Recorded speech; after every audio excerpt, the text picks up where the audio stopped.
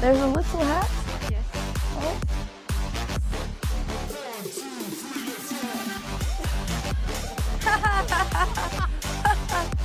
Andrea and Andreas! Andreas! We have you here!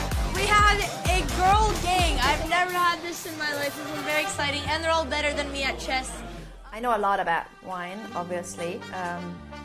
Drink it every morning. No, sorry, that's whiskey in Ireland. I confuse the two things. Baguette? Burger. Burger? That's 30 seconds to a minute. Alex might lose her first match. You literally know one opening that's the Because easiest it's to the best memorize, one. and you still It's actually very mess up complicated theory. at higher levels. Yeah. Coats and accessories. Yeah. Opa! Yes! Nerd, I understand that. So we made it to London barely. Andrea, molto che viene sotto la media. Alright, we're crossing the river and there's Big Ben.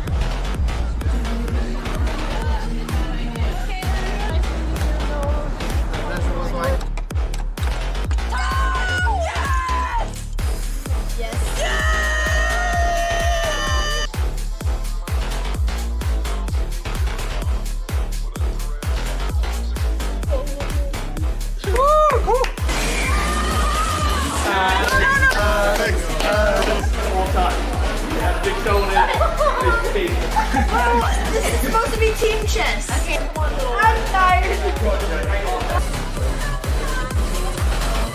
That was fucking terrible. I'm never doing it again. He couldn't get a gambit already. Palms are sweaty, they're heavy, but on the service he's in check already. I'm so powerful.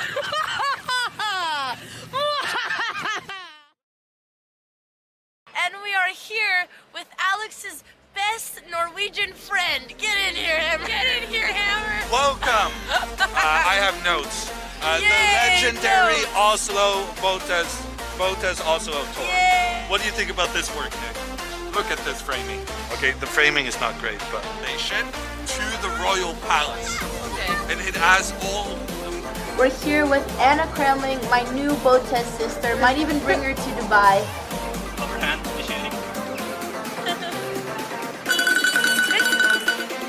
Did you hear that? Okay, this is too much. I'm out of it. Don't leave me. Which we're going to be seeing. One of the big pieces.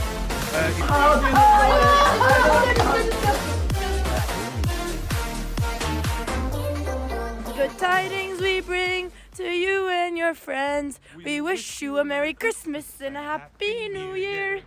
Now give us some figgy pudding. Now give us some figgy pudding. We got with us Alexandra and Andrea Botez. Let's just say. Do you think chess people are fun? Honestly, I really enjoy hanging out with chess players. And Come The Botez Conversations at sisters are once. like sharks and there's just eels just flying around like. Andrea comes up with only the most refined, classiest, high-quality questions ever. How does the knight move? Wait, help me, because they told me. Another draw! Yeah! I feel one-sided there. My sister just beat the 2500 of chess 24. Yeah! Last game is over. I know. It's not going to be long. Manito! I'm gonna climb it off.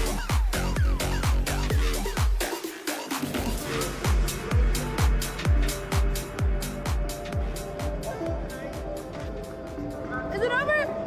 Why are you still here? It's not going through. Look, Alex, what else did you want? Where's the radar going through? Bonjour, Alamon. Bienvenue à Paris.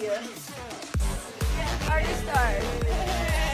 What are you doing? Yeah, what is this?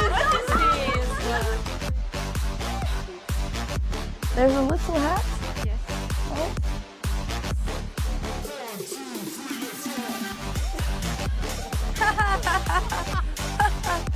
Andrea and Andreas! Andreas! We have you here! We have a girl gang. I've never had this in my life. This is very exciting, and they're all better than me at chess. I know a lot about wine, obviously. Drink it every morning. No, sorry, that's whiskey in Ireland. I confuse the two things. Bagay? Burger. Burger? It's 30 seconds to a minute. Alex might lose her first match. Literally no one opening that's the Because easiest it's to the best memorize, one. and you still It's actually very mess up theory. complicated at higher levels. Yeah. Coats and accessories. Yeah. Opa! Yes! Man, I understood that. So we made it to London barely. Andrea, molti che viene da Norvegia. All right, we're crossing the river, and there's Big Ben.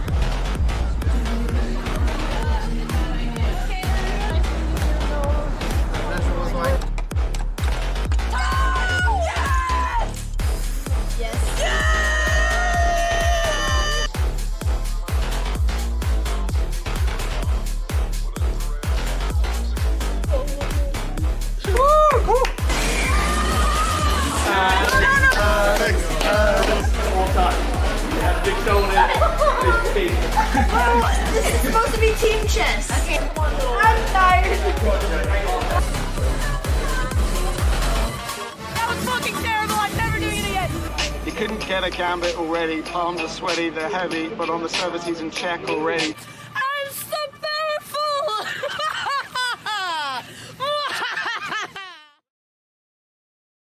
And we are here with Alex's best Norwegian friend. Get in here, Hammer. Get in here, Hammer. Welcome. I have notes. The Yay, legendary notes. Oslo Botez Oslo tour. Yay. What do you think about this work, Nick? Look at this framing. Okay, the framing is not great, but station to the royal palace. Okay. And it has all. We're here with Anna Kremling, my new Botez sister. Might even bring her to Dubai. Overhand machining. Did you hear that? Okay, this is too much. I'm out of it. Don't leave. I'm out. Which we're going to be seeing. One of the big pieces.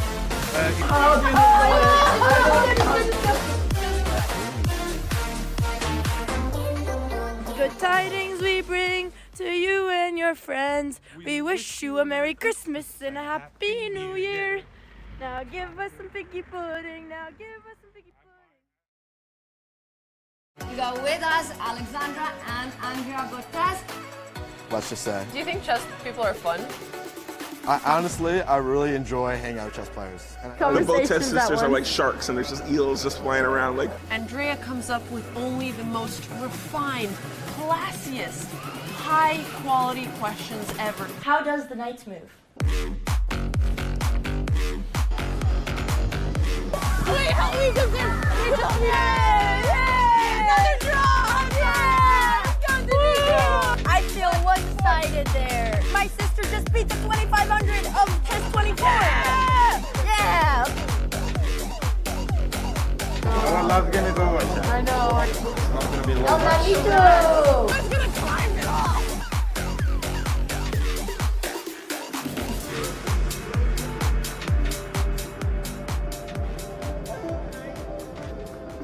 Is it over? Why are you still here? It's not going through. Look, Alex, what else did you want? Where's the rain not going through?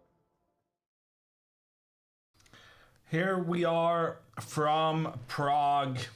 It's day 4 of this Prague Chess Festival, and in frame, Alexandra Botez. She's playing. Okay, she's gone. She's back.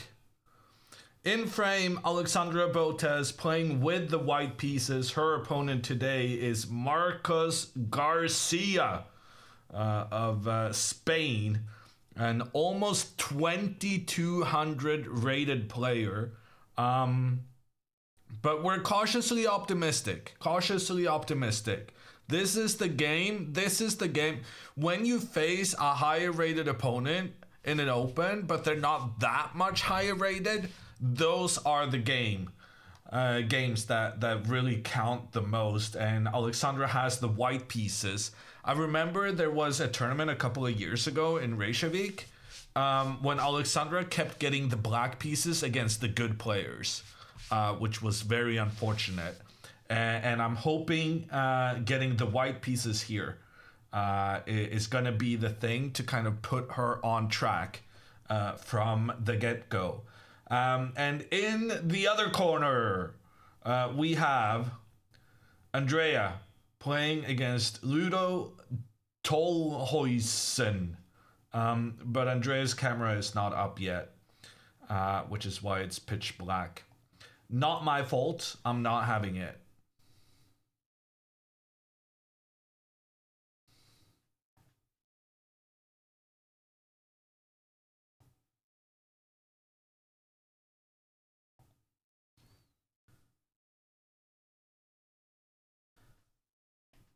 I came 10 minutes late knowing I'll still be early for Andrea. You're absolutely correct. Absolutely correct.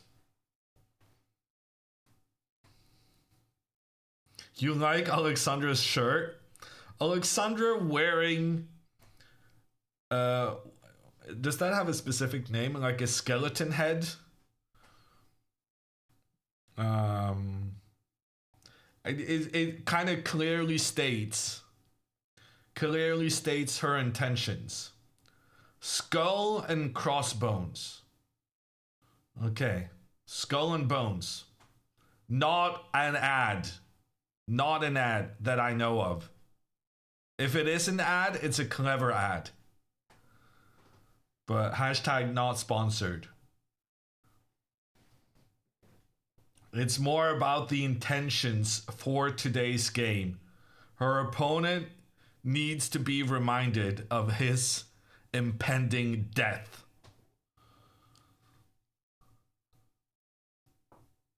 Where's Andrea Cam? I mean, there's one person you gotta ask that question, and it's not me. But apparently Andrea was visible on Alexandra's camera just a couple of seconds ago. So we'll have Andrea's cam up and working in no time.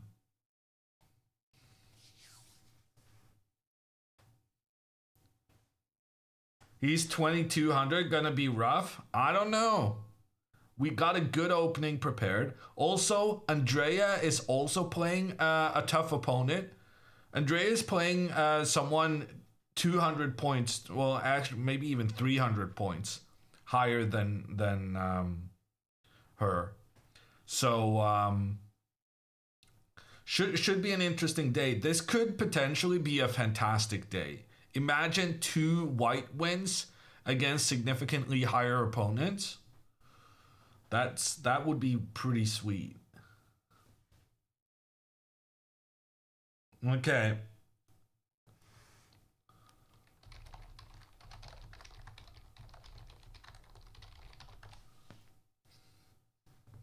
Okay, handshake, and we're off. Alexandra plays pawn to d4. And I'm getting reports that Andrea's camera is up. Andrea not at the board though. Alexandra's opponent plays pawn to e6. He always plays this move. And then he almost always plays his bishop to b4, which apparently is called the kangaroo.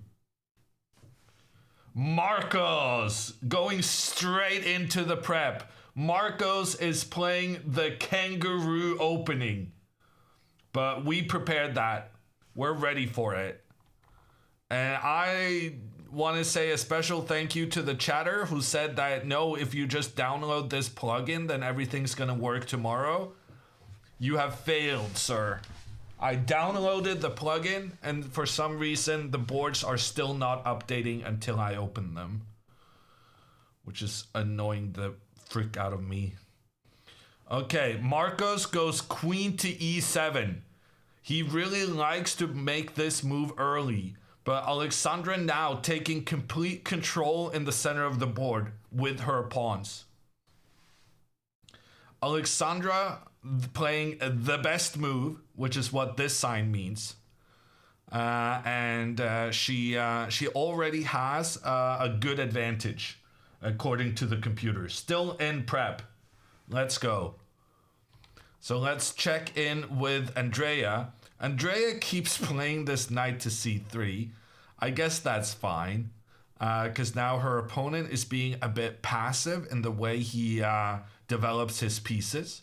Andrea has the opportunity to just push her pawn forward in the center, and then it's going to be a perch opening. And that's what she does. So both girls with supreme central control, both girls having 2 pawns here in the middle, unchallenged by their opponents. This is going to be one of those days where you try to take control in the center, your opponent tries to counterattack, and then, you know, we'll see what happens. Bishop to f4. Of course she plays bishop to f4. It's not a bad move, though. It's actually very interesting. Next up, you go queen to d2, and then sometimes you like to trade off this bishop. This bishop is trying to put pressure down on white's center. But very often then you make the decision to try and trade off that bishop. And it also gives you some ideas of starting an attack against the black king. Andrea's game could be really, really complicated. Because right now she's prioritizing the development of her pieces on the left side, and black is prioritizing the development of the pieces on the opposite flank, which means that if we continue with some logical moves, white is ready to go to the queen side with the king, black is ready to go to the king side, and opposite side castling, it always leads to very, very exciting games. So Andrea really going for it here. She showed yesterday that she definitely has the ability to put pressure on and fight against these 2,000 rated players. And then the question becomes, what about Alexandra? And look at this, pawn to a5, computer already feels that Alexandra has an advantage comparable to a whole pawn. So if we go out here on the left, we get a number. Basically, if it says 0, it believes that the chances are equal for both players. But if it says -1, it says black is doing very well. And if it says +1 or plus 1.16 in this case, then white is already doing amazingly after just 4 moves. This latest move, pawn to a5, is not in our preparation. So Alexandra is now taking her time, getting acquainted with the position and the details therein. But she should be happy with the outcome of the opening. She's taking control in the center. And one of the major problems for black in this position is that black is struggling to develop this knight. If this knight moves forward, so let's just say Alexandra just moves her knight out. If black then tries to do the same thing, just getting the knight into the game, then the pawn will step forward, attack the knight, and the knight will not find a peaceful place to sit and influence the game. So this knight is one of the major problems for black, and it is a problem partly because these pawns are doing such a great job of taking control in on black's half of the board and restricting black's options. But so the plan for both Marcos and Ludo is that both these players are hoping that Alexandra and Andrea will overextend their pawns and then try to either attack the pawns or attack in behind the area behind the pawns, because you lose when you push up the pawns like Alexandra has done here. Then question mark. That's not great. The reason Alexandra played this move is because after a5, a5 here is the main move. And then after e4, d5, a3 takes, you need to take with the knight in order to protect the pawn on e4. So she remembered that there was a variation where she was supposed to take with the knight, but that was for a very specific reason, to give protection to this pawn. And because of that, getting a question mark is a bit harsh. But yeah, preferably she would have preferred to have her knight on the c3 square. And the reason knight takes was a line in the preparation was because you needed to protect this pawn. And here that is not necessary. So knight takes has been played. Now black will try to put his pawns on the dark squares. And we're just going to get a pretty normal Bogo Indian kind of position. Was knight f3 better than a3? No, a3 was good. She just should have taken with the queen so that she could get her knight in a more active position. Was there a recap with Andrea yesterday? I don't think so. Latest I heard is that the recaps were taking too much time and concentration from the preparations. And between the choice of getting the recaps done or doing as well as you can from a sporting standpoint, they chose to cut back on the recaps a little bit and focus on their prep.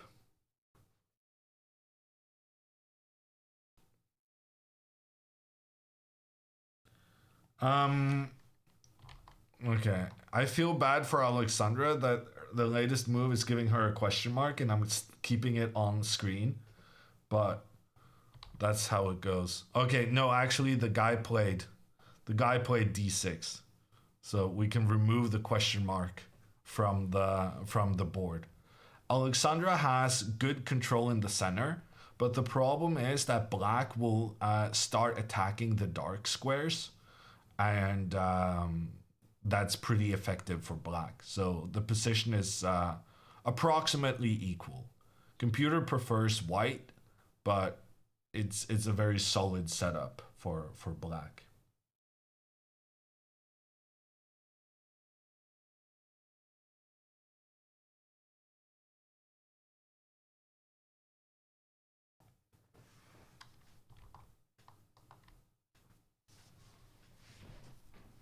Hey, Papa Botez, how are you doing?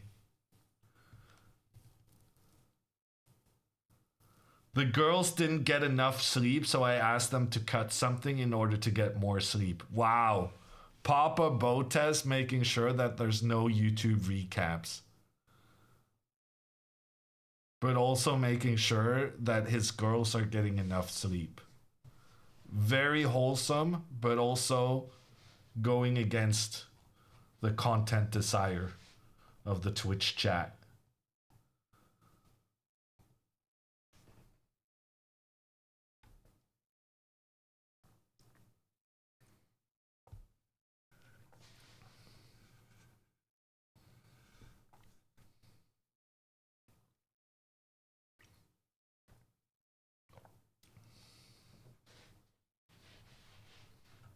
We want to see them win, so more sleep is acceptable.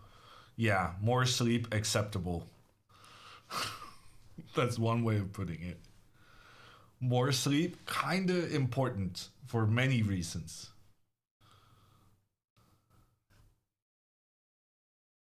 How many more days of this? The tournament lasts for 9 days, fall. So,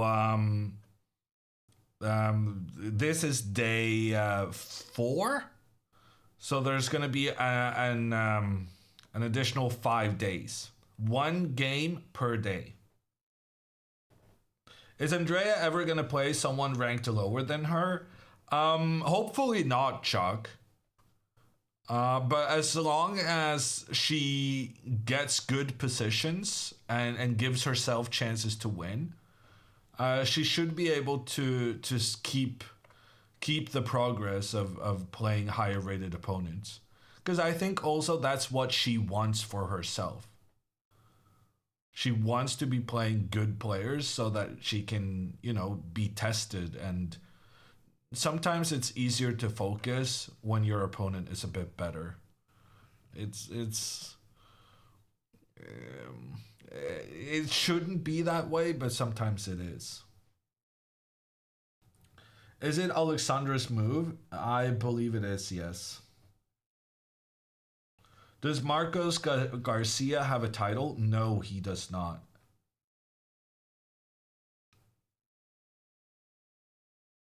Do ratings change on the basis of winning and losing these tournament matches? Yes, SJ.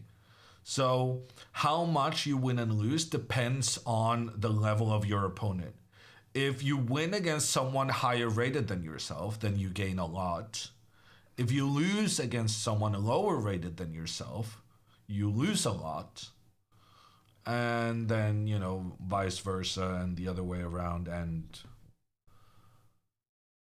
more or less based on how big the difference is. How much did they lose / gain? I don't have... Let me see if I can find those numbers. Let's see. Andrea has so far gained 2.2. And Alexandra has lost 4.8. So Andrea stonks, and Alexandra, whatever the opposite is.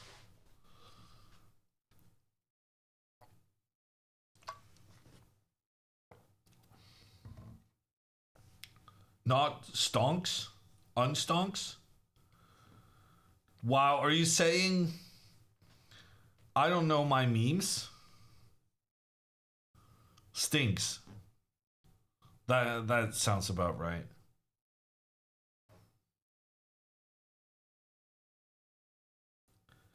Are these ratings post FIDE adjustment? Honestly, the ratings right now is a bit chaotic.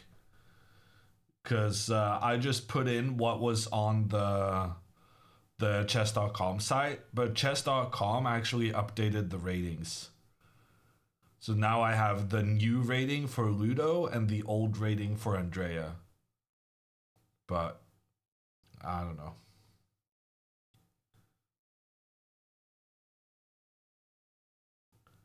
Ludo is a big player, older and experienced, but maybe he's lacking some youthful energy. We know Andrea has a lot of that.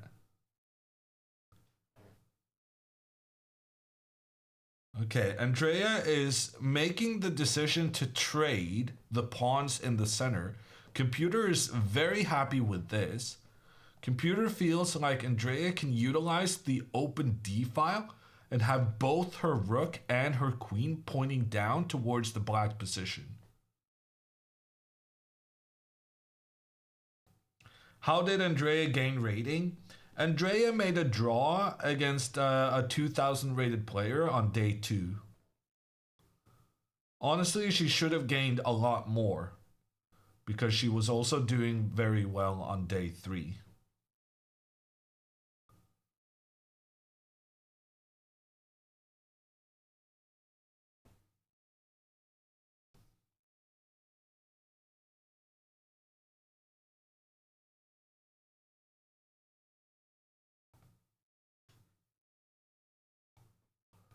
Let's see. Opponent. I'm just going to switch so that they're in sync. 1993.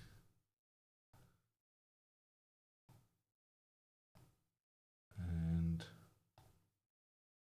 2187.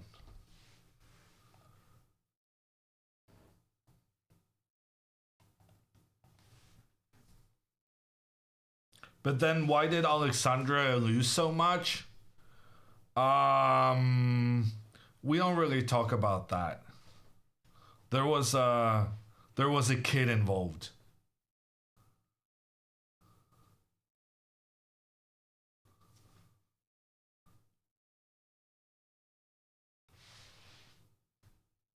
We're hoping that in 5 years we can actually celebrate the points that were lost. But for now, what happened is she lost points because a kid took them, stole them off her.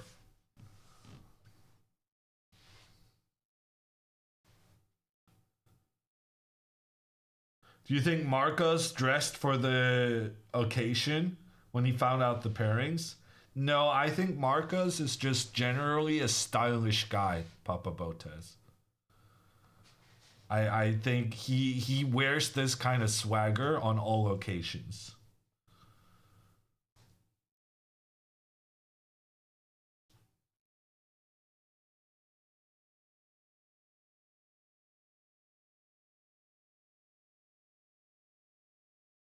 Is Andrea and Alexandra considering the double blitz side event on Tuesday?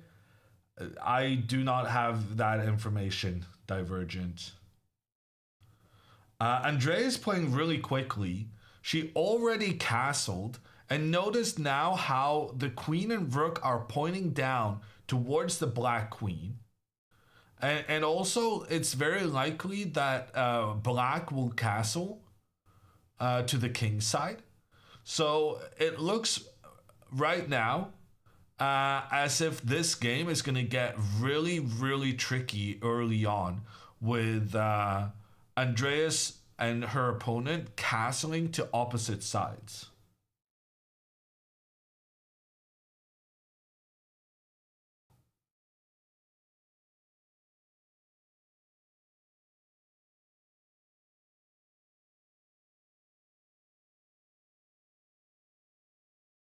Pony d5 incoming? Maybe.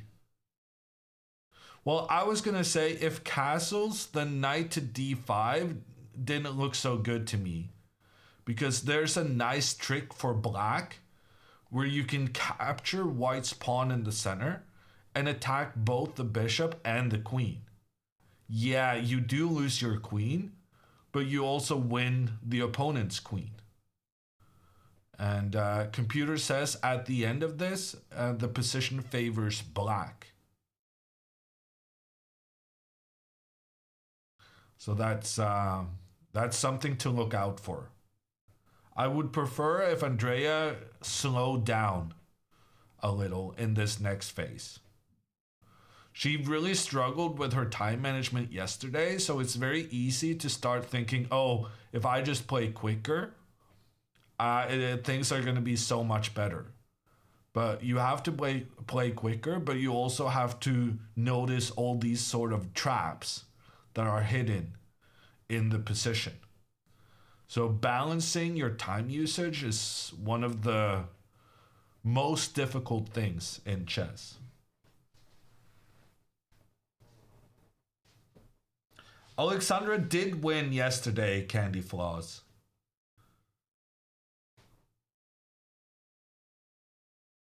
Okay, we have some more moves on Alexandra's board. She developed the knight. Her opponent advanced in the center. And Alexandra goes pawn to h3. I'm not a huge fan of the fact that she's putting a lot of her pawns on the light squares, in that when she only has a light squared bishop remaining. But it's a very typical idea for black in the Bogo Indian to use the bishop and point it down on white's queen. So I think this move is all about the g4 square and wanting to stop the black bishop from getting here. Because right now, black actually has quite a significant problem with this bishop long term. Because where is this bishop going to go? yeah, the white pawns are kind of blocking the white bishop, but frankly, the white pawns are also blocking the black bishop. So this guy doesn't really have anywhere obvious to go. And one of the moves that would be probable, I would say, in this position for Marcos is to just capture in the center.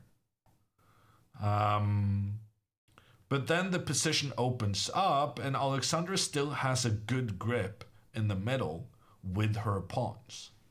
So it's still unclear how this game is going to proceed. And in general, Alexandra is doing okay. She has good control in the center. She has slightly better development. And it's likely that she will get her king to safety first. The only concern in Alexandra's position is that she's lacking some control of the dark squares on the board.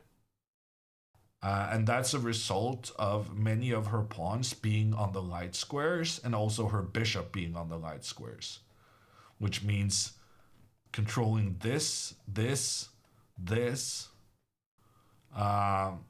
are the concerns in the position, but not a major concern at this stage. What's the first place money? I can figure that out actually. The winner of this open section, tournament, open, regulations. I was kind of hoping I would find regulations, venue schedule, regulations. The winner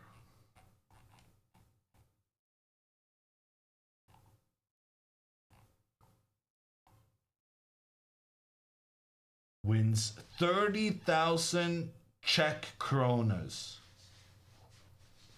30,000 first prize.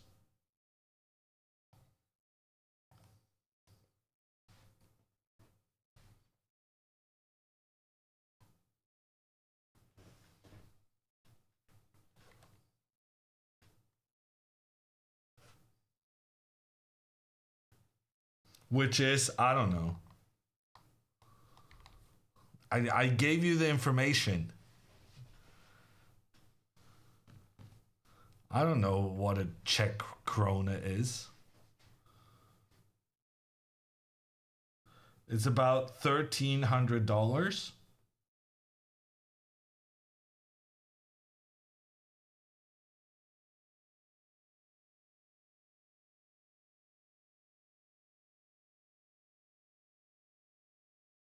It's not a massive prize. Everyone playing has to be there for 9 days. And then you have to win all your games. The funny thing about these prizes in open tournaments is that if you win all your games and you win the tournament, more often than not, you're just very happy about having a good result. And you don't care about the money. And then if you're doing poorly and you lose a lot of games, then it's like, oh, I wish I'd won some money to compensate for me feeling bad. That's my experience, at least.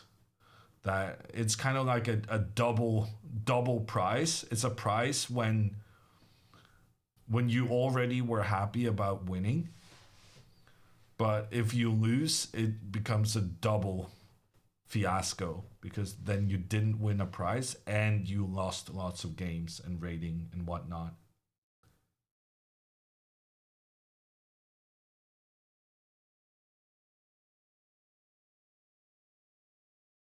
So the losers should win money? I'm not saying that. I'm just saying it's tricky being a professional chess player. Oh God.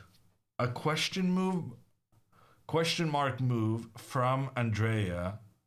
Computer feels very strongly now that her opponent Ludo should use his knight to try and capture this bishop. And it actually gives black a sizable advantage if he does do that. To me, it's so surprising that the computer is so optimistic on black's behalf, considering that it doesn't feel like white did a lot of things wrong.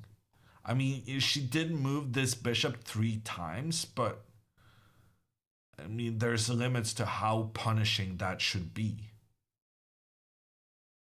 Both Andrea and Alexandra are playing rather quickly in the opening, but they both got a question mark move so far.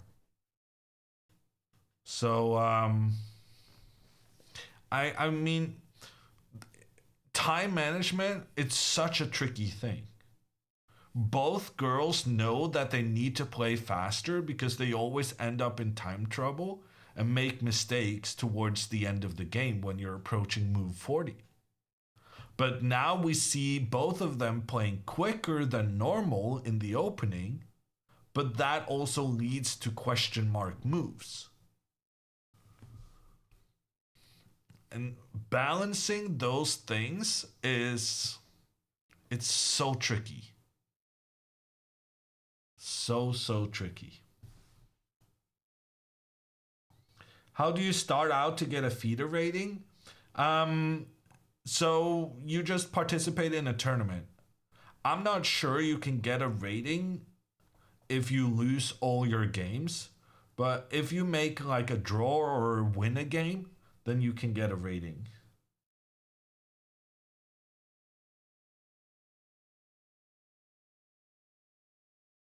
What does FIDE mean? So FIDE is the World Chess Federation, and it's a French acronym. Fédération Internationale d'Échecs. Okay, I'm bad at French, but I'm better than that. I'll have to practice it a little bit.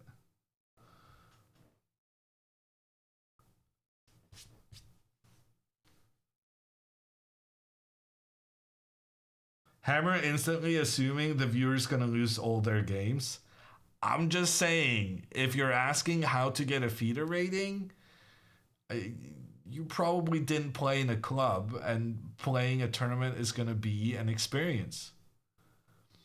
But I will say this, a lot of people who tried playing over the board chess for the first time after only playing online, they all say it's like it's a revelation to sit over the board, be able to see your opponent, and kind of just more like a poker game, right? You can actually see their emotions, which you can never see during an online game. It is a kind of a different ball game.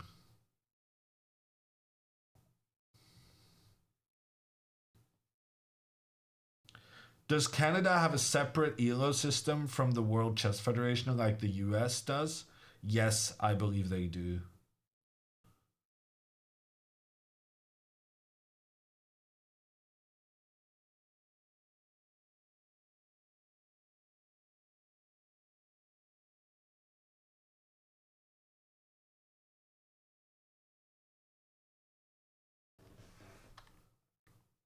Okay.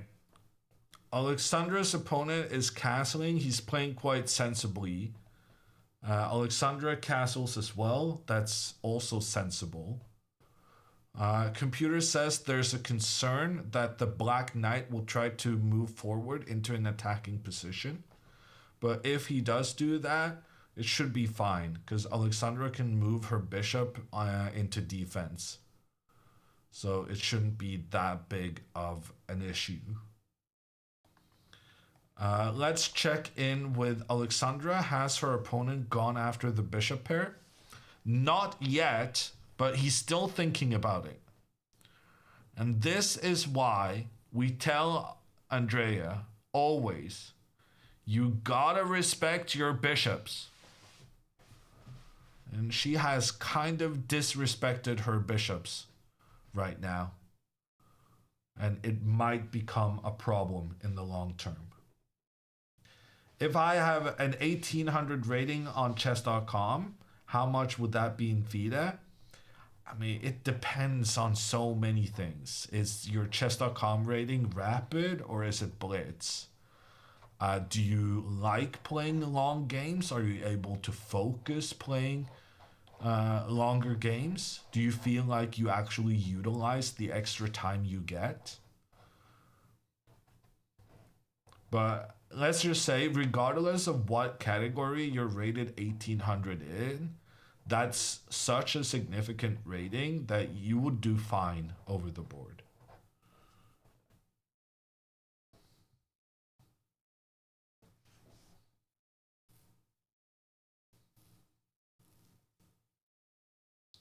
I joined Konaku Shot Club on your advice, Hammer. Over the board is much more fun. I'm not saying it's going to be much more fun for anyone, but I do feel like a lot of the people who made the switch, or it's not really even a switch, it's more like an additional thing. But I have the impression a lot of people are happy that they started going to chess club in addition to playing online. Who are you? I am Hammer.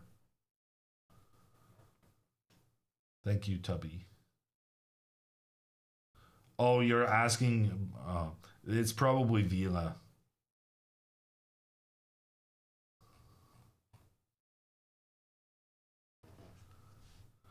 Person posting on the BotezLive account. Always very suspicious while they're playing a tournament in Prague.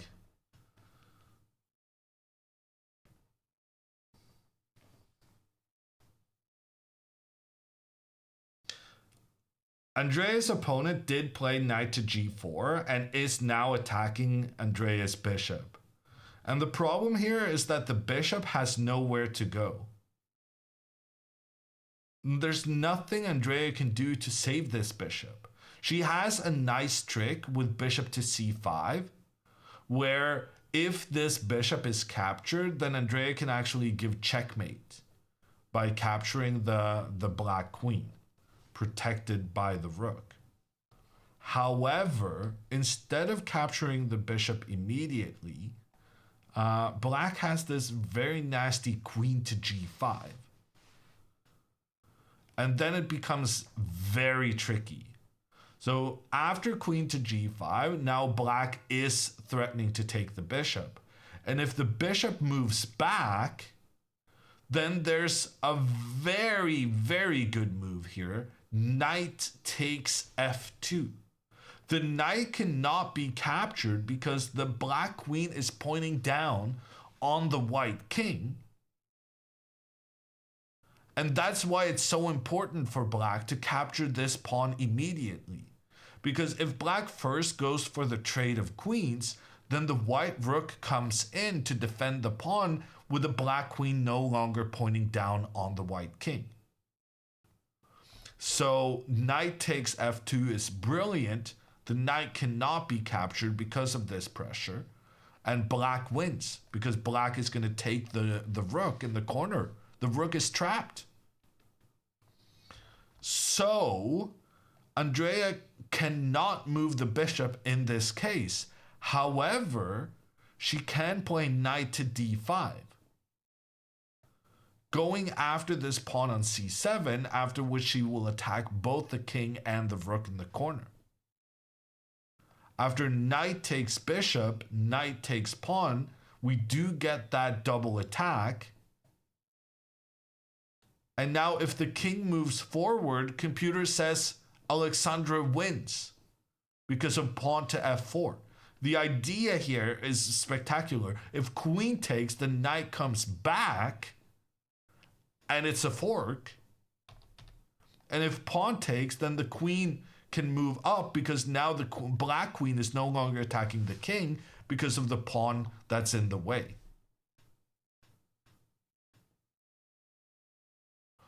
Okay, this just got real. This is a big moment for Andrea. It's going to be very tempting for her to play bishop to c5. And honestly, from a practical standpoint, I can't tell whether that's a good thing to do or a bad thing to do. Objectively, according to the engine, bishop here is a bad move and gives black an even bigger advantage. But on the other hand, if she does move the bishop here, then her opponent is going to have to find like 2, 3, 4 really, really good moves in order to justify black's advantage. As opposed to if Andrea just moves her bishop out here, then black will capture the bishop, go for the queen trade, and here, oh, actually the queen trade is not good. You need to go pawn to c6 because you need to limit the options for the white knight that wanted to jump forward. And then you go queen trade. And this is comfortably better for black because of the long-term advantage of the bishops working together, controlling both the light squares and the dark squares.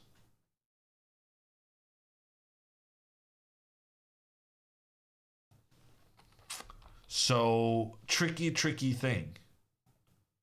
Do you go for the trickiness, but then rely on the fact that your opponent is going to have to make a mistake later on? It's a tough call.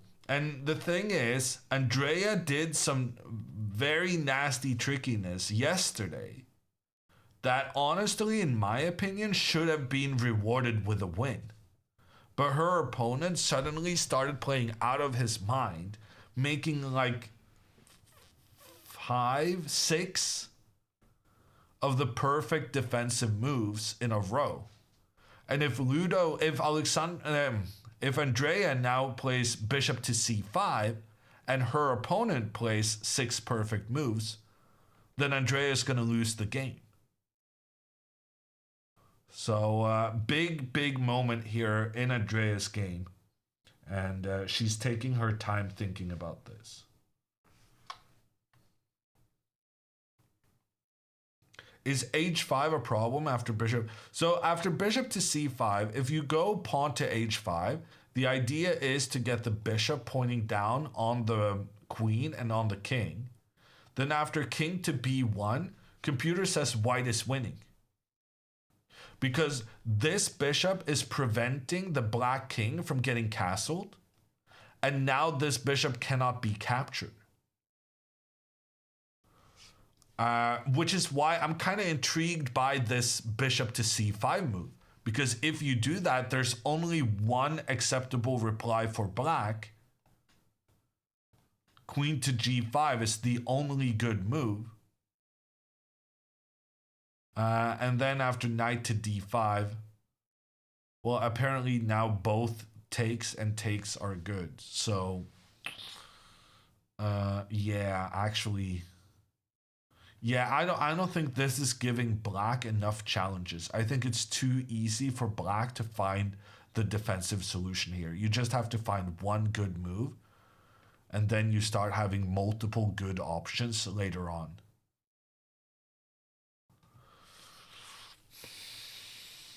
And if that means Andrea cannot move her bishop, it also means that her bishop is getting captured on the next move, which is going to give black the long-term advantage of the bishop pair. The reason you appreciate 2 bishops so much more than 1 is because when you only have 1 bishop, that bishop can only control the light squares or only control the dark squares.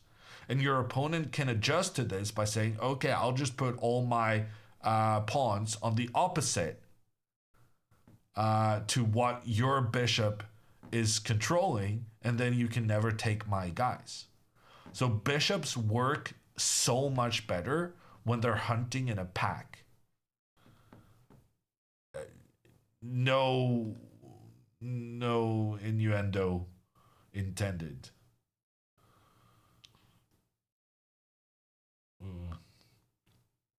Let's move on before I get in trouble. Okay, Alexandra's opponent has played knight to h5. So he's moving his knight up into an attacking position. And Kasparov, the former world champion, he famously said, if I can get my knight to f4, where I'm starting to become very close to my opponent's king, if I can establish my knight like that, I'm going to win the game. And right now, Alexandra cannot prevent her opponent from getting the knight to this square.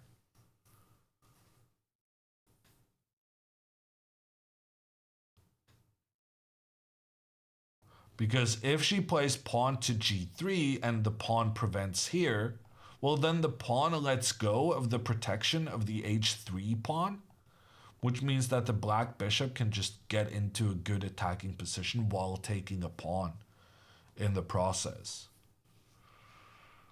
And also there's an important trick here that Alexandra needs to avoid. Alexandra may be tempted to play knight takes e5. The idea is that you capture a pawn in the center and at the same time you open up an attack against the black knight. So if black recaptures the white knight, Alexandra captures the black knight. Yeah, black can capture another pawn in the center, but it actually turns out that these two pawns advancing in towards the black king in conjunction with the bishop and the knight joining the attack together with the queen, this is just a very nice situation for white. However, if knight takes pawn, then the game is just over after knight to f4. Because now the knight saved itself from the attack from white's queen. This white knight in the center is still under attack. And if the central knight retreats, the knight is no longer giving protection to white's bishop, which may then be captured by the black knight.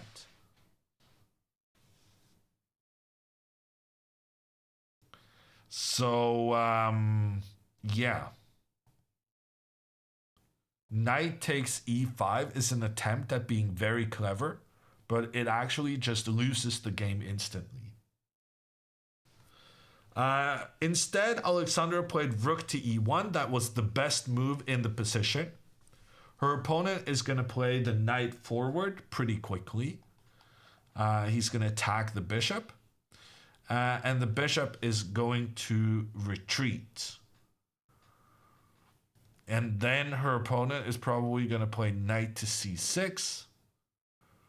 And yeah, I'm a bit concerned about Alexandra. Here, the computer likes white's position, but black has a very easy attacking plan. Like, Alexandra will try to expand her pawns on the queen side, but then black expands his pawns on the king side. And in doing so, he opens up for the rook towards the white king. He tries to open up for the bishop. The knight can get involved through this f7 square. And it feels very uncomfortable for white, in my opinion. So, yeah, I am concerned that the black knight has been able to find such a good outpost so close to the white king.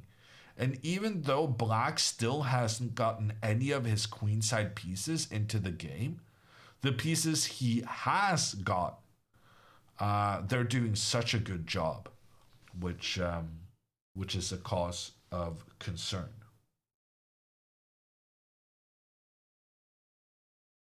The chairs look very uncomfortable. I mean, there's got to be a lot of people in chat whose job includes going to work conferences all the time, right? This is just your average hotel conference chairs. I'm not saying they're good, not at all, But if everyone else has to deal with these guys, then chess players are capable as well, right?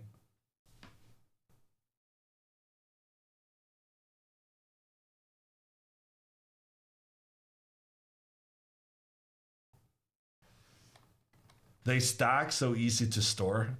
the number one thing you need in these conference chairs.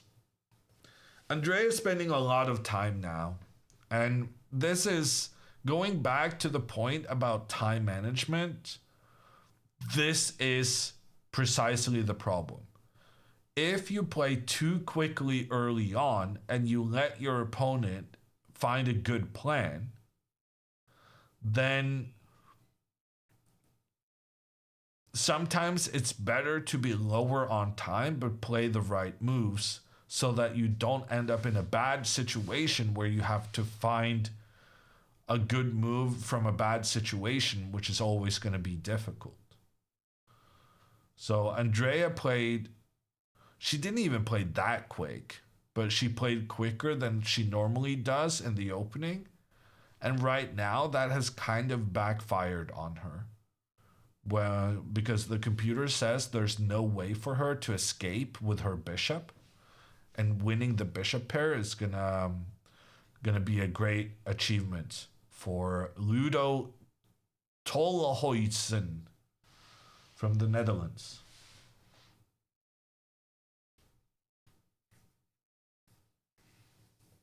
Why is the Botez chessboard different than the other boards?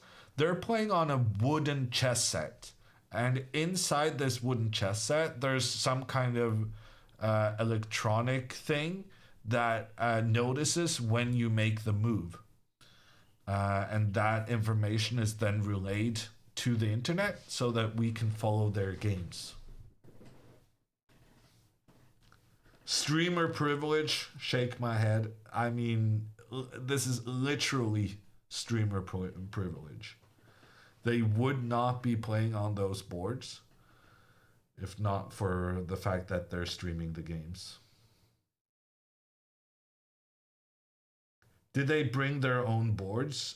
I wouldn't think so, no. These days, all tournament organizers have these special relay boards. Is Alexandra and Andrea always playing on the same boards? Yes, Pedro.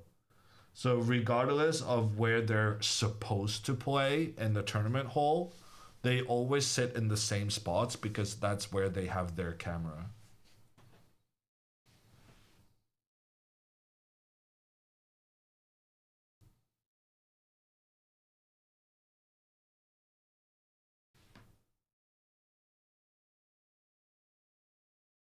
The other games that are played in the background are all registered. Yes, they're all part of the tournament.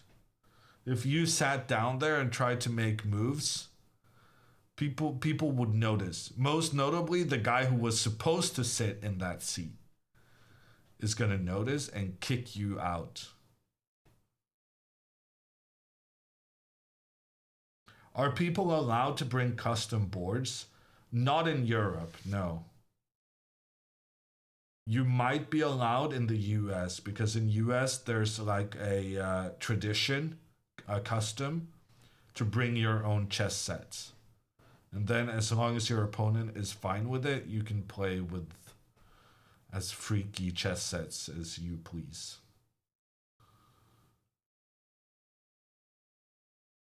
Have you also flown to Prague? I mean, in my life, yes, several times. This week, no.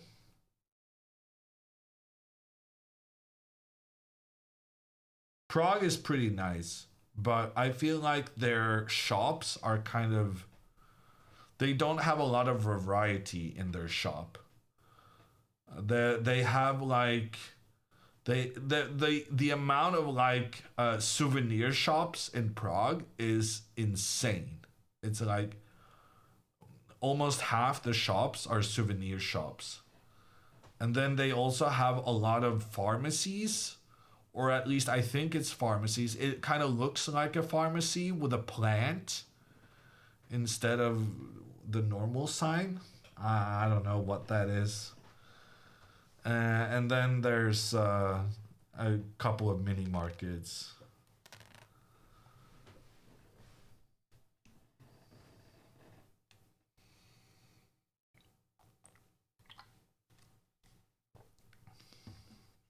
Pharmacy for vegans, yes.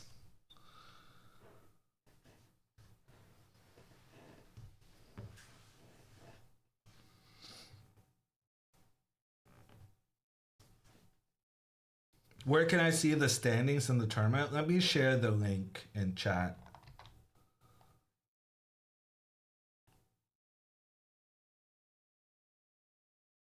How do Alexandra and Andrea prepare for their games? They each have a coach that tries to help them. We fail most of the time, but we do our best. I'm helping Alexandra, and then Banzea is helping Andrea.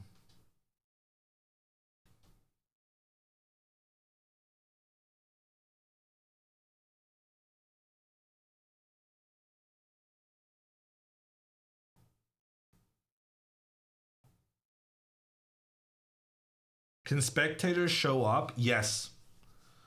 You're absolutely free to watch the games. Just note that when you're in a chess playing hall, the atmosphere is going to be very different to what you're used to.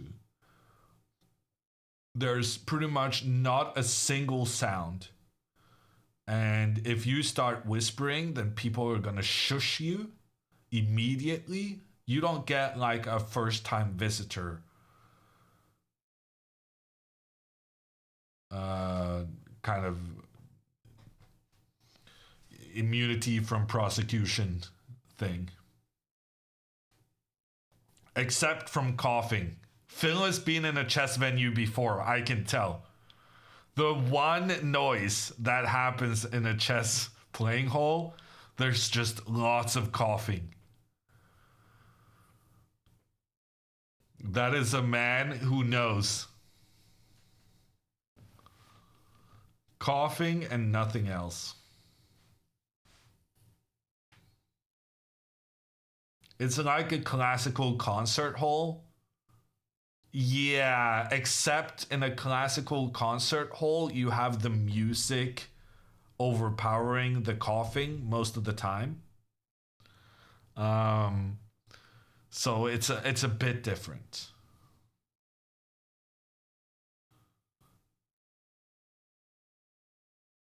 Does Europe have a bigger chess community? Yeah, definitely.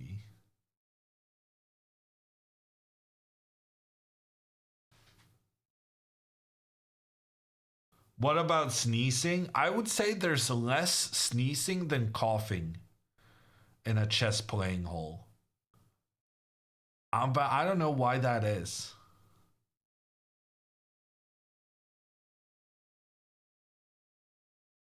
What about breathing? Breathing is not very audible.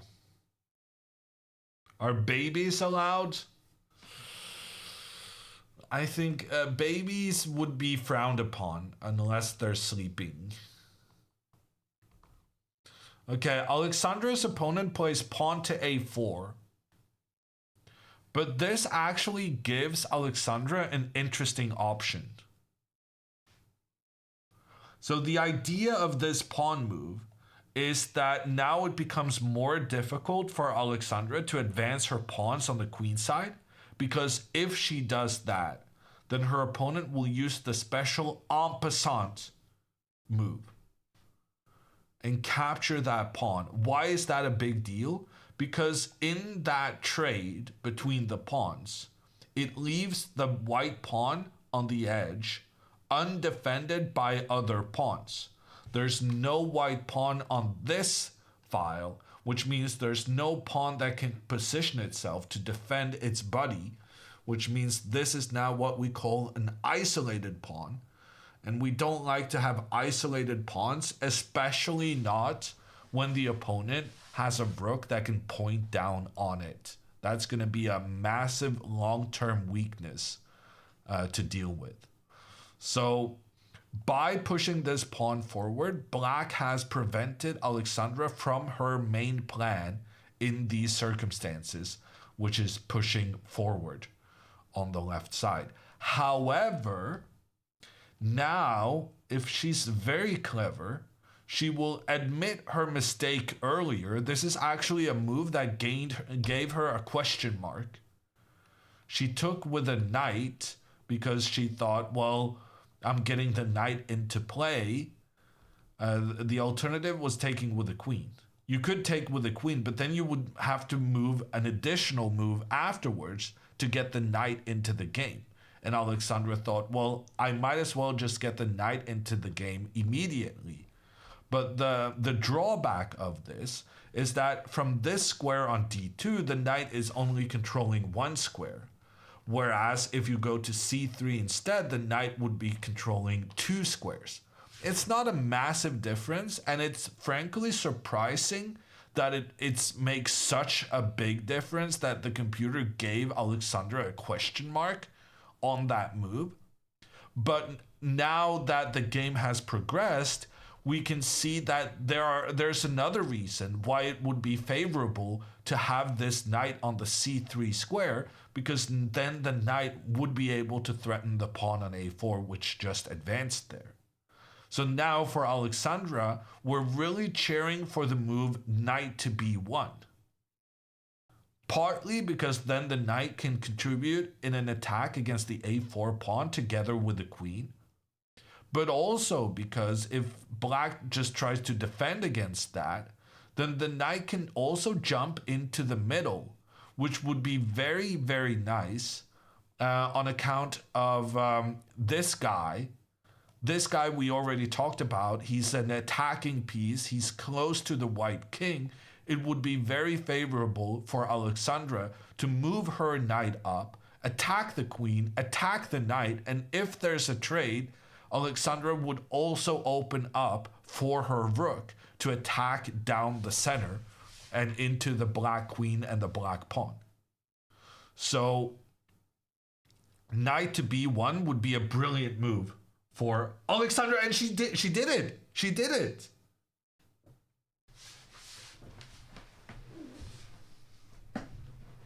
Okay. That's great. That was a really, really important move for her, and she did it.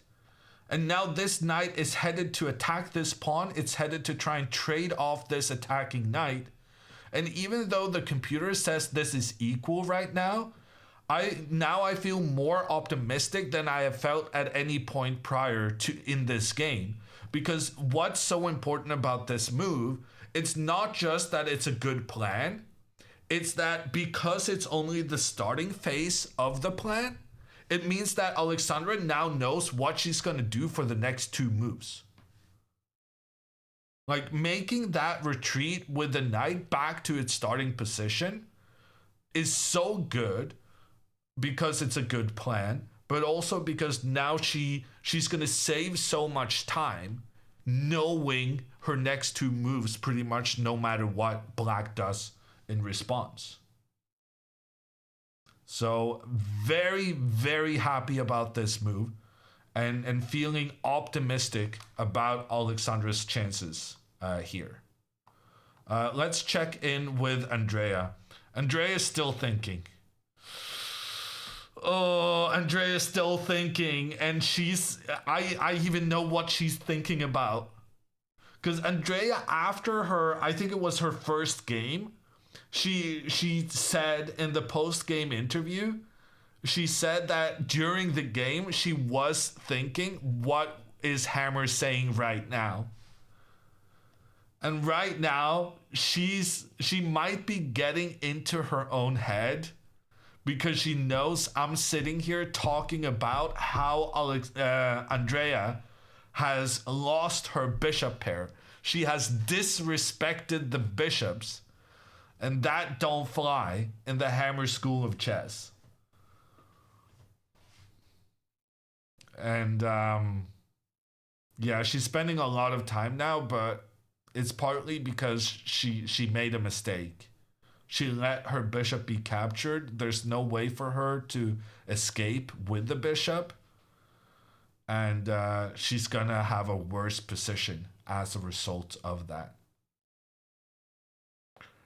And that means all her kind of quick play in the opening has now been countered by the fact that, yeah, she played the opening quickly, but she made a mistake. There was a nuance that was somewhat tricky to understand, because after bishop to c5, it turns out this looks very good because it's preventing black from castling, and black cannot capture the bishop because of checkmate.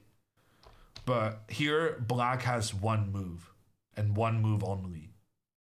Any other move than queen to g5, and black is in big trouble. But after queen to g5, black is much better.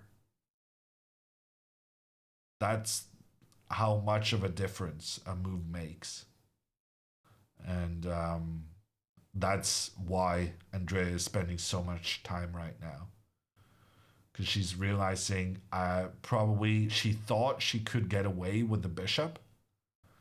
And now she's understanding, actually, no. I cannot get away, and this is an issue.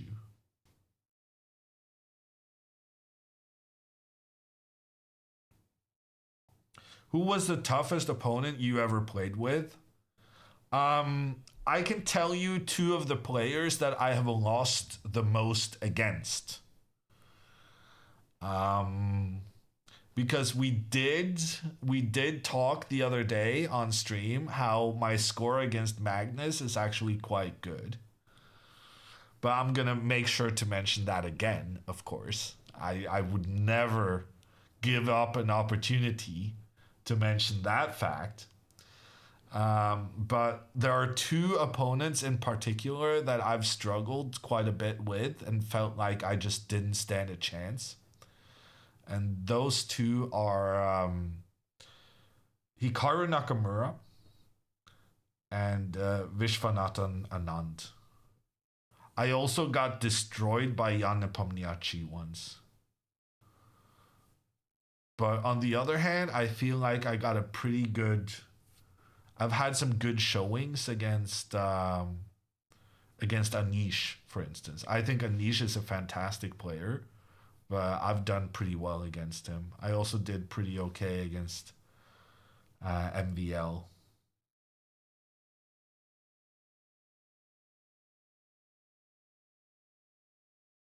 What about Anna Kameling?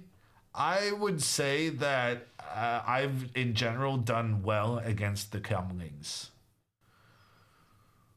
I did get a couple of defeats against Pia at the beginning. But the last game I played against Pia, I won a very, very nice game. And I also won a really nice game against Don Kemling, who is Anna's uncle, Pia's brother.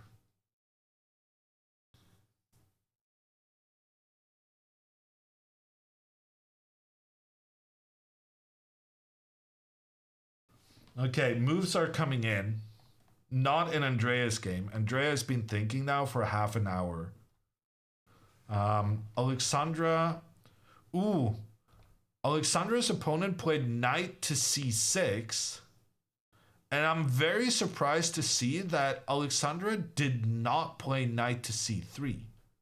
She didn't continue her plan. Instead, she went pawn to d5. Her opponent just backed up. But what's really smart about this way of playing for Marcos is that now Alexandra is no longer able to move her knight to the d5 square. I was a big fan of trying to get the knight here, but Marcos kind of lured Alexandra into moving her pawn forward instead. And I'm not sure I like that.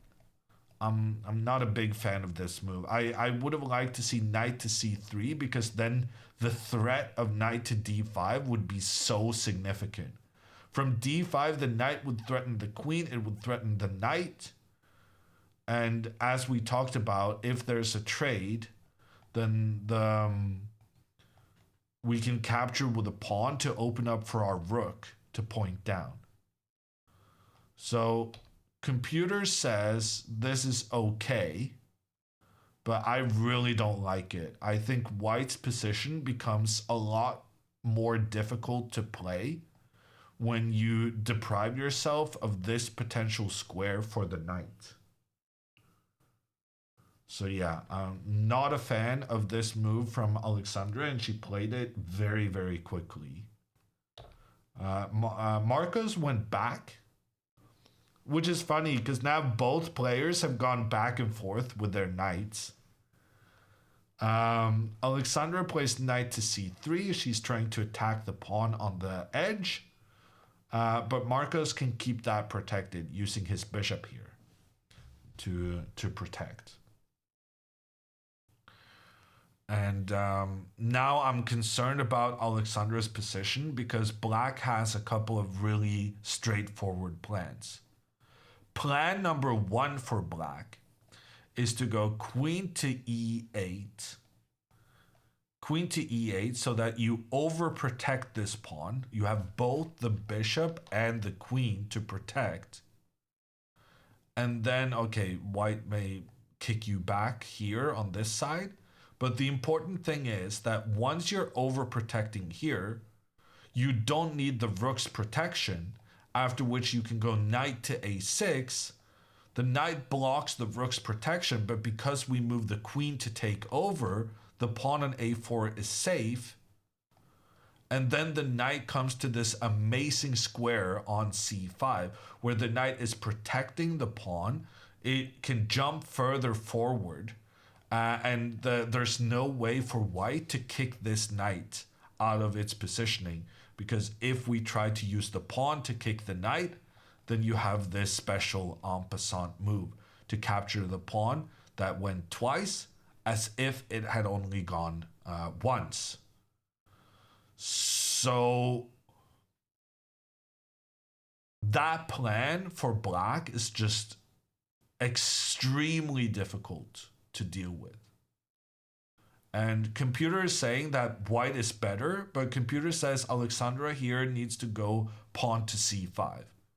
She needs to realize the extreme trouble she will be in if the black knight is able to get up to this c5 square. And the computer says Alexandra needs to sacrifice her pawn immediately so that black ends up having a pawn on this square. And when black has a pawn on this square, you're not allowed to put 2 pieces on the same square. And you've given up a pawn. You're down a pawn for really no good reason. But at least you've prevented the opponent from getting their knight up. And that is a long-term pawn sacrifice that is just not gonna be on Alexandra's radar, because it's very difficult to understand how big of a problem your position is right now. As a matter of fact, the computer, the more it thinks about this situation, the better it thinks black's position is. So even the computer doesn't realize here how much of a problem this is for white. The computer actually thinks white is better. But I think Alexandra is in massive, massive trouble, and she made a huge mistake pushing her pawn forward in the center simply because now that pawn is blocking the knight from being able to go to that square.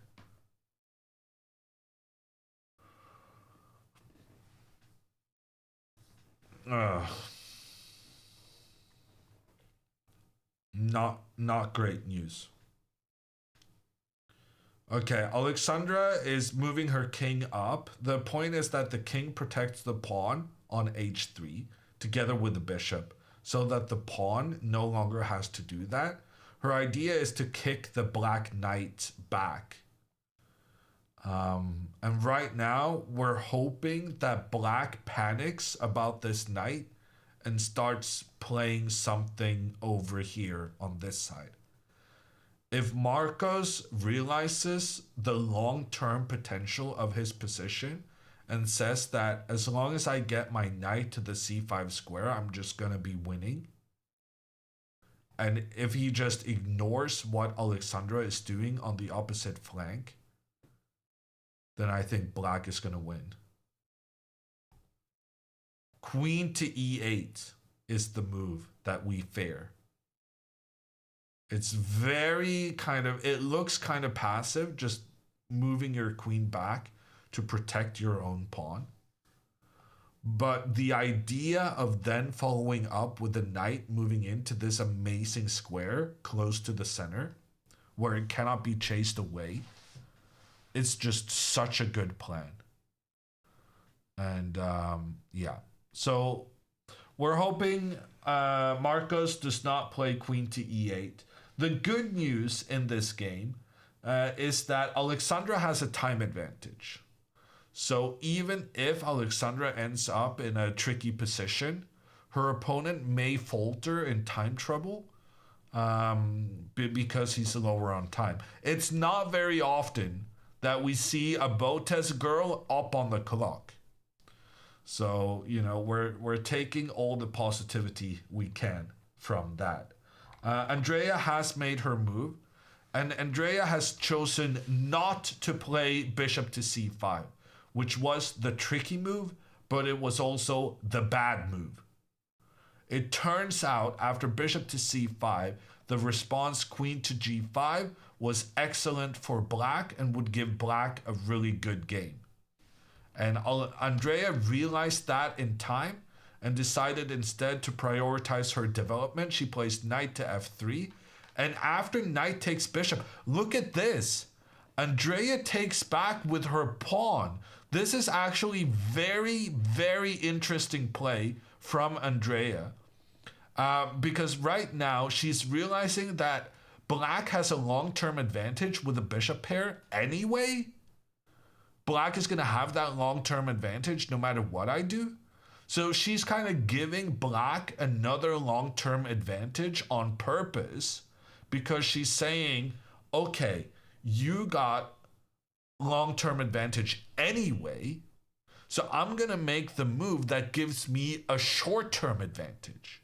She's opening up for her rooks to point down towards the f7 pawn. So she's saying, I was in trouble in the long term regardless. This is not going to make that much of a difference that I give myself these bad, very, very bad pawns. There's no doubt about it. These pawns are awful. But I think it's very interesting the way she's saying, well, you already had the bishop pair. You already had me in the long term. And I need to create some chances for myself in the short term. And I think what's going to happen now, castles, the bishop moves up, and she's gonna be targeting with her rook and with her bishop down towards the king and the pawn that keeps the king safe. Andrea is definitely in trouble, but based on the unfortunate circumstances that had occurred already, I think this was one of her better options, and maybe it gives her an easier time formulating a plan moving forward. Castles has been played, okay, but now Andrea needs to she needs to speed up now. Is any talking allowed on the floor? No. Well, that's not entirely true. My bad. You're allowed to offer a draw to your opponent. I think you shouldn't be allowed to do that either, but those are the rules currently.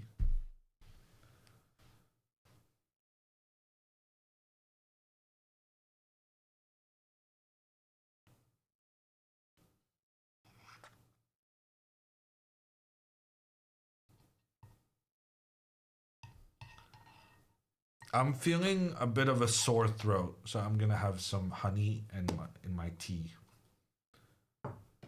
Are you allowed to take notes on a piece of paper? That is an oddly specific question, and I have an oddly specific answer. Because one of the top players in the US tried to do this in the US Championship. Wesley So scribbled on a piece of paper, and he basically was scribbling like send things. He was like scribbling, believe in yourself, you're worthy. I don't know what kind of things you write, but you get the category of things he wrote down. And the guy got freaking forfeited for doing that. Because he did it. He got a warning from the arbiter. You're not allowed to make notes during the game.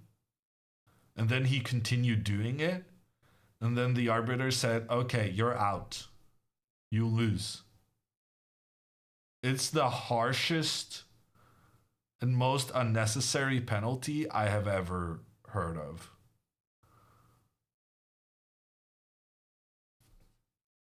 That's on him. That is the general consensus, James. That he got a warning and he chose not to obey the warning. But I mean, I like chess games to be decided over the board. That's my general philosophy. And when we're deciding chess games on someone writing believe in yourself on a piece of paper, that is ridiculous.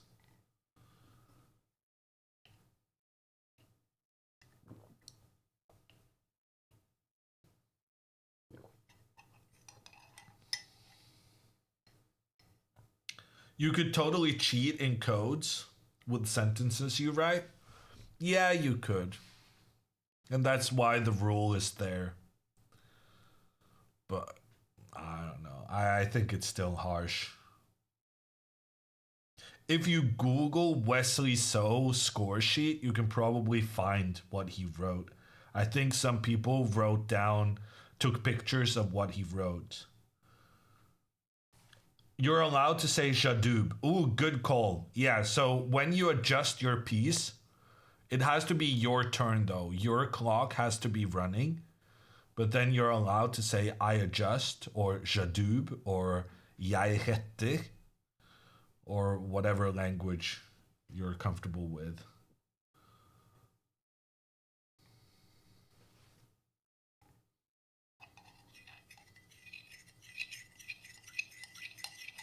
To be honest, I would get distracted if someone wrote stuff like that several times. Well, then I don't think you should be a chess player, Tommy. Because frankly, you're going to experience worse than that in your career.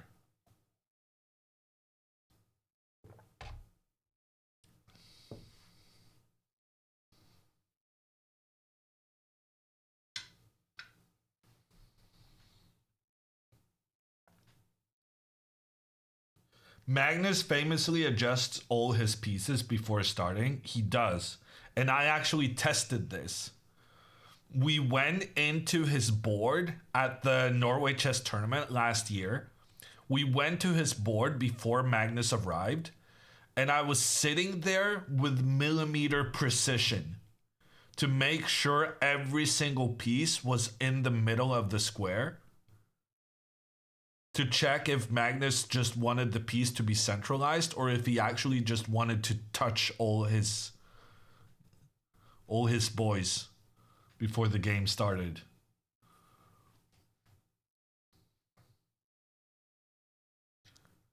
And don't you think the guy still adjusted every single piece?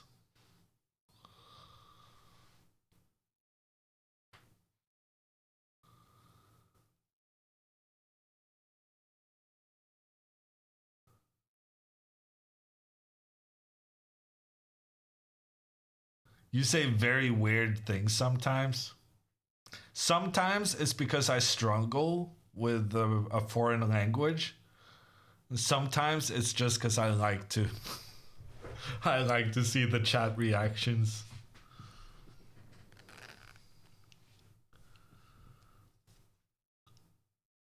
You can guess which category this one was in.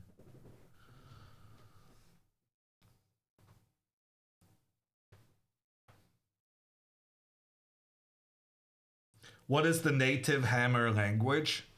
My mother and father and surroundings taught me to speak Norwegian. Betant coming in with a 55-month resub. Let's go. Marcos played. Okay, let's check that out. Queen to f6. This is great news. I think. Yeah, no, this is great. Ooh. Actually, computer says there's a... But that shouldn't be...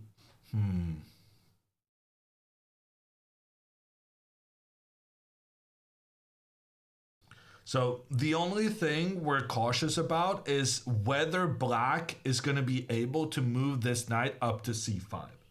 If black gets the knight here, we're positionally outplayed and in huge trouble. So, will black be able to get this knight up? For the moment, the answer, I think, is no. So say Alexandra does something like rook to c1, knight to a6, knight takes pawn. Damn it. I thought we could do this safely, but apparently computer says knight takes pawn, luring this white pawn to capture the knight instead of protecting white's knight. And then bishop takes on the side, luring the queen away from this guy.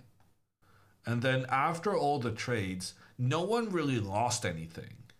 Like, both players still have the same amount of pawns. It's just that Alexandra now has fewer pawns close to her king than what black does. And that could be a big issue.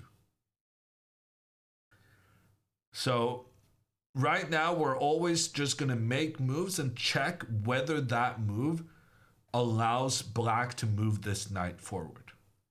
So Alexandra's plan with moving the king to this h2 square was quite clearly to play pawn to g3 and attack the knight.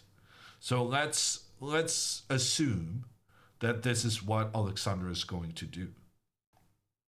The knight will then retreat. And now Alexandra cannot move this guy because then this pawn on f2 is going to be unprotected. So king to g2 makes a lot of sense. The king protects this pawn and protects this knight. And the question then becomes, can her opponent then play knight to a6? But when you play knight to a6, the rook no longer protects the pawn on a4, allowing Alexandra to capture that one. And then computer says white is winning, having won that pawn. But there's actually something more we need to check, which is the move rook to a5.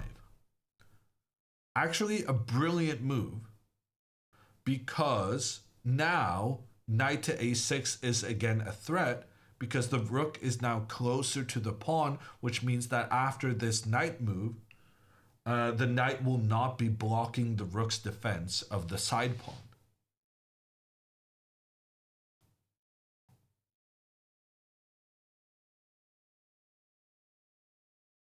And then computer says knight to d2 is a really good move.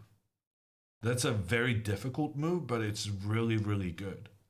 Because the idea is, now if knight to a6, the knight is coming to this important square, but pawn to b4 traps the rook.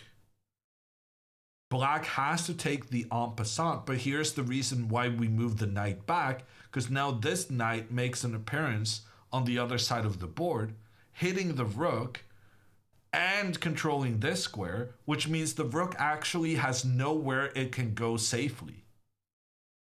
And this is once again a very, very good position for white. So now at this point, Alexandra actually has a good position because her opponent made a mistake not realizing the extreme importance of trying to keep this pawn on the edge well defended. So queen to e8 here would be like big chances to win for black.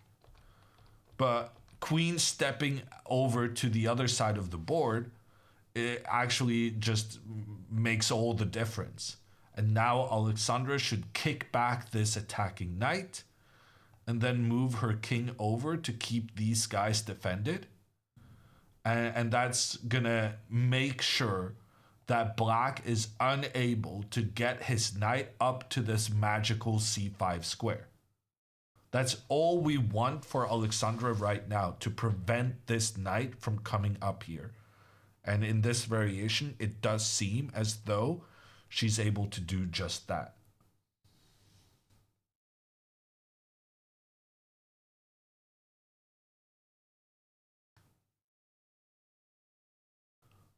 Ludo played c6. Okay, let's check in with Ludo.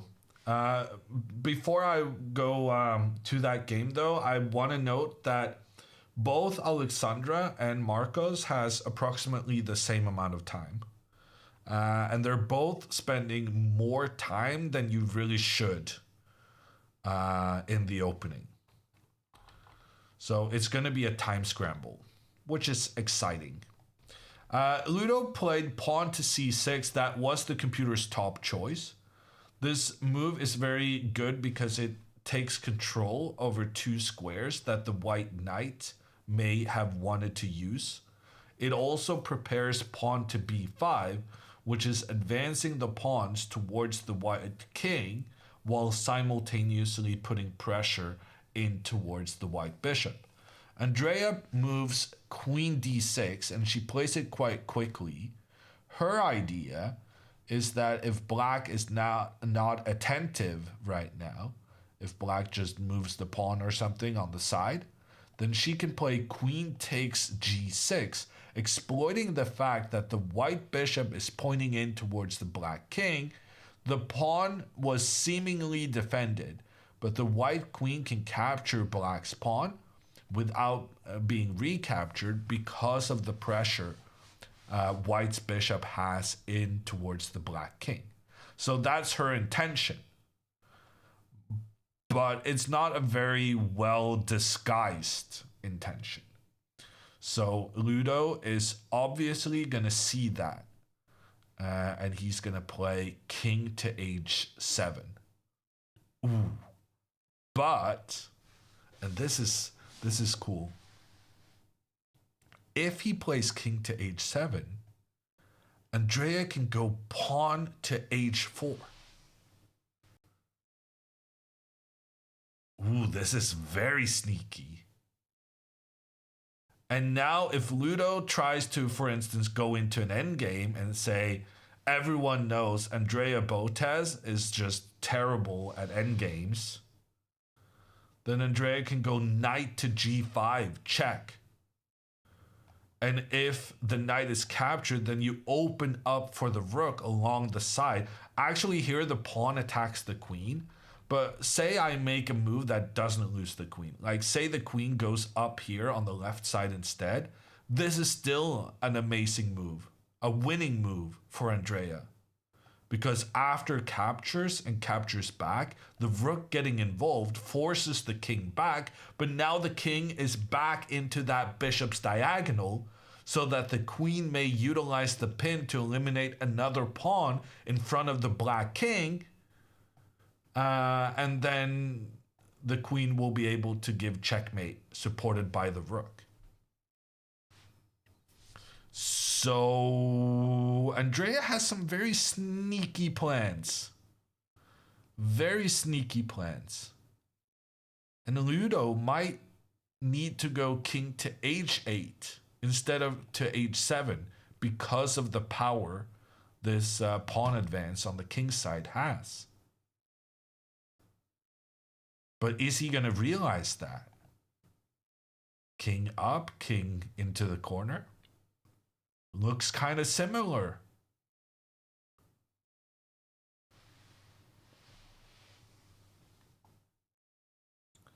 Question from Papa Botez.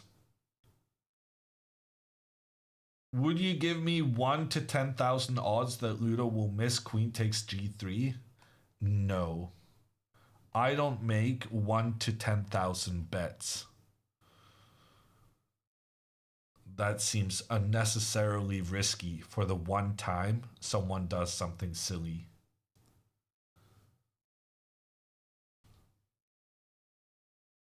King into the corner is always the move for me compared to king up. That's interesting. Because for most good players, the instinct is to move the king up if you have the choice to do so. For instance, yesterday, Andrea's opponent had this same choice. He wanted to move his king into the corner, and he could go into the corner or to the side and then up. And he chose to go up. Rip chatter. I'm actually not trying to flame for once.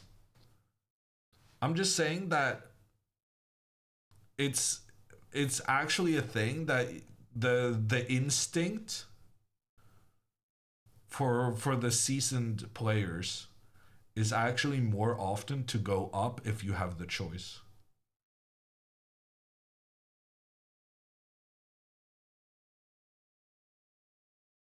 For once, I speak my truth.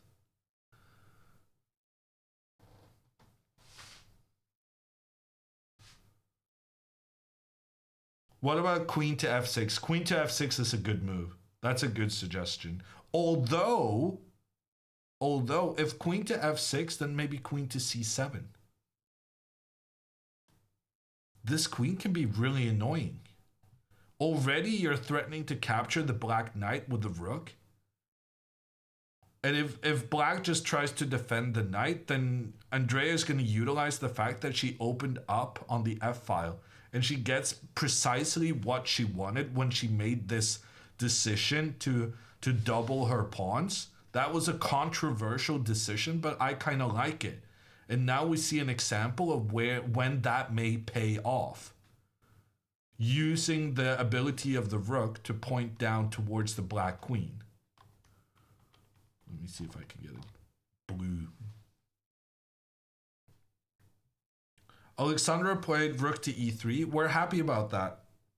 Okay, we'll let Ludo think about this. There's a big threat in the position. And if he moves up to protect against that threat, then he might be in trouble with Andrea starting an attack on the king side. So we're feeling better about Andrea's position than we have in a long time. And okay, Alexandra didn't go rook to e3 immediately. She first attacked the knight and then moved the rook up. But the idea is pretty much the same. Ooh, but there's an important difference. No. Ooh, there's actually a really important difference compared to this king to g2 move.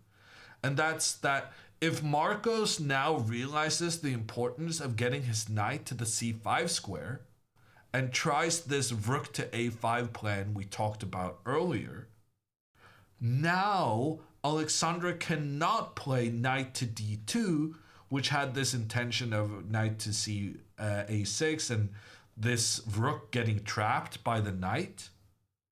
But all of this doesn't work now, because if the knight moves away, then the black queen is able to capture a white pawn, check on the king, and attack on the rook.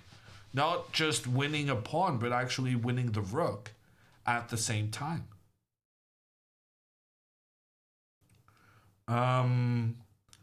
So now we're back to hoping that the opponent doesn't realize his best plan. rook to a5 is a big problem for Alexandra here.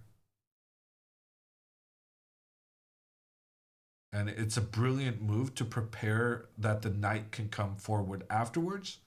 And the reason we go rook up first is because if the knight tries to get here immediately, then the knight would block the rook's protection on the pawn, allowing Alexandra to just capture.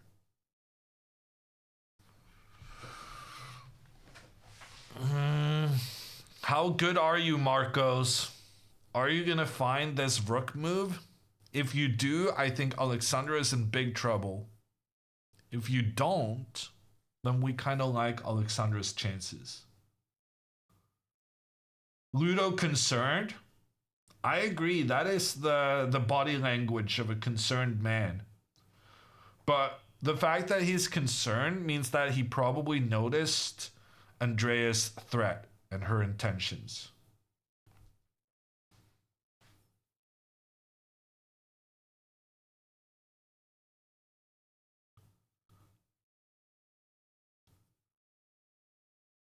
Rook a5 with the idea of knight a6 looks so unnatural. I don't think he will find it. It would definitely be a big move, Cecil. But I don't know. People are capable of finding big moves. I agree that it's an unusual plan though, but it makes logical sense. It's like, I want to play knight to a6. I cannot do that. If I play rook first, then I can move knight a6. And like, the logical chain of the consideration is not actually that deep. I want to do A, but I cannot do A because of B. Or because of C. But if I do B first, then C is prevented.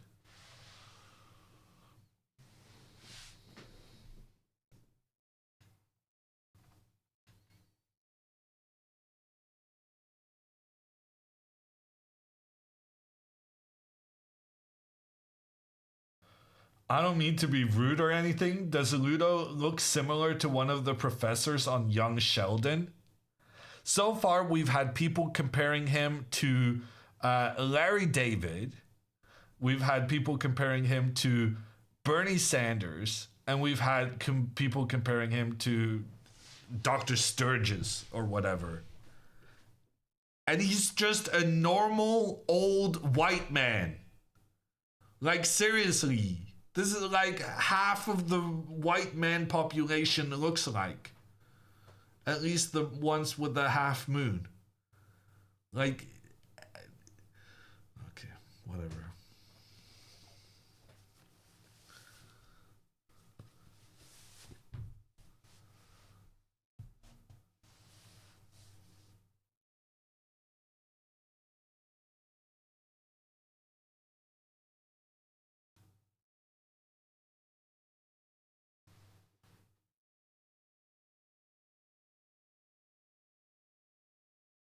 You look different than him, Hammer? Of course I look different to him.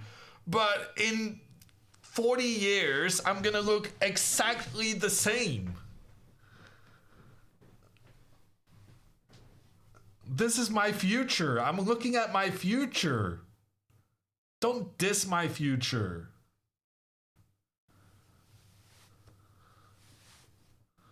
More like 10 years? Oh, shut up.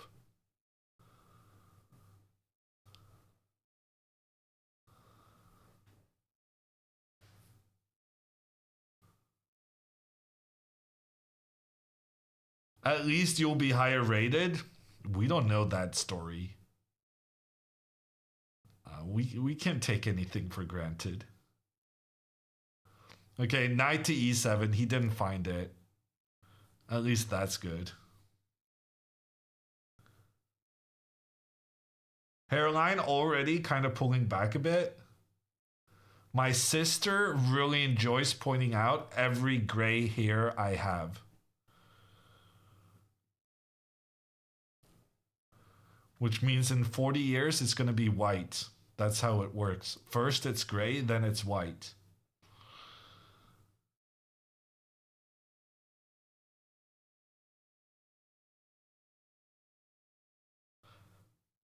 Every here, that's a lot. Well, at the same time, it also does mean that it's quantifiable. I mean, if I had so much gray here that you just couldn't even be bothered counting it, then that would be worse than having some gray here that is pointed out, but it's also so little that you can actually count the exact number. This is very important guy math. We've heard a lot about girl math, but guy math is being able to count the number of gray hair, meaning that you're actually doing okay, because it's the unquantifiable that's what you got to be scared of.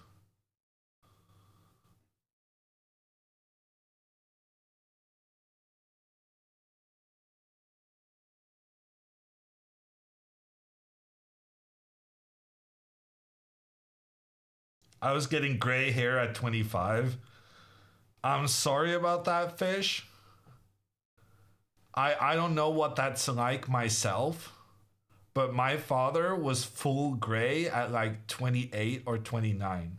So I'm just very happy that I still have some color left.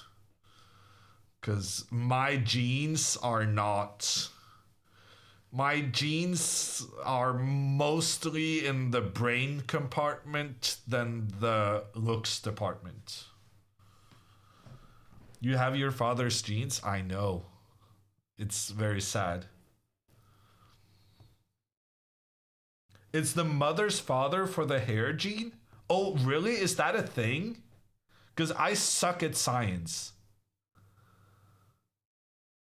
And my mom's dad actually had pretty good hair.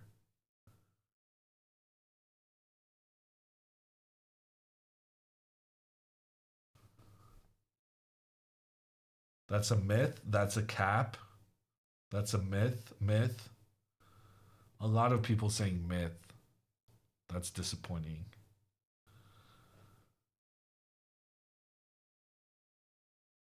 Where do you think Marcos is going with this second knight? I have no idea. I think, well, I have an idea. I think he's going queen here and then pawn up. So I think he's completely abandoned this plan, and now he's trying to attack Alexandra's king instead. Which honestly is not that bad of an idea. So Alexandra can go like king g2, queen will attack the pawn. And it's actually kind of difficult to defend the pawn. If you move the pawn forward and then pawn to f5. And this attack, it looks kind of scary. Because opening up for this rook pointing down towards the white king is seriously uncomfortable. So the good news is that Marcos is not going to be able to get the knight here. The bad news is that he's threatening just moving the queen and pushing the pawn, which is actually a big problem. Maybe we can go queen d2, and then if queen h6, we can try to get the queen trade. Oh no, no. Because if queen to d2, then knight to a6, we need to have the queen pointing against this pawn all the time. Oh, that's a problem. So our queen is kind of stuck trying to attack this pawn. But that means we cannot challenge the black queen when it points down towards our king. Okay, I'm not feeling super optimistic about Alexandra anymore. And for the first time in the game, she's actually behind on time. Let's check in with Andrea. Okay, let's go. Nothing has happened. And we're celebrating. That's how chess goes. Nothing happened, and we're big fans of that. Ludo has spent more than 15 minutes on this one move. That's big for Andrea. That's a really, really good sign.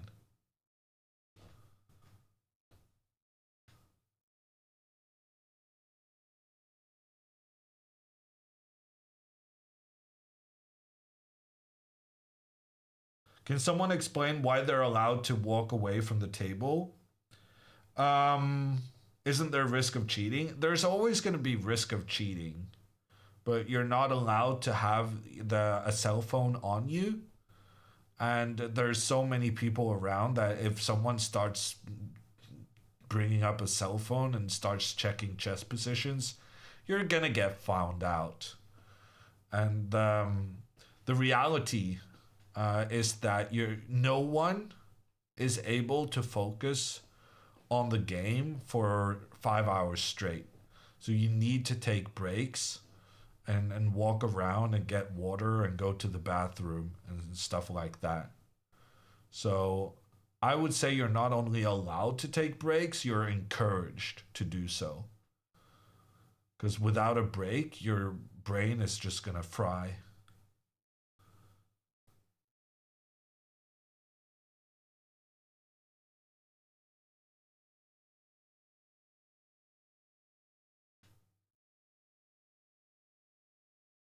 How do they control with toilet breaks? Well, they don't really control. But if it feels as though you don't know a thing about chess and you win every game in an open tournament and you conveniently take a break and go to the bathroom every time after the opponent has made their move, let's just say you would not be invited back and you would probably be disqualified and kicked out from any future chess tournaments.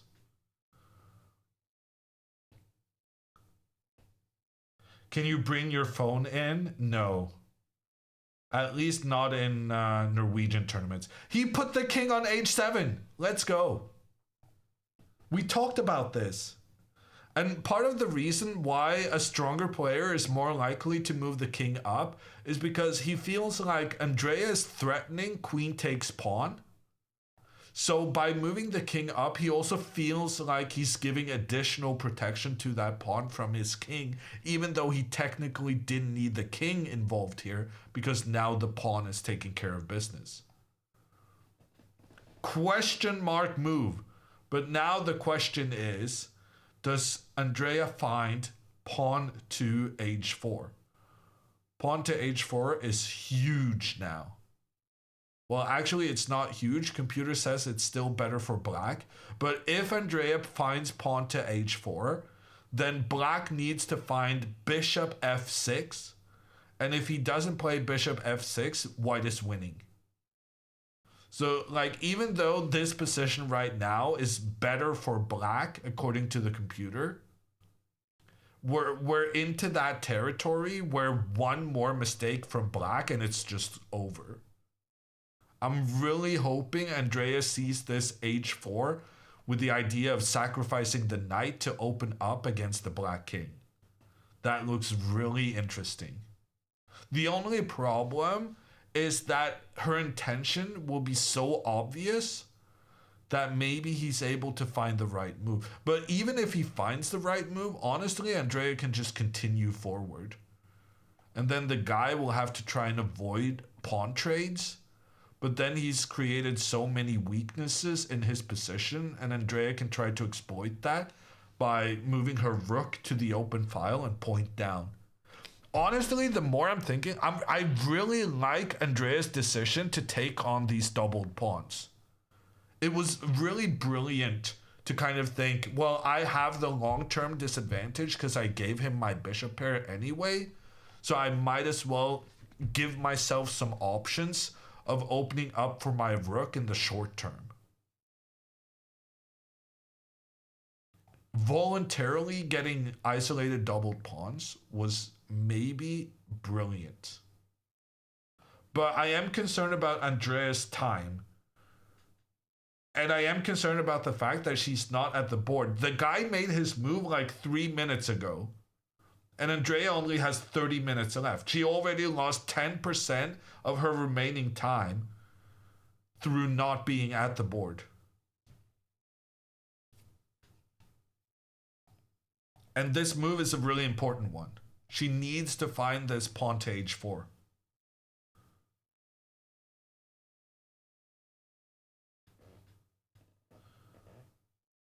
How far away are we from move 40? Andrea is on move 14. She needs to make an additional 27 moves before she gets an additional 30 minutes.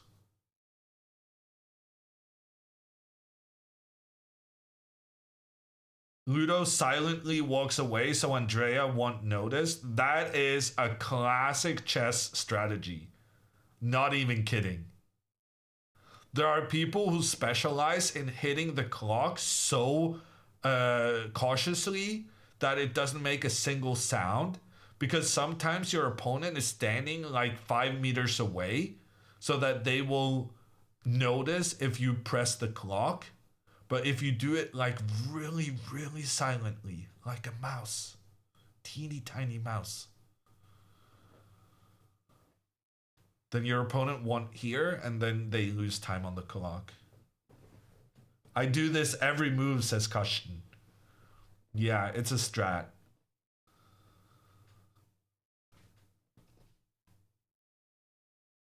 I don't do it that much anymore, but I've had my opponents do it quite frequently, and it pisses me off. She didn't find it. But this move is not too bad either.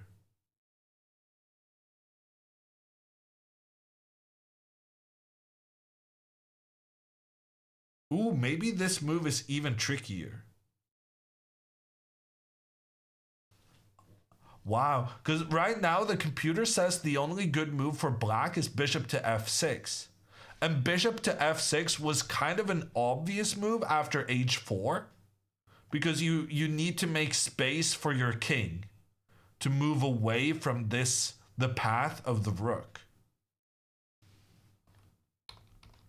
But after rook to f1, bishop to f6 is not at all obvious. It's not really clear that Andrea is threatening anything at all right here.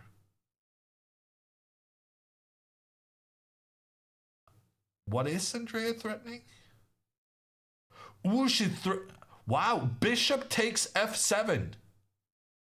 She's going to sacrifice her bishop. Then she's going to sacrifice her knight, check on the king. And when the knight is captured, her rook is able to come in an attacking position, pointing in against the black king. And this is winning for white. Because you're also threatening to take this guy. Apparently that's not important. Computer says this is winning.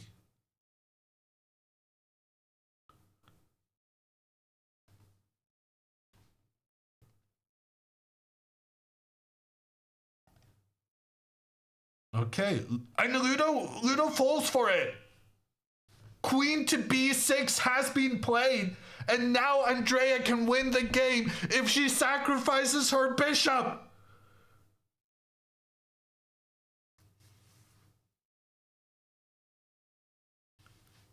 And Andrea might win this game thanks to the fact that she gave herself doubled isolated pawns. She opened up for her rook on the f-file, and now that can give her a winning position.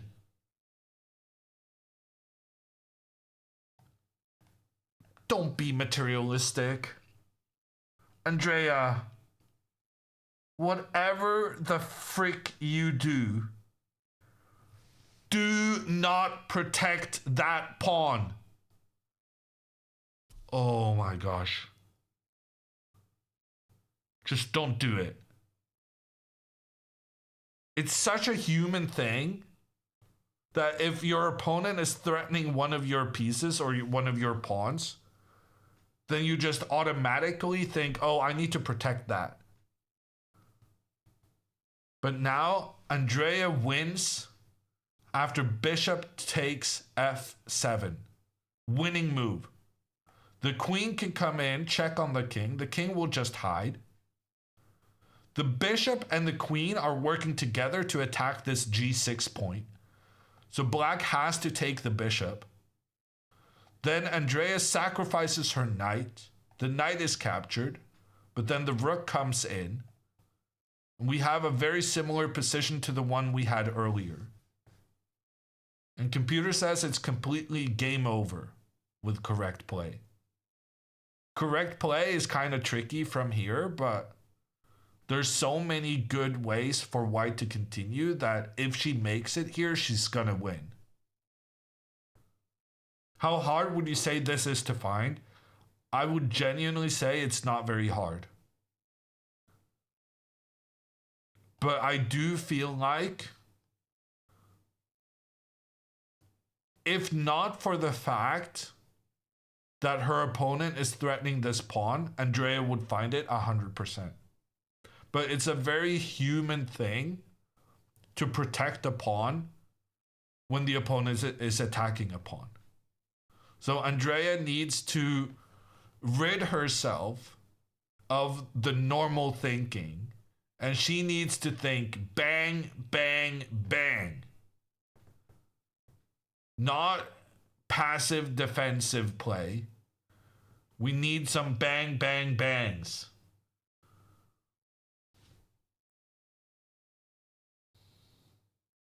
Why is the computer giving so much advantage? Because the black king will be unable to deal with the white pieces. So in this variation that we're studying after the sacrifice, even though black actually has an advantage in material, black has 2 bishops in trade for a rook. Normally 2 bishops are much better than a rook. But here the problem is that 2 of the black pieces are just not contributing at all. They're still standing in their starting positions. And the white rook is pointing in towards the black king that doesn't really have a lot of defensive pieces around it. That's why the computer is so optimistic. Do you think it matters that she made a good sacrifice yesterday? Yes, I think so. I think she's more likely to find the sack today because she found the sack yesterday. I think that will give her confidence. Even though she lost yesterday, I think it gives her confidence in her sacrificing style. What's the follow-up? I have no idea, Ned. But computer says it's overwhelming.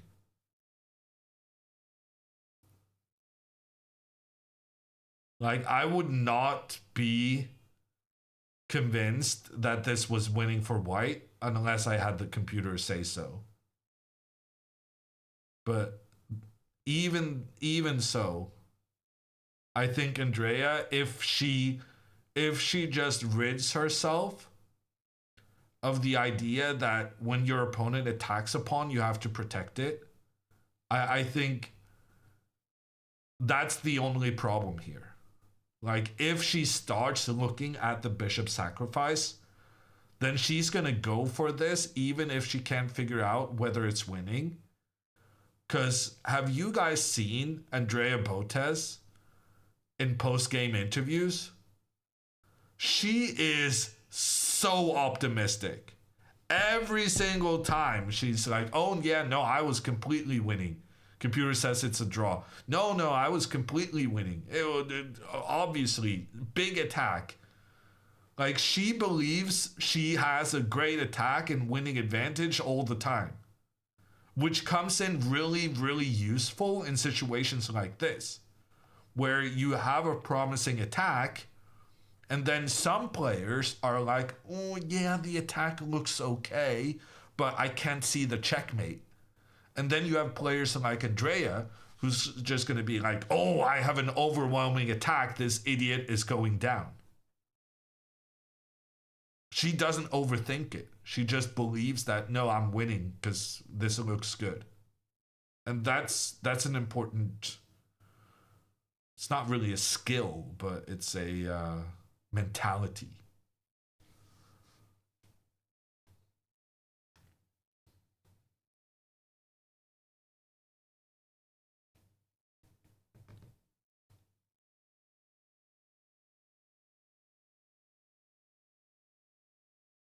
Doesn't overthink is a funny statement for someone with time management issues.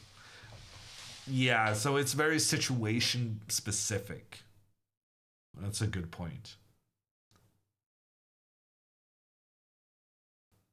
Can you show a possible continuation? I guess king here makes the most sense. Oh god, and then computer saying pawn to h4 is the best move. But I would think maybe rook here.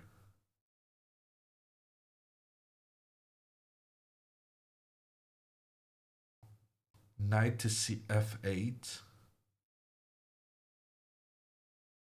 Rook here points towards this rook. Queen takes pawn, and then queen attacks bishop together with the rook. The bishop cannot move because then the rook is lost behind. Queen comes to protect. We give a square for our king to escape.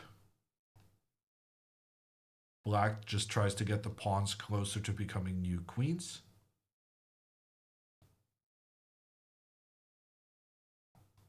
And black sacrifices the rook in the corner to get the back rank checkmate.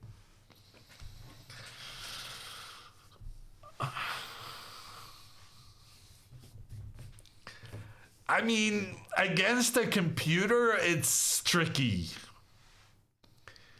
I'm not saying it's easy. I'm just saying the engine says white is winning with the right moves.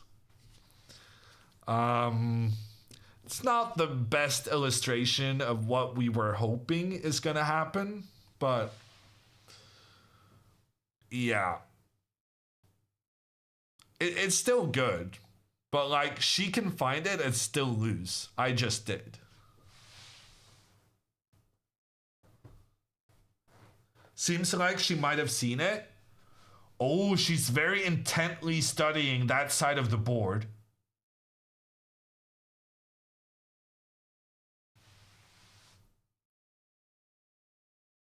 Yeah, I agree.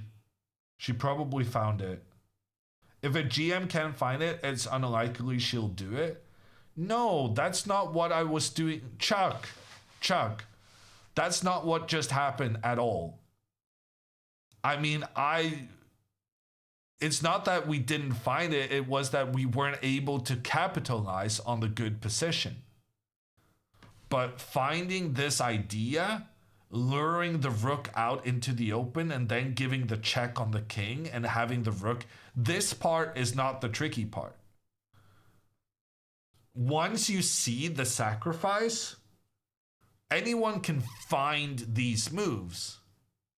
It's realizing that it's good for white. That's the tricky part. And even if you fail in finding the right way to win, you can still use your intuition and say, well, actually, I'm still going to go for this, even though I don't see how I'm going to win right now. It feels to me that black's king is in trouble. And so I'm going to go for this, and then we're going to figure it out as we go. That's incredibly common because in chess, we're humans. We cannot figure everything out. And a lot of the time we have to trust our instincts and kind of just go with the flow.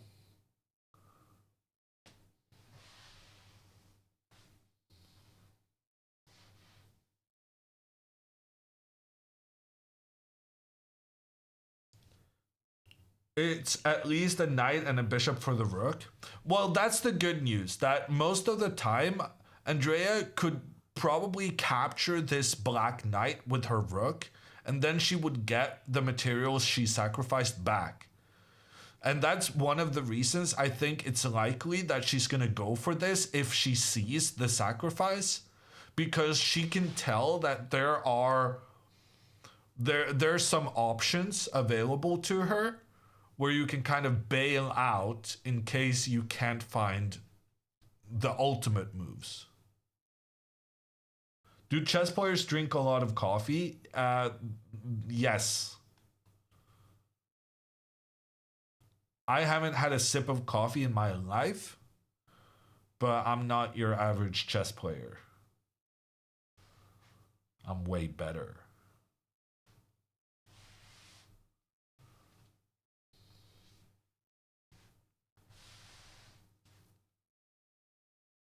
What do you drink at the board? I drink water. And then when I'm at home, I drink tea.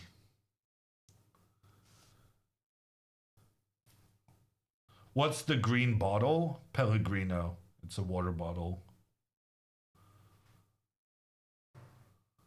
Proof this man is a robot.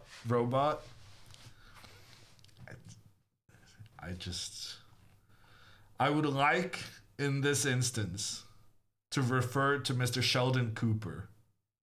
I promised my mother never to do drugs. Actual Sheldon quote.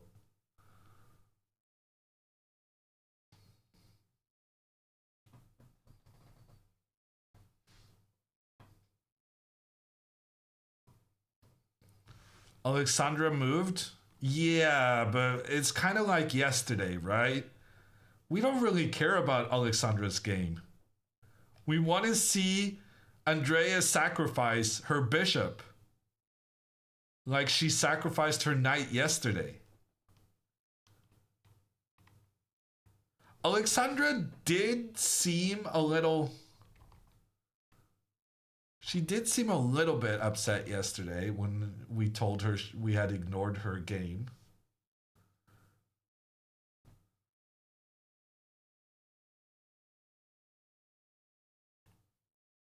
Could you beat Gotham chess? I mean, I'm not a fan of violence, but I guess if you pay me.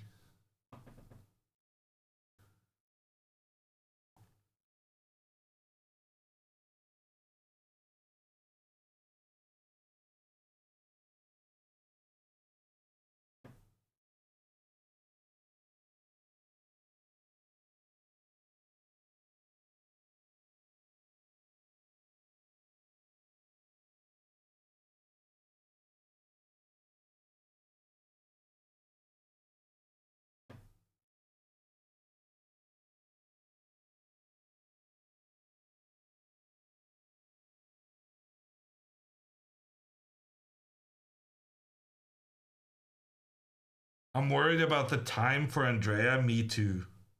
Me too. But I think chat is right that she's seen the sacrifice. And now the question is just whether or not she's going to dare pulling the trigger. I think she's going to do it.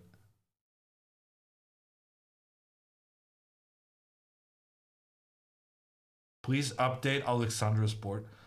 Okay. Oh, Alexandra actually with an exclam move. That's nice. But yeah, we don't really care about that.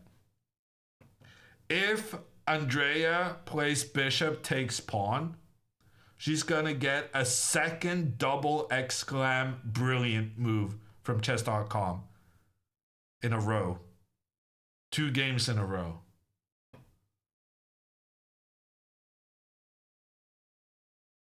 What does the exclamation point move mean? So exclam means good move. Double exclam means brilliant move. Single question mark means bad move. Double question mark means terrible, terrible move. So in chess, questions bad, being loud and annoying, good. I'm not sure we got that right, but it kind of stuck. Oh, damn it.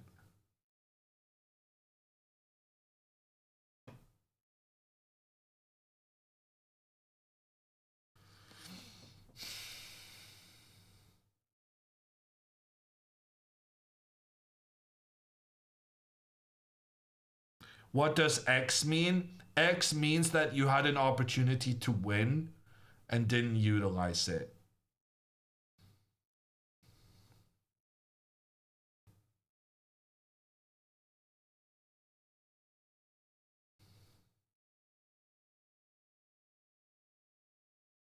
Win what? A piece? Win the game, essentially. In this case, she actually had to give up a piece in order to get a winning attack.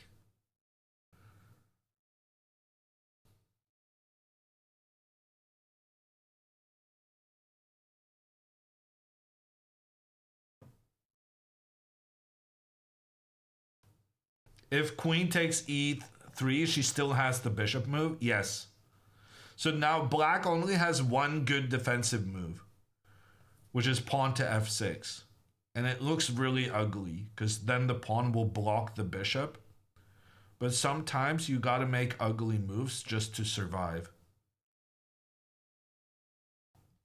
Okay, and this is the only move that prevents Andrea from getting this pawn.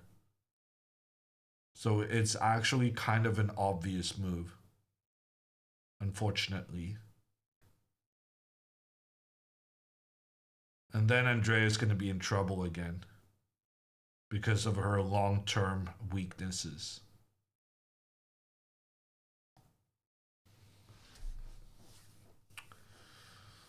I don't think Dark Ludo Vader finds this. I'll take that bet, Rick.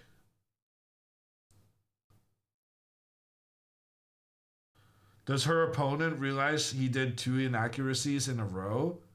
No, I don't think so. But he is going to realize what he needs to do here. It's too obvious the way Andrea is pointing in towards this f7 pawn. And the only way to keep the pawn defended is to move it forward. And then the bishop, the rook, and the knight will defend. Only good move, but unfortunately rather an obvious one.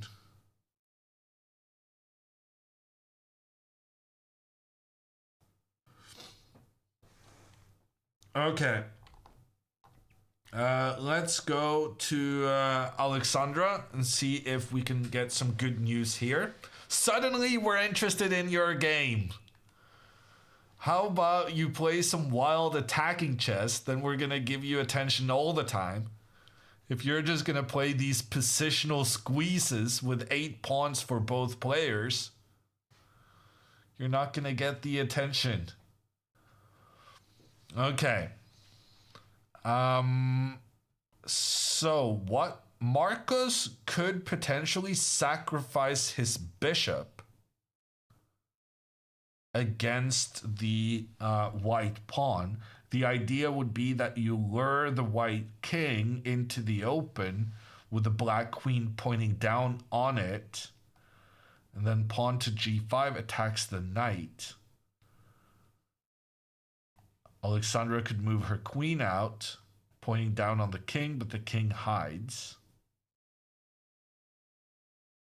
And here computer says actually just bishop to c2. And there's no way for black to keep this pawn defended. And even though black wins back the knight, that just leads to a queen trade. And after the queen trade, white will be able to take this pawn and white wins. So bishop takes pawn is a terrible idea and will let Alexandra win the game. Pawn to f5 also looks kind of bad, because then Alexandra can just make a mass trade. And after the mass trade, what's very important is that Alexandra will be able to put her knight on this e4 square, where there are no black pawns that can chase the knight away, Oh, actually, even better. The king can go defend here, and then the knight will take here together with the queen. And then white just wins a pawn and wins the game. Yeah. So f5, not really viable either.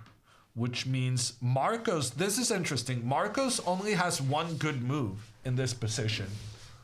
And it's pawn to g6. He needs to go pawn to g6 in order to prepare pawn to f5 in a way that doesn't lead to mass trades. Did he play pawn to g6? Yeah, he did. Unfortunate. And Ludo found the pawn move as well. Damn it. That's a disappointing minute right there. Both opponents find the good pawn moves. Why not g5?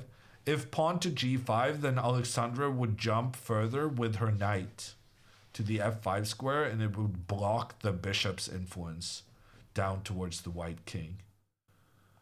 So pawn to g6 was really necessary, pretty much to stop the knight from coming to f5.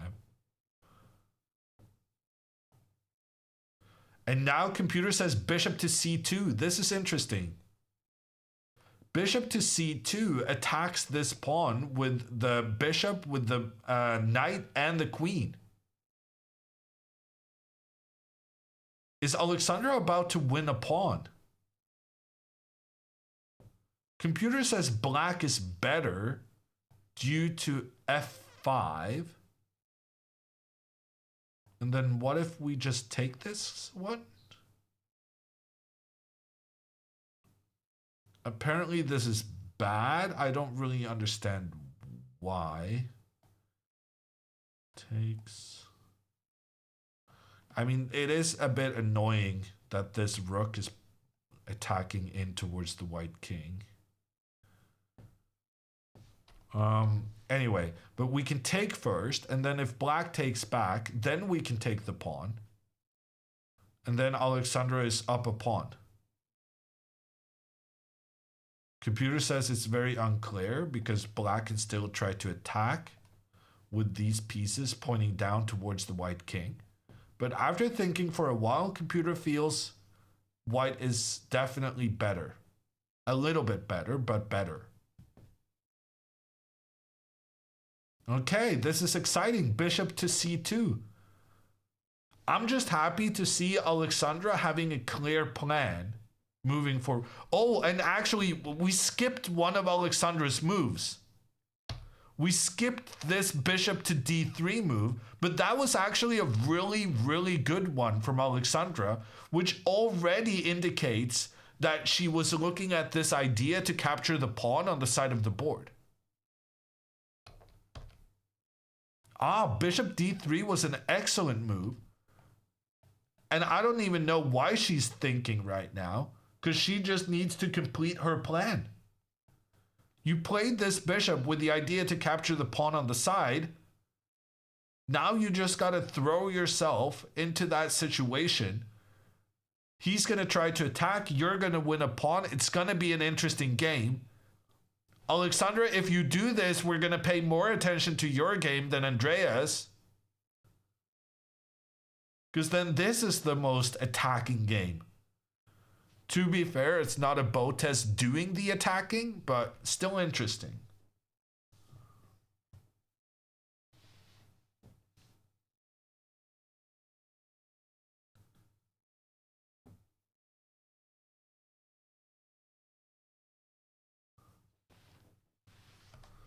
Okay, I'm a bit concerned about Alexandra's time, but I am very happy to see that Marcos actually has less time than Alexandra. And we're very happy to see that Alexandra has a straightforward plan.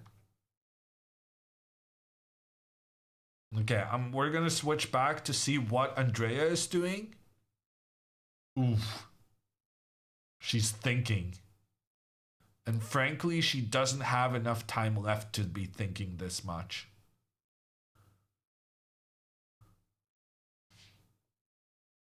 Knight to a4. That was the top choice from the engine. Oh wow, an engine suddenly switches from best move to good move.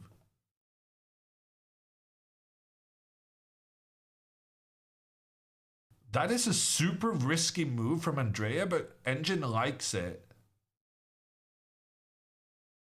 Now black can just capture the pawn.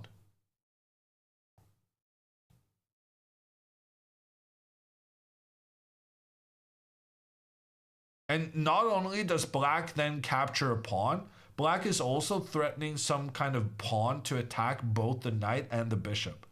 Or even better, knight here. Knight here to attack both of those.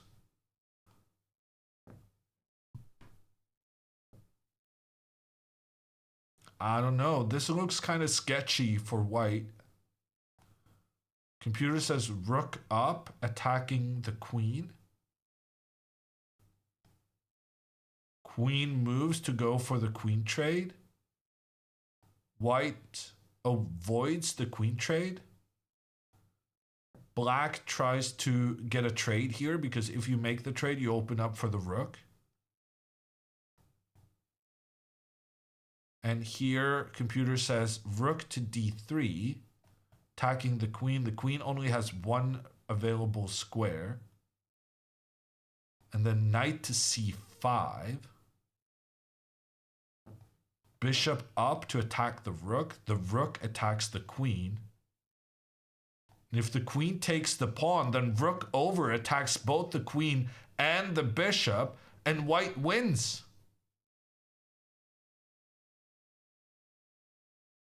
There's some very sneaky variations here. So in this position, computer says the only acceptable move is queen here. But after I make the move, the computer says, no, actually, I changed my mind. It's not a draw. Actually, white is winning. Look at this. Look at this. Here, the computer says it's a draw. But then the computer starts thinking for a little bit more, and suddenly it says white is winning. And that's a really good sign. Computers are not the all-knowing eye. I mean, they're pretty close, but not entirely. And sometimes the computer does misjudge a situation. And here it's a really, really good sign that the computer actually changes its mind and says, well, I thought it was a draw, but actually now that I thought about it, I think white is winning instead.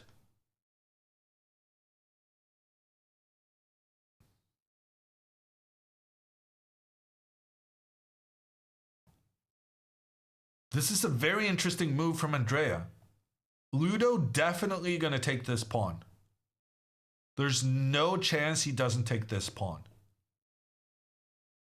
Computer also says queen up here is okay, but that move doesn't make sense to me. Because if you go queen here, then the bishop comes back to protect the knight, but then you're also threatening that this knight comes into play. And you can go pawn to b5, but then the knight just jumps in. And then suddenly this queen is attacking some weaknesses and controlling some good squares. So I think Ludo 100% going to capture this pawn. And then rook attacks queen. That's not an obvious move. Queen back to trade. That's obvious. Queen avoids trade. It's obvious that the queen should avoid trade, but you have two different ways of doing that. One way is good, one way is bad. So I'm going to say that's not obvious. Knight here is obvious, wanting to make the trades. Rook here, I would say, is obvious. Queen here, only move, so that's pretty obvious. Knight c5, not obvious. Like here, you could go with a rook to attack this one.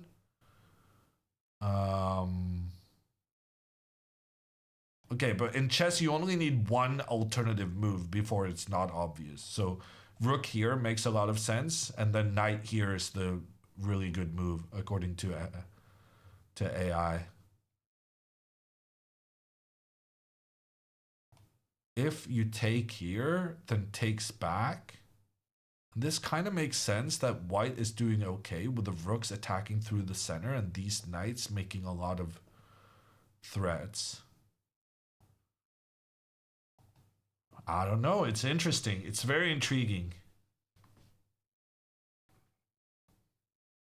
I think the important part here is for Andrea to find this move queen to e7. To realize that it's better to go here than to go here. And actually, now that I think about it, it does make more sense to go here because then you're pointing in towards the king. Okay, Andrea is still in it. I really like this move. That was a bold move, giving up this pawn. Allowing yourself to kind of land in a situation where the black pawn may attack both the knight and the bishop in the future. But it was what was needed in this situation. You needed to try and attack the queen.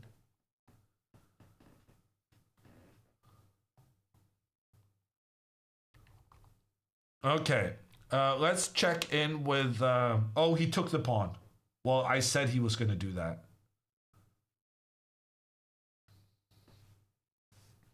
What's happening with Alexandra? Alexandra did play bishop c2. Honestly, she should have played it quicker because it was the only plan she really had. But it's a good move. She's threatening to win a pawn. And that's always going to stress out the opponent a little. No one likes losing a pawn. So this really puts the pressure on Marcos. Why is g5 a bad move in Alexandra's game? If g5, then knight to f5 blocks the bishop's ability to attack on this side. And after the trade, it also creates a square for the knight to move to, and this pawn is surrounded, and it's just, yeah, terrible. Andrea played it. No, I mean, Andrea played a move. The best move, yes, but not the tricky move. Okay, Marcos is attacking. Alexandra needs to realize she has to capture this pawn. And interestingly, after this capture, computer says now pawn to g5 is good. Because now the white pawn is blocking the knight's ability to move to that square. That was actually really clever of Marcos. First, lure the white pawn to the blockading square, and then you go after trying to eliminate the knight. And here Engine says Alexandra has an only move, queen to g4. That's a very difficult move for her.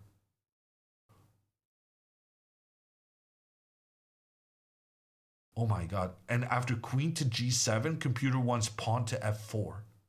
Allowing this one to be captured, going for the queen trade, and then playing pawn to g4. And here Alexandra has lost her knight for a pawn, but she has all this pressure down the center. That could be good. This is, of course, never going to happen in Alexandra's game. This was very, very tricky. But it's interesting. Okay, so to summarize, Alexandra is in trouble. Alexandra is in trouble. Let's move to the one who might not be... Well, we can't really tell whether Andrea is in trouble or not. If Andrea plays all the right moves now, she's probably going to win. If she makes one little tiny mistake, she's going to lose because she's down a pawn. Every move matters so much now in Andrea's game. Alexandra's game is a snooze fest. I wouldn't go that far. She's about to be blown off the board by the advancing kingside pawns Black has. We wish it was more boring, honestly.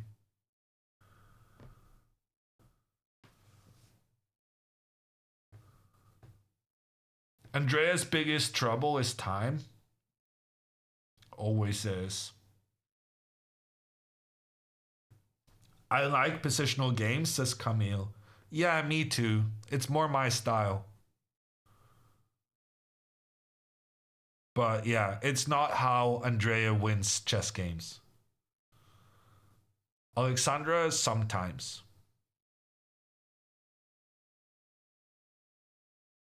Does Andrea have the instinct to not trade queens? Yes.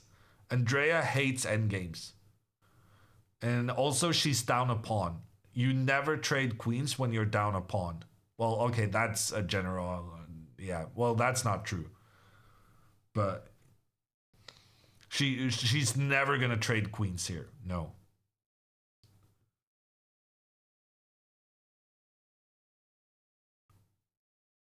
Wow, Gizmo is rooting for Ludo?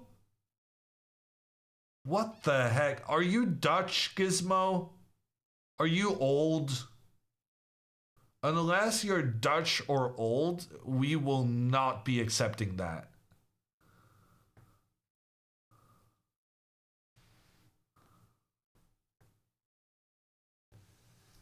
We accept nationalism and ageism. Those are the accepted excuses.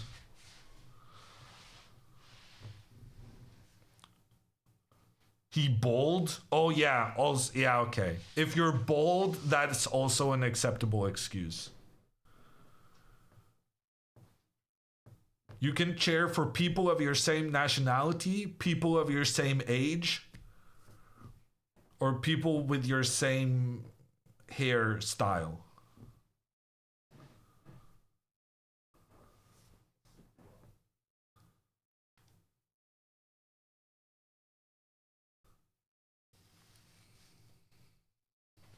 Hairstyle. Or thereabouts. Ludo moved. Yeah, Ludo's trying to trade queens. So this is a big moment. Andrea has to play queen to e7. If she does that, she has good chances to win. If she doesn't do that, she's going to lose. It's a tough reality, but c'est la vie. In Andrea's games, there's not like you do this and it's a draw, or maybe you can try for a win. Andrea's games are very much either or.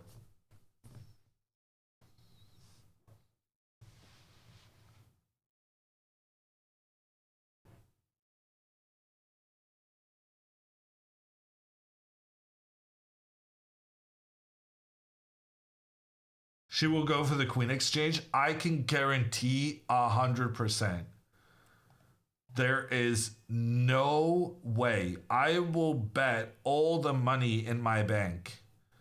I will bet all the money in Alexandra's bank, in Andrea's bank. All the money in the world, I will bet that Andrea does not trade the queens here. She wants the king. But the question is, will she go queen to c7 or queen to e7? In this case, I'm not saying it's the case always, but in this case, right is right and left is wrong.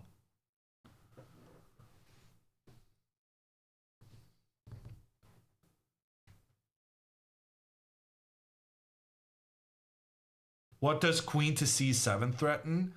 It doesn't threaten anything, but it just has this annoying pressure against all of the black pieces.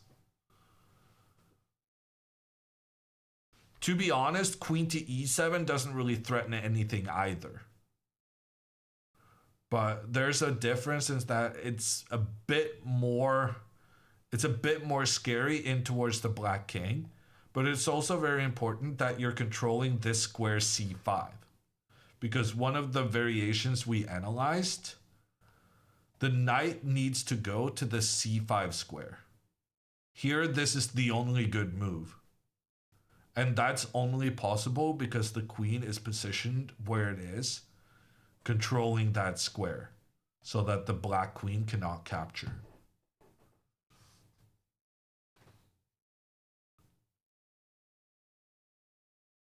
What happens after queen e7, b5 fork? Oh gosh. You're right. That could be a problem. Although, actually, you trap the queen.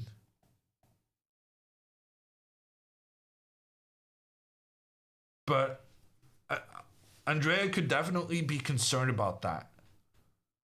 That could definitely be a concern. Oh, so the threat in the position, actually after queen here, we're threatening pawn to c3. Because all the other squares for the queen are under control. Marcos played f4.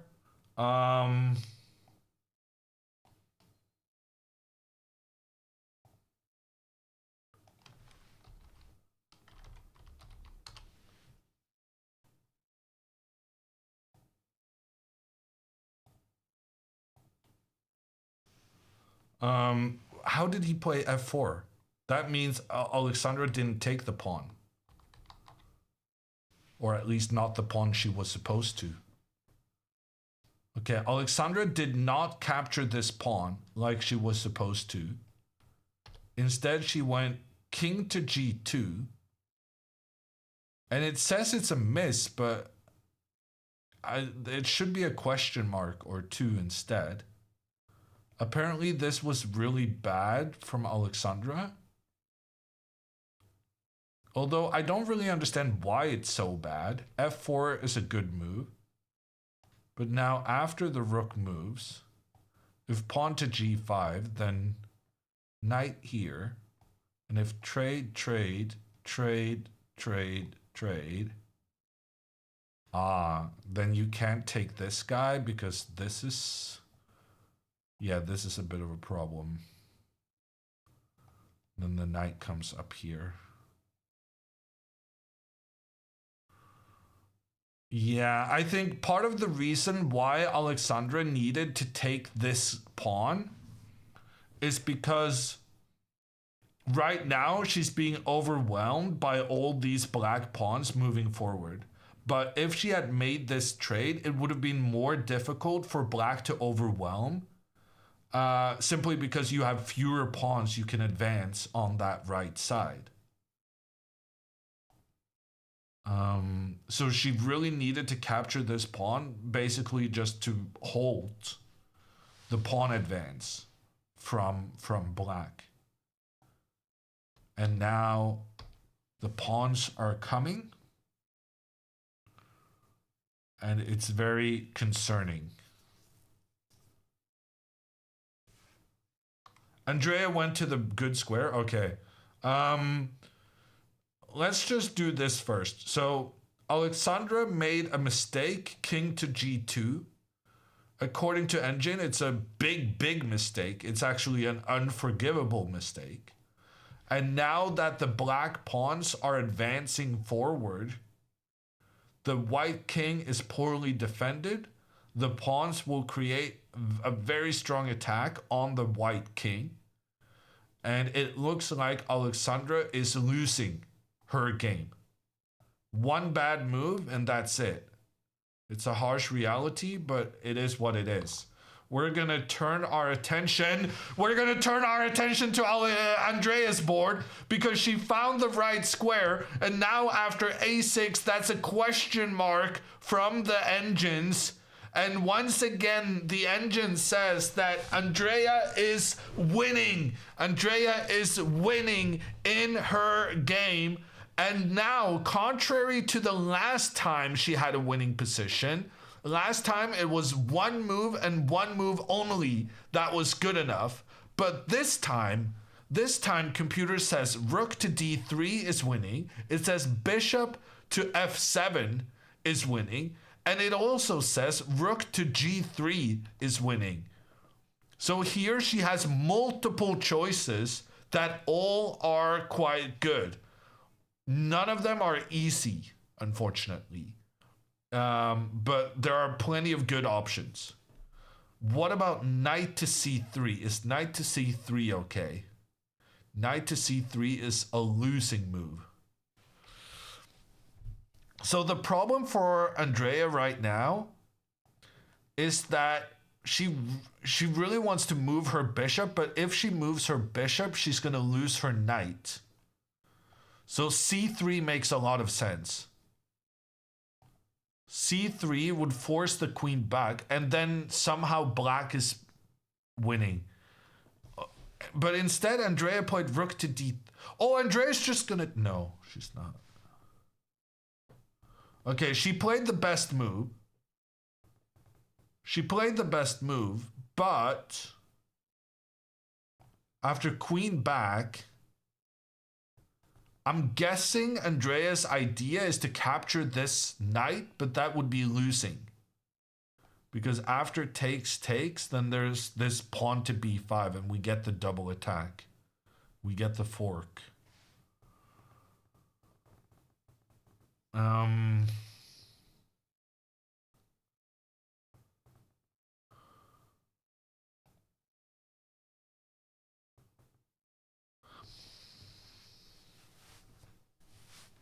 Why best move? I don't understand, Iris.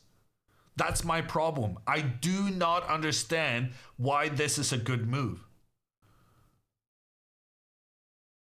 Okay, so what about this? Now that the queen is no longer pointing against the knight in the corner, now she can move her bishop. Computer says bishop to f7, but that's tricky. What about bishop to e6, which is a more human approach? Damn it. Bishop to e6, computer says pawn to b5, and black is okay. Although, is black really okay here, though? This looks kind of good for white. Takes, knight comes forward. The more the computer thinks about this, the more the computer thinks black is in trouble. She found it? Oh, she found bishop to f7! She found the best move. And this is brilliant because now she's threatening to sacrifice against this black pawn. If pawn to b5 now, Andrea will sacrifice her bishop. If the king captures, the rook will come in. The rook will check the king. The king will have to move, but then the queen comes in for the checkmate. So I was looking at bishop to e6 because I thought bishop to f7 is a tricky move to find. But apparently it wasn't tricky at all. Andrea had it all under control, and she's now going to sacrifice her bishop. However, it's not over yet. It's not over yet. Pawn to b5. She's going to sacrifice her bishop. King steps back. And if she moves her knight now, the knight that's under attack, then black wins.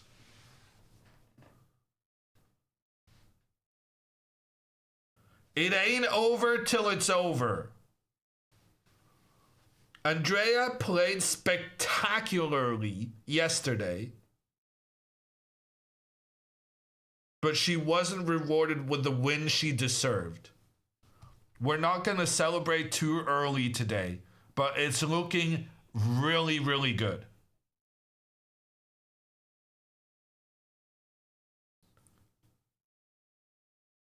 So we're not taking anything for granted. What do we think he's going to play? Pawn to g5 would prevent this bishop sacrifice. Then bishop to e6 threatens the knight and threatens a check on the king. Knight to b6 offers a trade.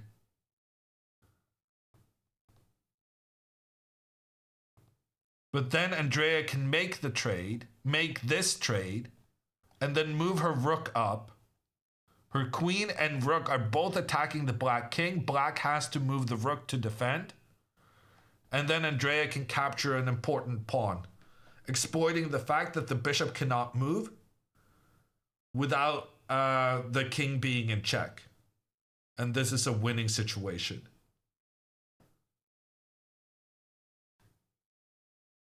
And more importantly, this, I think, is pretty easy to play even when you're low on time. Because right now, we do have to take the time aspect into consideration. Oh, she is struggling to sit concentrated. Look at her. Okay, now she kind of found her pose. No, she's changing poses. She's changing poses every second now. She's really struggling, and I know that feeling. When you feel like I'm about to win against a higher rated opponent, oh, you're freaking out inside.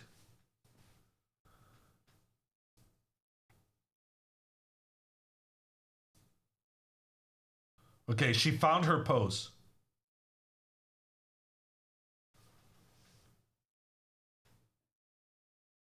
At least she knows she's winning. Well, to be fair, Andrea always thinks she's winning.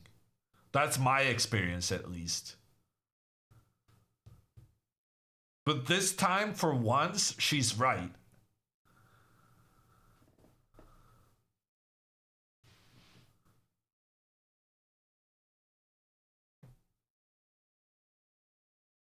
What move are they on? Good question. They're currently on move 20. Andrea needs to make another 20 moves before she gets an additional 30 minutes on the clock. Yesterday, she made a huge mistake on move 39. 2 moves before she would have gotten more time and secured a draw. How much increment per move? That's the important part. It's not such a problem that she only has 4 minutes left, because she does actually get 30 seconds extra per move that's being made. In classical chess, 30 seconds per move is not that much time. But in blitz chess, it's ages. So if you think about this more of a blitz game than a classical one at this stage, then your time situation is not that bad.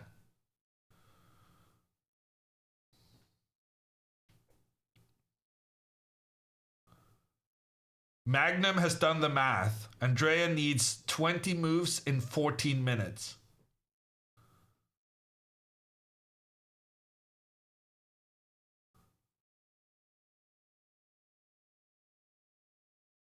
Ludo has 30 minutes. Yeah, so he's going to use his time, but that suits Andrea very well. Because then Andrea is going to use that time as well to think about her moves. Ludo is cooked and he knows it. I don't know. I think he's a resourceful little Dutchman. I would warn very against underestimating this man. He's under tremendous pressure, but we cannot take anything for granted.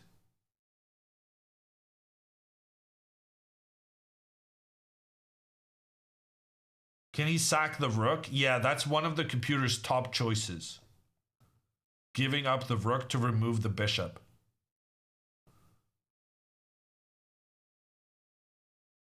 And if you sacrifice the rook and give up the bishop, and then follow it up with pawn to b5 attacking the knight, then if Andrea moves the knight back, which is the only safe square for this piece, she loses the game after knight to c5. Because the black queen is attacking the white queen. You need to deal with that situation. But then after the queen trade, instead of recapturing immediately, Ludo can capture the rook, give check on the king. You have to deal with the check first, so you don't have time to escape with the queen. And at the end of these tactics, black is up with a pawn.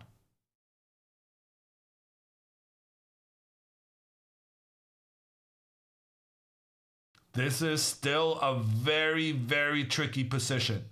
Do not take anything for granted. This is a great trap for black.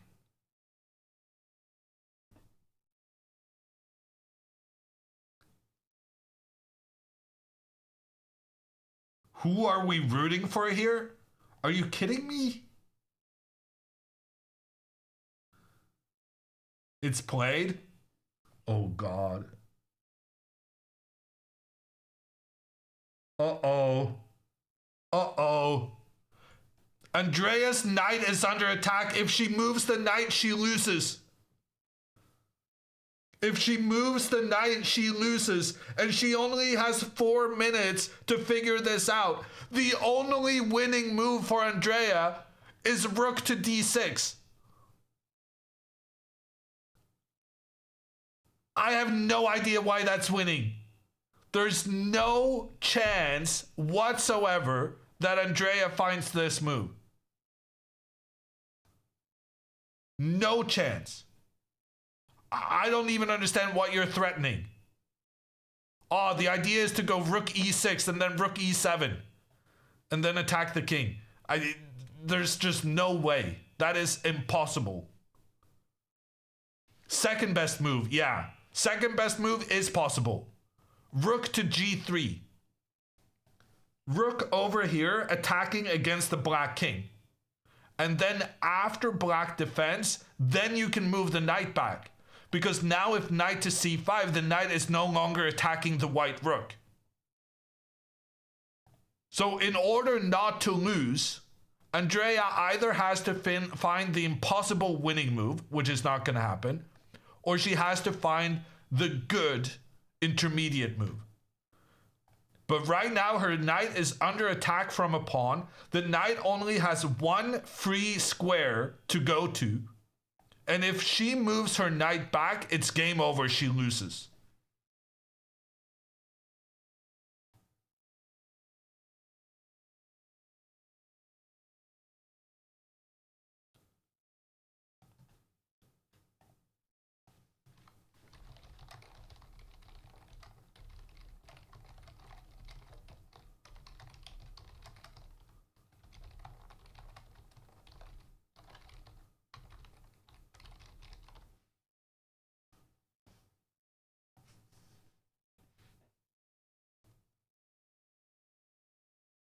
Rook to g3. This is the move we're hoping for.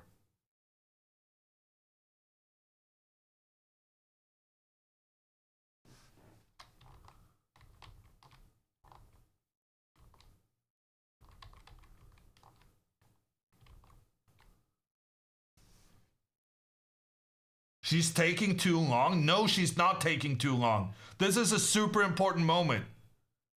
She found it!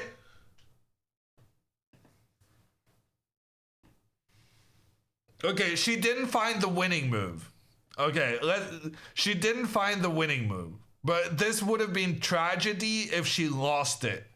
The computer has the audacity to give her a question mark for that move. But the winning move was impossible to find.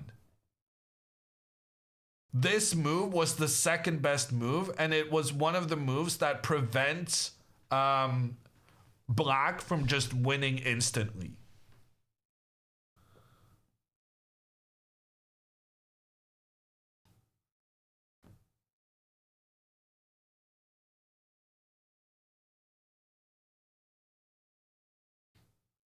Suspense music, yeah, you know me.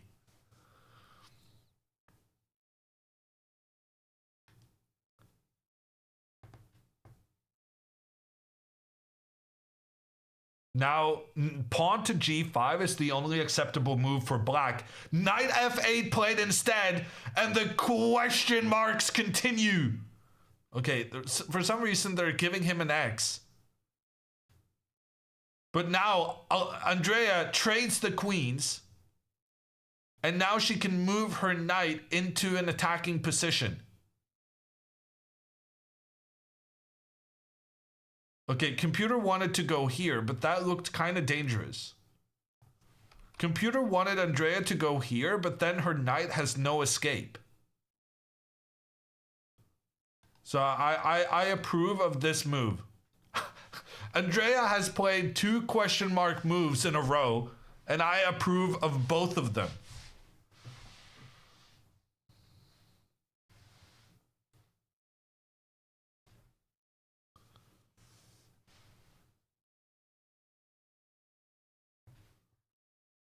Moving the knight up here looked like the knight was never going to get out of there. All the squares the knight could go to afterwards were being controlled. This makes a lot more sense. And now we have an interesting endgame. Andrea is better, but will it be enough to win? Black has a bishop and a pawn in trade of a rook.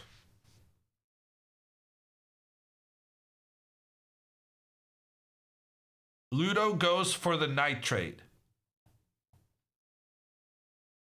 Andrea probably gonna use her other knight to reinforce.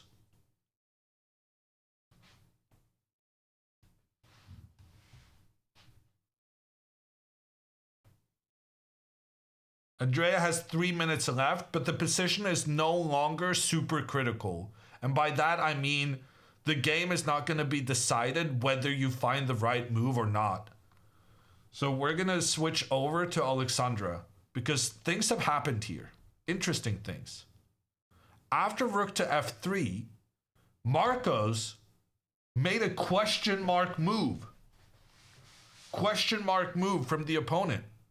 We love to see it. Alexandra answers correctly, captures the bishop. The pawn comes forward to attack the knight. Alexandra just steps back again. The knight is captured. And now this is a very tricky situation. Right now, Alexandra is down a pawn, but she has 3 pieces pointed at this pawn on a4. So she can get the pawn back whenever she feels like. The bigger situation in this game is the fact that Black has a fair amount of pieces close to the white king. Certainly more pieces than white has defenders. So Alexandra needs to try and figure out if there's some way she can defend her king and keep it safe. And right now it looks to me like Alexandra should capture this black pawn. And one of the reasonings here is that Alexandra doesn't want to allow the trade between the h-pawn and the g-pawn. Because if that trade happens, then the queen will be pointing down here into the corner. Whereas if Alexandra now captures this pawn immediately, then she will always have the option of hiding her king in the corner because this black pawn is actually blocking the black queen from attacking the white king. So by keeping this black pawn on the board, Alexandra actually gets a safer spot for her king in the corner.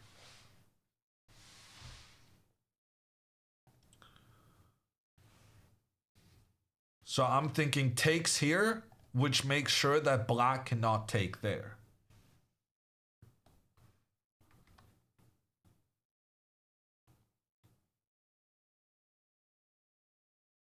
What about pawn takes h4 and then queen to h1? Ooh, apparently that's pretty good.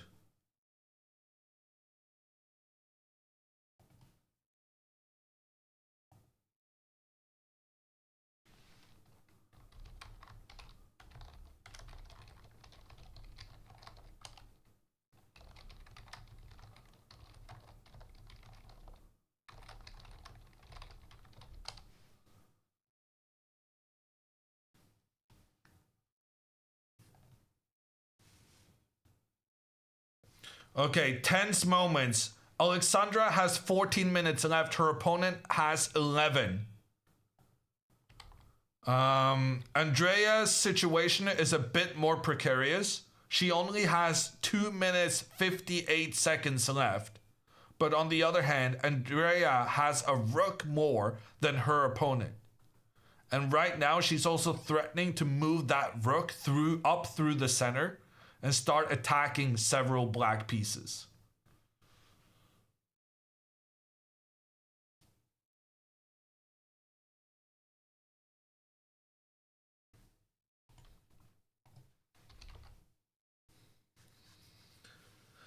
She shouldn't have left 5 minutes for the coffee. Well, I mean, the thing about chess players is that as long as you have any time on the clock, you're capable of using that time. Okay, I'm gonna take a little break and I'll be back in 2 minutes with the exciting time scramble in this in these games.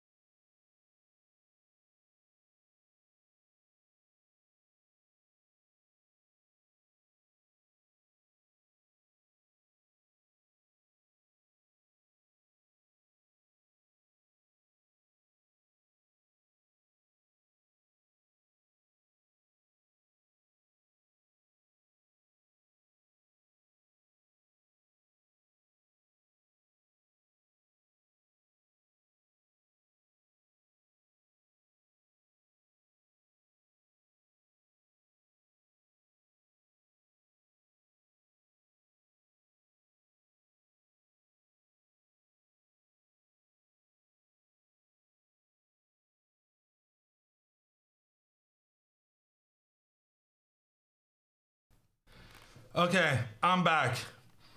Andrea is making her moves. Her knight was under attack. She made the trade. Takes back. She has the option of getting her rook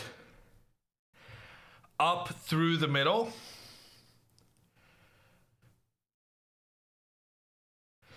But I don't really see what that's doing. The rook is going to get chased. Rook here, king here. Did you run at the 1K race? I did run. I need to take a breather. It was not a 1K race. I'm just in very bad shape. But I did run some stairs.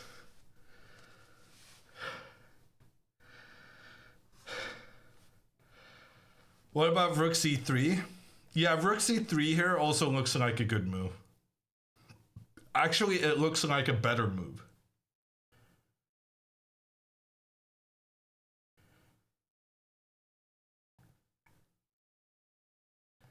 But how about you make a move, Andrea? Okay, she played.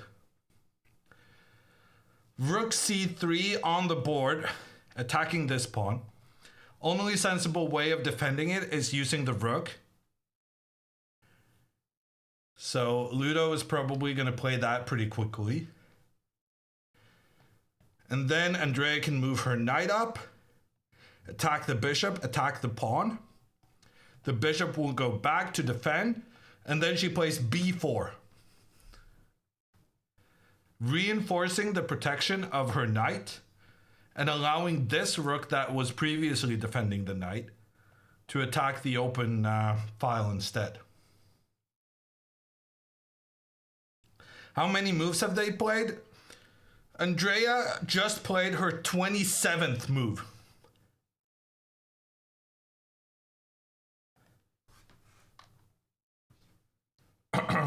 Breathing is not very audible. I mean, I live on the 4th floor and I ran down 4 flights of stairs and up. But it's okay. I'm okay. I didn't have a heart attack. Let's check in with Alexandra. You don't have elevators? No. My building is from the 1800s. I don't think they had elevators at that point.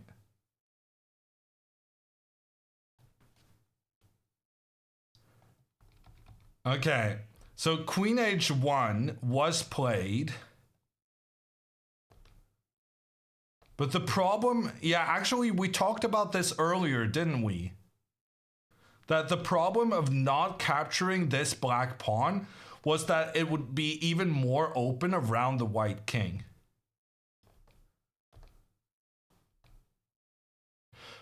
Although now actually after takes, rook f1, who is actually the one doing the attacking here?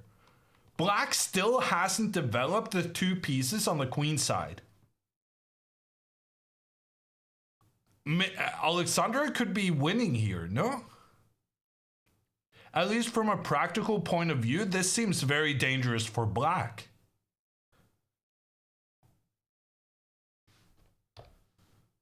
She takes, she gets another one of those best move markers. She's gonna go rook f1 next, attacking the queen. Is Alexandra making a comeback? Rook here. Question mark. What about Andrea? Oh no. They're having exciting games at the same time. Question mark in Andrea's game. Andrea's winning. Andrea is winning. The bishop comes in to block the rook's attack, but then knight to a5 exclam, allowing the bishop to come up and attack both the rook and the knight, but then the knight comes in with a double attack of its own. Ludo thought he was tricking Andrea, but at the end of the day, he was the one. He was the one who got tricked. And Andrea, through this sequence, she managed to win a pawn. Okay, a pawn is not that much, but everything helps. She also got rid of the black rook. Honestly, getting rid of the black rook may have been just as important. Because now the black rook is unable to defend the king along that 7th rank. So now Andrea can move her rook up next.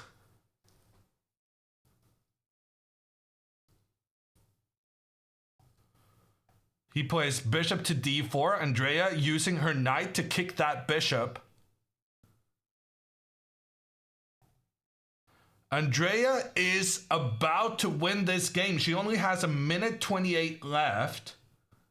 But honestly, should still be enough to get the win she, I gotta say, very richly deserves. The fact that she lost yesterday was such a heartache. She's so deserved to win that game. And now she's putting pressure on another high-rated opponent. Is Papa Botez still in chat? Is this going to be the highest rated opponent Andrea has ever beaten in a FIDE game? It might be.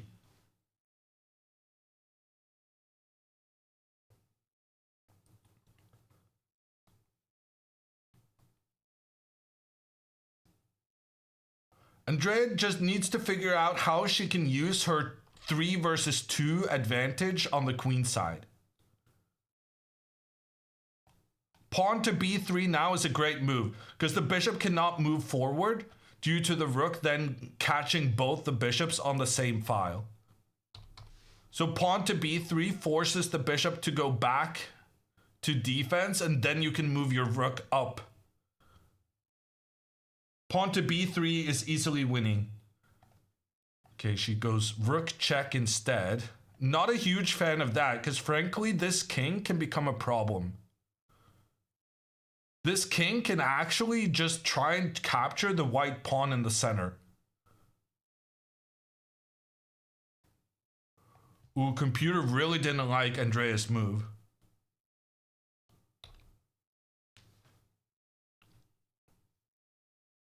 It's like her rook isn't doing anything in particular, and she's actively encouraging the opponent to improve his king positioning. And also now, if Andrea tries to kick out the black bishop, then the black bishop can try and attack the white pawns. Yeah, no, this was a big mistake from Andrea. That was actually a big mistake. She needed to kick out the bishop first, and then she could start attacking with her rook. And now these bishops can be pretty annoying. The bishops are really good long distance pieces. So they can go from one flank to another in no time. Rook to d6. Once again, she's encouraging the opponent to get the king even higher up. Although now she's also planning knight to... I guess she's planning to attack this bishop and then capture this pawn. Ooh, but if she does that, the computer says black is winning. Oh no. This is still kind of tricky. Here black is winning because even though white has a rook, the bishops are really powerful pieces when they manage to take out the white pawns. And then after the pawns have been eliminated, the black pawn can start moving forward to become a new queen. And these bishops will be excellent in both defending against the white pawns trying to become new queens while also helping the path of the black pawn advancing. Okay, Andrea plays pawn to g3. That's a good move. It prevents this king from approaching here. It threatens to go pawn to h4 next.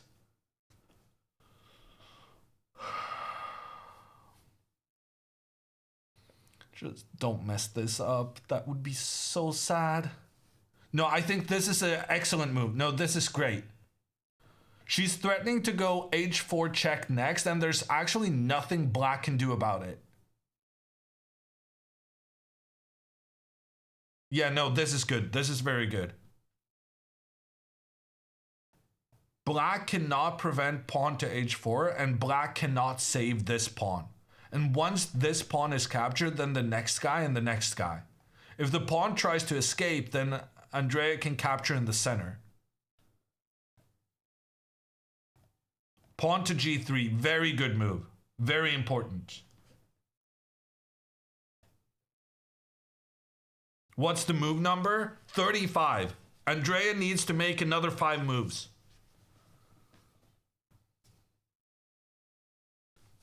Any brilliant today?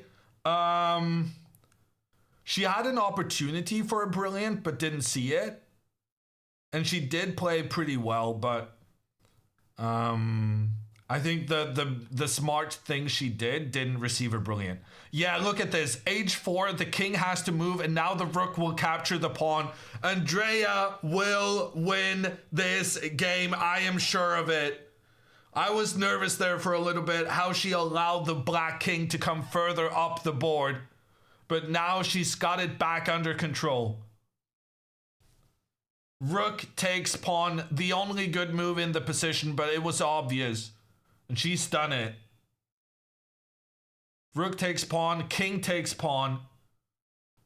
She can take another pawn here. She can take a pawn in the middle. Take this one, take this one. Okay, so she's gonna take here. Then she's gonna take there.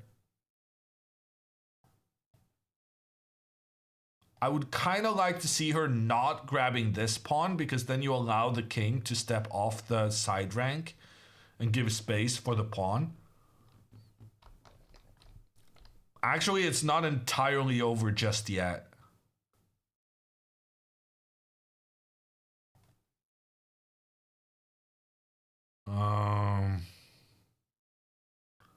It's close. It's very close.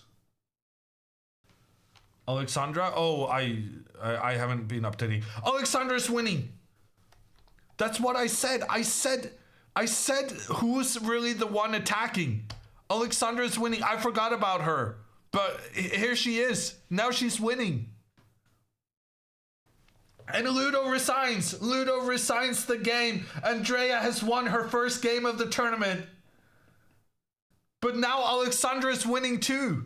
Alexandra was in big trouble, but she's turned it around. Okay. Apparently she was winning, but the only winning move was rook here to give a check on the king. And when the king moves forward, you just keep the rook pointing in towards the black rook, and black is super stuck. That was the winning variation. Instead, queen to h4, mistake, queen to g7, only drawing move.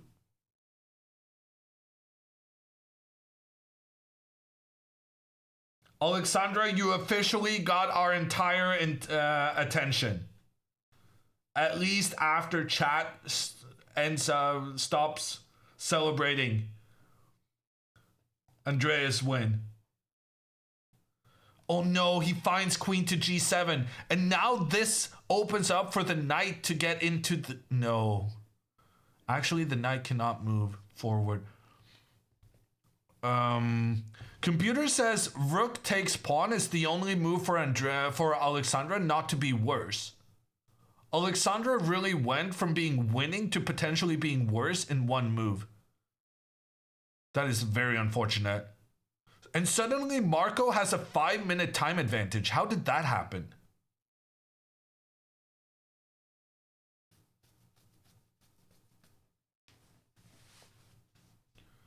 Ooh, the knight blocks. Counterattack on the queen. We're going into an endgame. It's going to be an endgame. The queen is going to give a check on the king. She has to make that check. Only move that doesn't lose for Alexandra.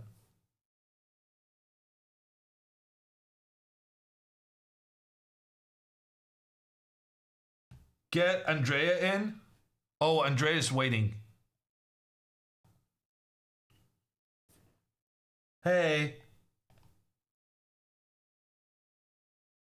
Oh, damn. I muted my computer. Wait. I'm not sure my sounds are on. Okay, you're on. And here, take you take. I just take everything. Yeah, but the idea is that I still have, like, you're opening the file, so but this is actually favorite, so I don't think I would have gone for this. Activate the piece. I was, probably just gonna stack. That's much better. Yeah. But then I play bishop g4 and the show goes on. Yeah. Or I take on c4. Yeah.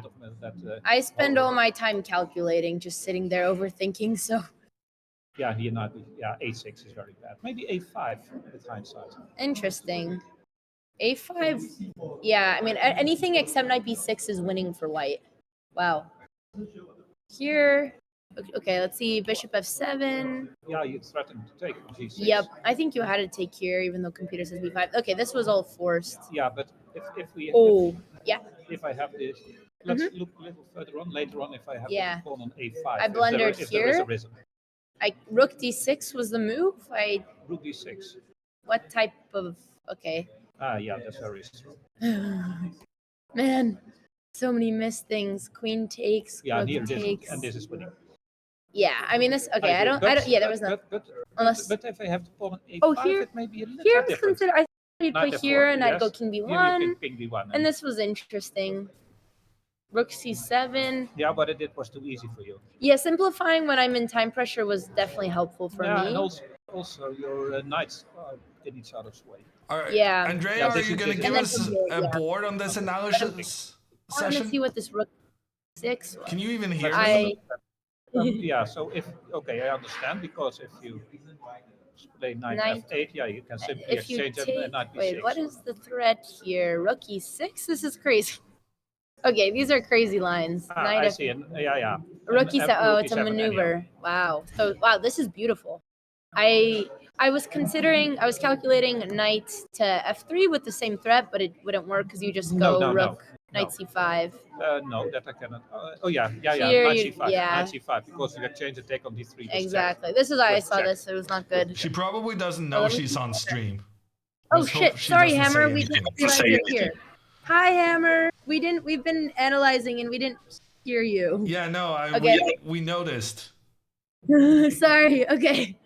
But how's Andrea, Alexandra was waiting for a move, and then she didn't find the move, and now she has to find an only move to if not Alex's lose. game is in a decisive moment, we can also wait and analyze after. Let me put my camera on. I'm on my computer. 1 second. FaceTime HD. Okay. I'm here with Ludo. Ludo, right? Pronounced Yes. it correct? Very good. He is from the Netherlands. Okay, we're gonna pull up stream. We want Ludo interview. We'll let him. He said he knows you since you were 12 and he saw you. I've Or seen him play. He's seen you play. Yeah, That's no, crazy. I've seen Ludo at many tournaments as well. Yeah. Oh, Yes. that's so cool.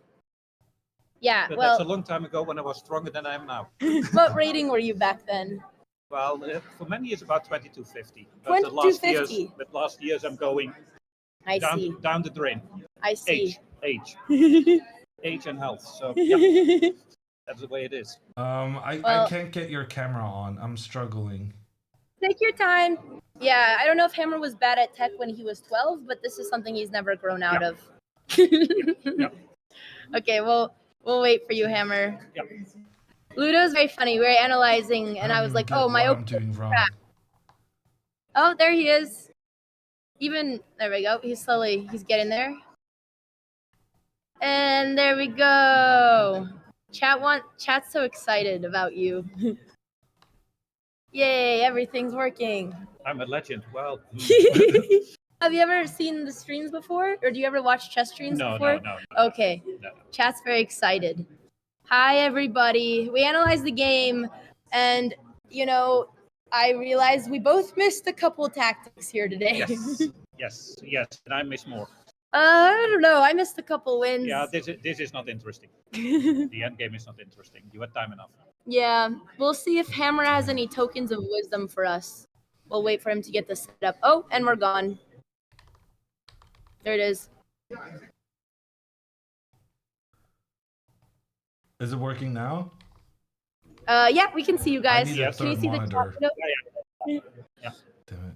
You guys, okay. Chat, do you guys have any questions for Ludo before? Wait, Hammer, you just cropped me out. Sorry about that.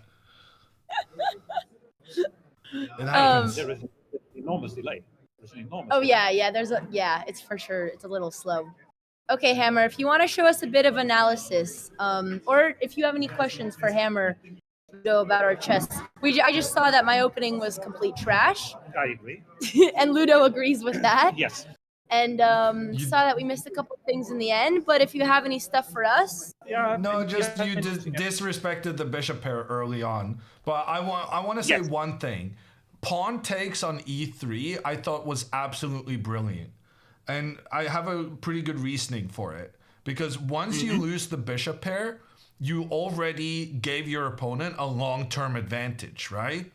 So by giving him another long-term advantage, that's actually not so bad for you because you already have had long-term problems. But the things you were able to create through the F-file as a result of taking with a pawn and the pressure you gained with your rook down the F-file was really, really clever. So you already made one mistake, giving him a long-term advantage, and then instead of thinking, oh no, now I gotta play proper, it was absolutely correct to give yourself the short-term advantage of the open F-file even if that gave him another long-term advantage, because you'd already kind of given up that and you needed something to happen right now. Yeah, here I wasn't sure about c6 here rather than castle. Oh. Also, if Alex's game is 1 minute away, Hammer, we can just wait. I don't want to take away from Alex's final moments, actually. Okay. Well, we'll talk after I'm just then. saying Alex is under 1 minute, and it Yeah. looks decisive. But we can wait. We can wait.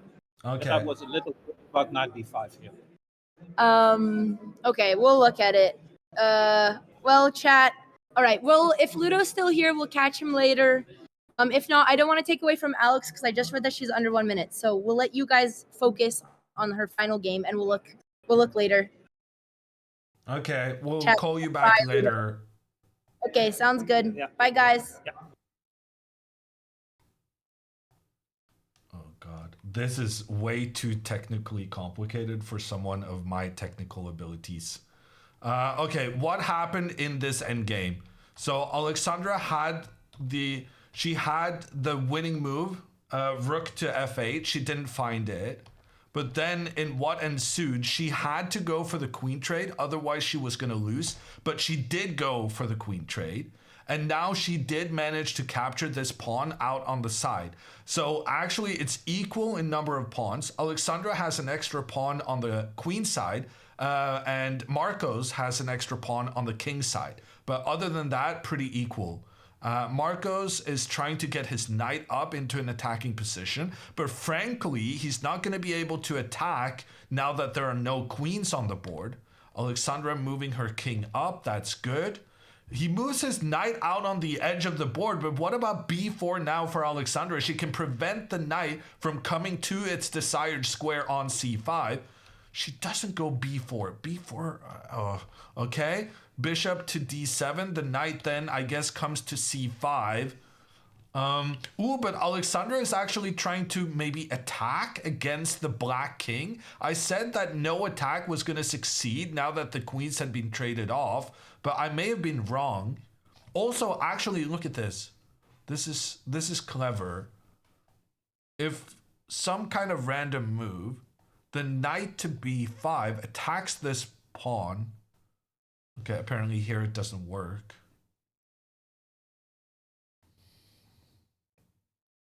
Okay, computer actually really likes Alexandra's position, but it looks kind of equal to me. I feel like Alexandra had a big opportunity there to go b4 and prevent the knight from coming to c5. But even though she didn't play b4, the computer actually has given her the best move sign for this bishop to d7. That really surprises me. But apparently it's good and the computer likes Alexandra's position.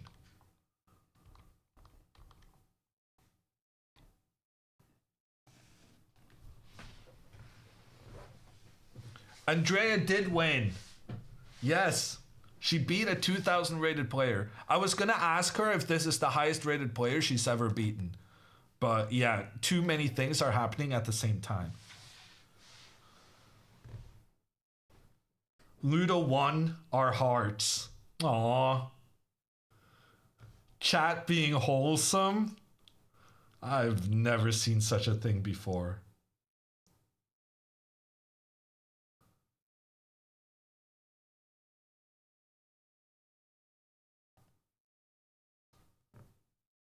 They're playing with increments, right? Yeah, so they get an additional 30 seconds per move that's being made. Also, Alexandra just made her 38th move, which means she only needs another 2 moves before she gets an additional 30 minutes when she completes move 40.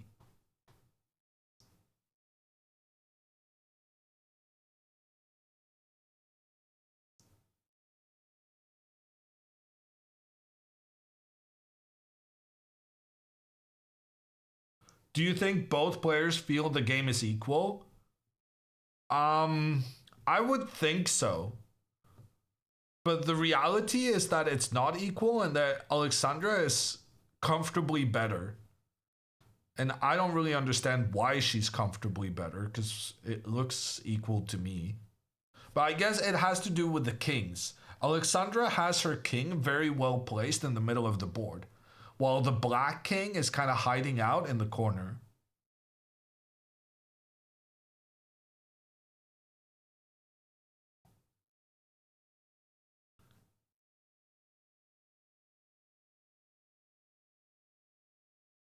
How often do games at this level go to 40 moves? I would say often. Well, the thing is that very often the game is decided around move 40. So very often they will get to like move 43 and then one of the parties will resign because they realize it's a hopeless situation. A lot of the action, a lot of the back and forth happens around move 40 because that's when both players are low on time.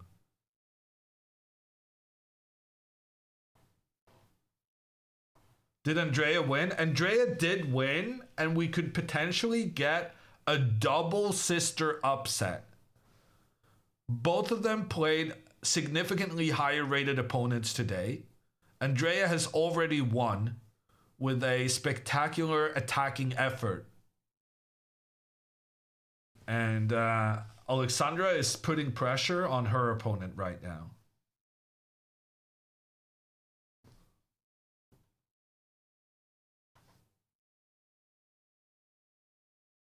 Pausers hype. I have no idea what that means, but it makes perfect sense for chess. Right now, it's kind of a pause because Marcos is thinking, but it's also very hype because when he does move, we're going to get a couple of moves in very quick succession.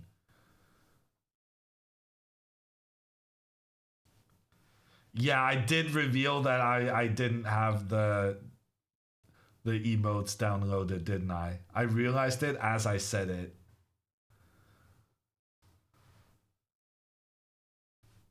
Dina won? Oh my god, it could be the perfect day.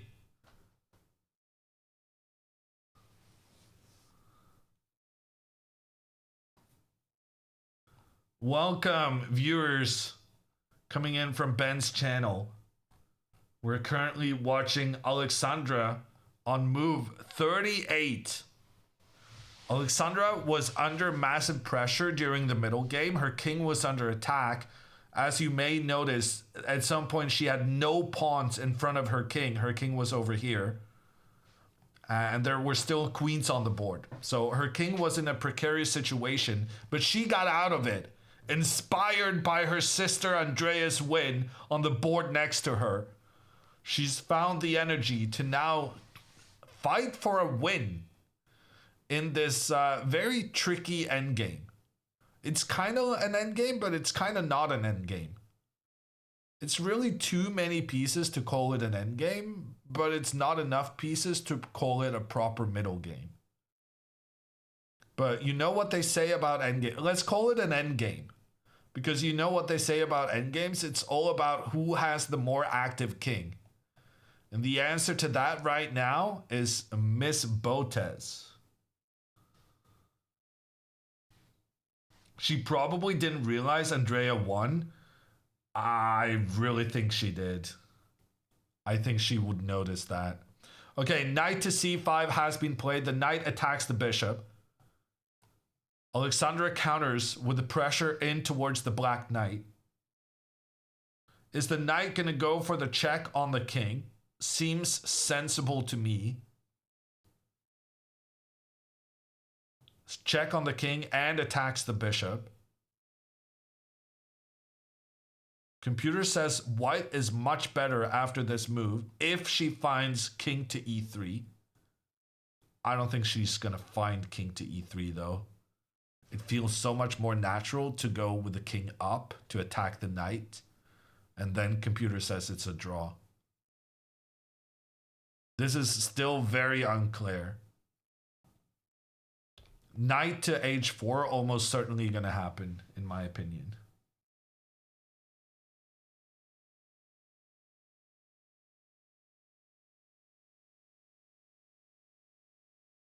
Marcos down to just 2 minutes. Marcos was using more time in the opening, and then he got a time advantage in the middle game. And now it's back to being equal on time.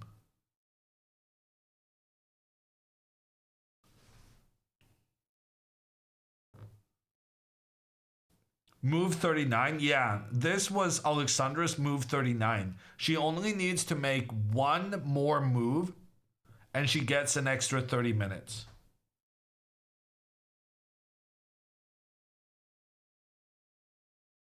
Isn't Alexandra's endgame really strong? I spoke to her yesterday and she said that she really feels confident in endgames.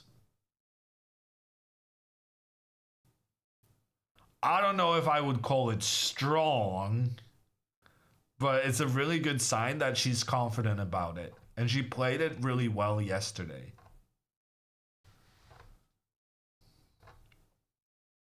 Knight to d3. Ooh, he's attacking this pawn.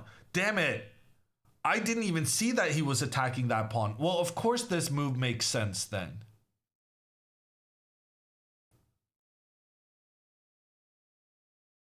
Ooh, and if Alexandra tries to defend that pawn, then the knight can come for the double attack. Ah, so the computer's being very clever here. The computer wants to attack the king, and then if the knight takes the pawn, you win the knight because the black pawn cannot recapture the bishop because then the king will be in check. So after rook here, the king has to move, but then Alexandra can move her rook back and protect the pawn because now there's no double attack because the rook kind of got one step further away from the grasp of the black knight. That's very, very tricky. She didn't find it. Okay, she's going for trades. Should be a draw now because there's no way for Alexandra to keep this guy defended. Ooh, although... actually, now that I think about it, this is very tricky for Alexandra because not only is she losing one of the pawns, she's going to lose the next one and the next one to that same menacing knight. Don't stress about the time. No, you're already on move.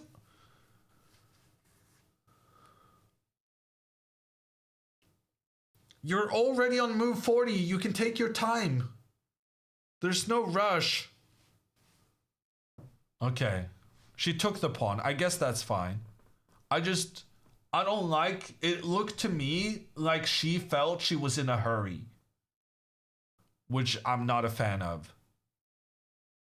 Okay, Marcos takes the white pawn. Now Marcos is threatening here, and he's threatening here. Alexandra has the better placed king, but she's gonna lose a pawn right now. No matter what Alexandra does, she's gonna lose a pawn. Why doesn't her clock add 30 minutes? It's like a special rule that the players themselves have to know how many moves are made. Basically, the reason the clock doesn't add the extra time is because then if someone had like clicked the clock while no one was watching, then the clock would give you extra time before you were supposed to receive it. So it's basically so that a player can never use as a defense. Well, the clock said I had 30 minutes, even though I had only used 39, played 39 moves because someone had kind of interfered with the clock. That can happen. I've never heard it happen, but it could happen. And that's why the clock doesn't add time automatically. Because you choose kind of not to trust the move counter. Alexandra finds knight to b5, which was the best move according to the computer. Interestingly, now after knight takes c4, knight takes c7, rook takes pawn, king up, Computer actually says that Alexandra has an advantage here, despite being down a pawn. And there's some like freaky circumstances where Alexandra can win the game thanks to the king in the corner. Like if black focuses on this pawn,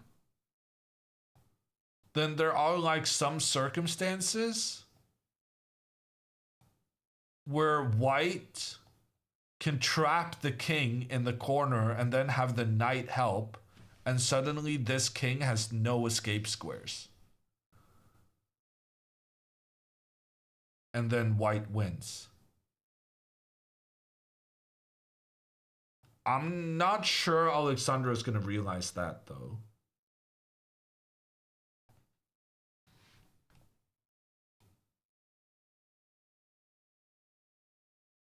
Arabic mate? Is that what it's called? I don't know the names of the mates. I just know how to play good moves.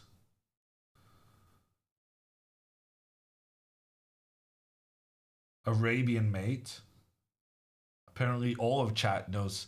You guys, maybe if you studied more and your puzzles rather than the name of checkmate themes, you could be as good as me.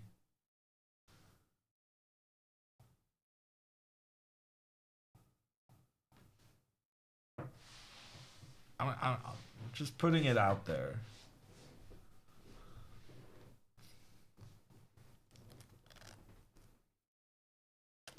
Names more important? Arguably, I would say no. Names are not more important. But to each their own.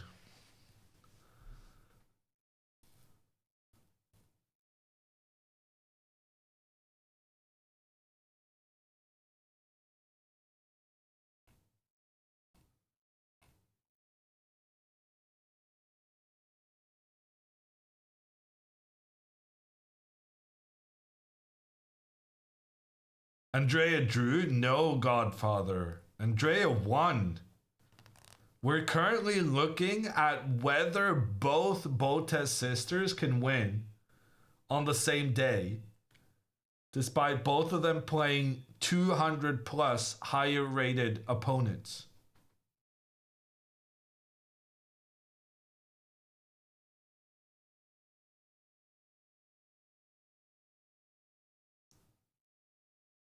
I know a guy rated 2000 who doesn't know the name of the Sicilian defense. Proving my point. Just as important knowing the moves. I would say more important knowing the moves than knowing the names. There's one checkmate I know the name of, though. And it's because it's the most famous game I've ever played. Unfortunately, I lost it. So, Anastasia's mate, I'm intimately familiar with after getting checkmated with that one by Mr. Magnus Carlsen.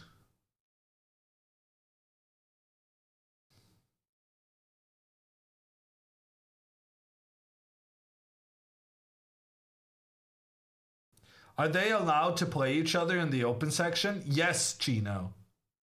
And actually, they were very close to being paired against each other yesterday. Because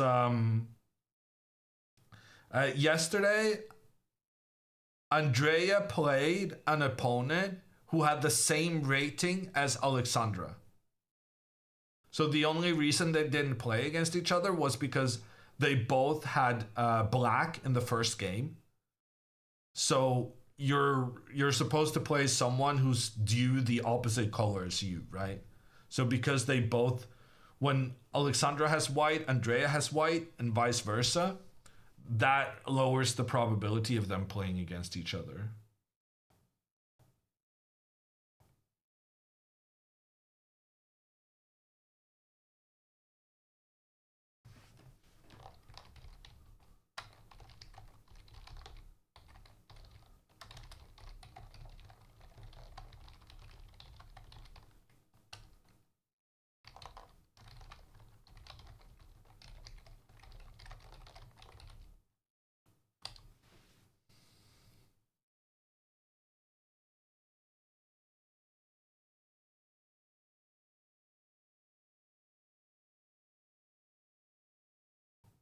Oh, it's not. Yeah, it's not going to happen in the next round because Alexandra and Andrea are not going to be on the same number of points, unless Alexandra loses here.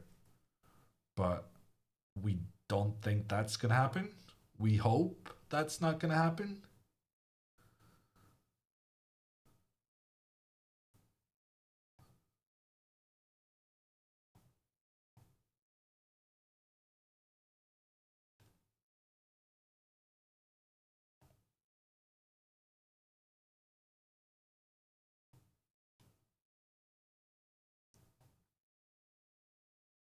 Okay. So there's no more Ludo. No more interview with Ludo. And I'm quoting Andrea. I said, Alexandra's game reached time control now if you want to reconnect. And Andrea says, no, it's okay. Dina and I finally have time to go to the mall. So Dina and Andrea going to the mall is more important than you guys.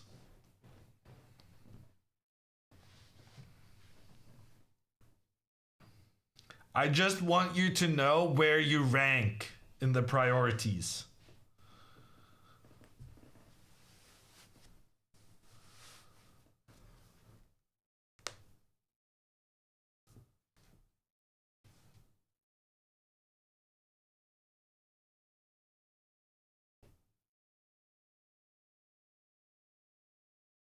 She did also say that she's gonna call in 3 minutes to talk to chat.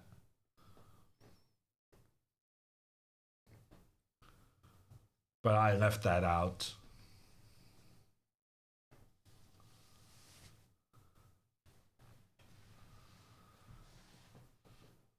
And now Dina in chat saying, of course the mole is more important.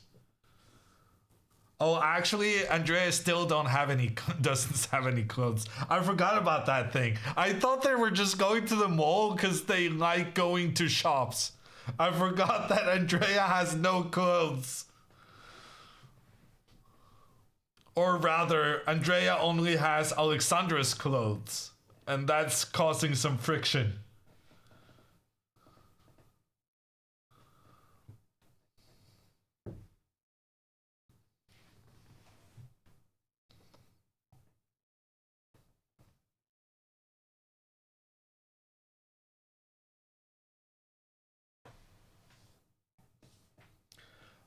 Oh, apparently she wore Dina's sweater today. Okay. I mean, I'm not sure if that's better or worse. Because that probably means that Alexandra had a meltdown and said, you don't get to wear my clothes anymore.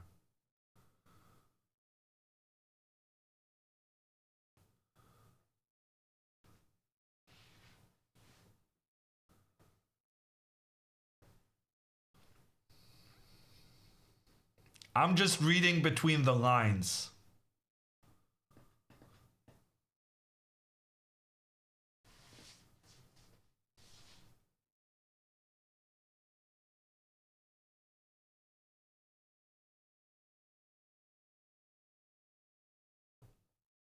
Hammer stirring up drama.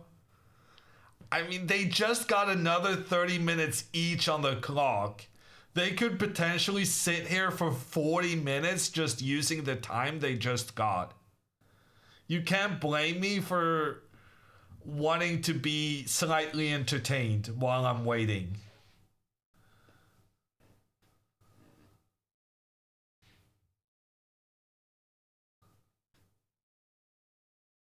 Can you explain this position because it looks losing?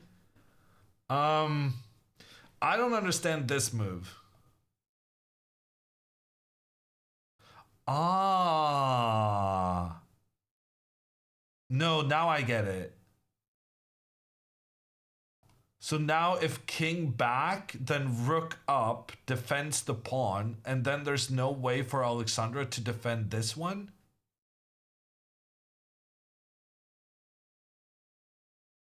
And here computer says Alexandra can sacrifice the pawn. and then win the guy in the middle instead. Yeah, this is still kind of complicated. Which explains why they're spending so much time.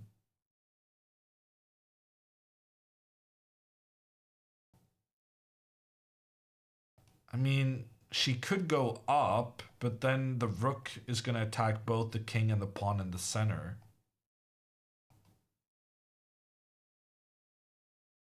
Okay, that's wild. Here, Alexandra is winning. Winning? Pawn takes, and then knight takes. And then this is a passer. And even though black is up a pawn, it's this trick again. Knight to e8. And the king gets trapped in the corner. That's very sneaky.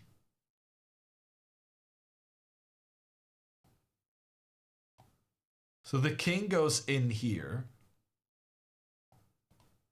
And then the knight here, together with the rook, takes out all the squares around the king.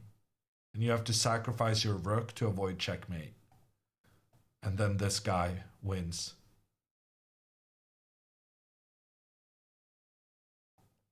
This is very interesting. The good news is that Alexandra literally doesn't have a bad move. This is... No, actually, okay, she does have one bad move. This is a bad move. Actually, computer thought about it and said even this is okay.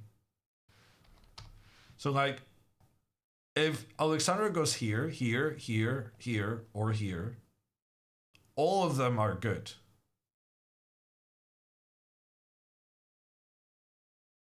She went up. And now, if he goes for this, then Alexandra has a winning position.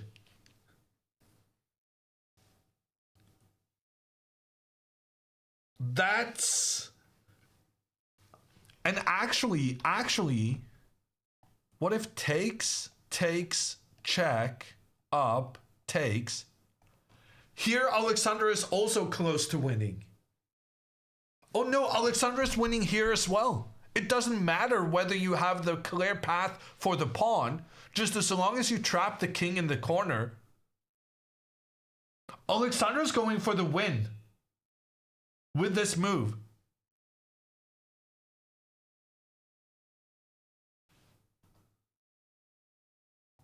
Alexandra is trying to get her king higher up to help out. And she has this very sneaky plan, getting her knight close to the black king to go for the checkmate.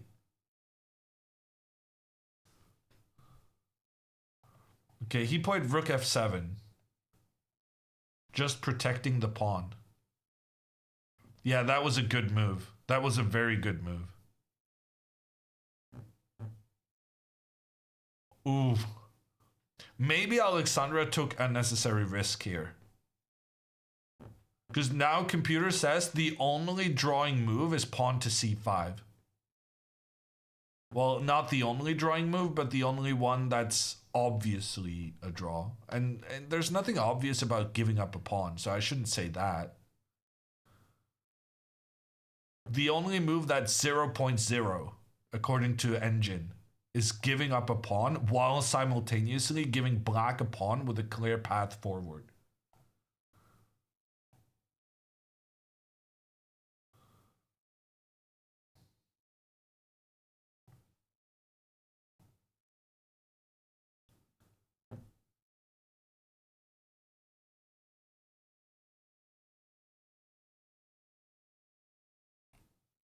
Why c5? I don't understand.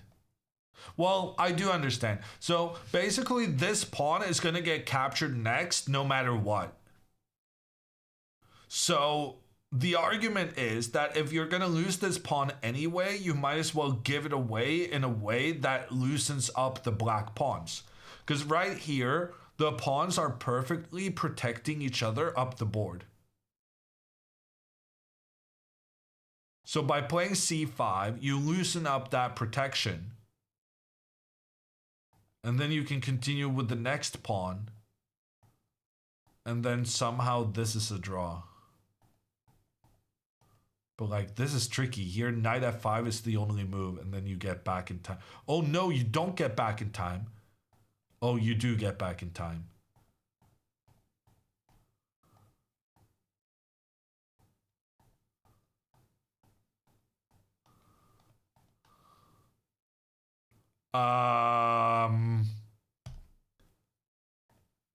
I don't think Alexandra saw this move.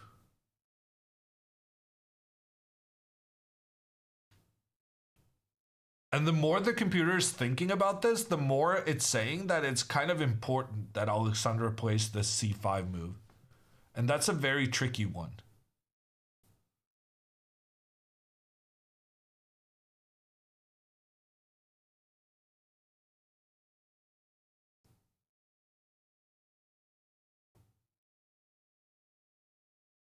King g5 seems natural. Yeah, I agree. King g5 feels natural, but at the same time, then we're just losing a pawn. And here, computer says black is very close to just being winning.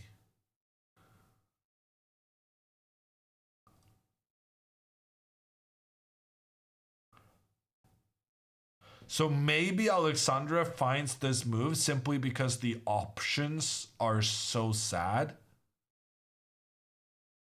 It would have been so much better if the white king was back here now. If we knew that the guy was going to go here, moving the king back, then we would have had some kind of a rook back, rook over scheme. But now we don't have that because our king is blocking the rook's ability to step back. Also, like, even though Marcos didn't do it now, he's always going to have the option of moving this rook forward to attack both the king and the pawn later on. c5 becomes more obvious the more you look at it. Let's hope so.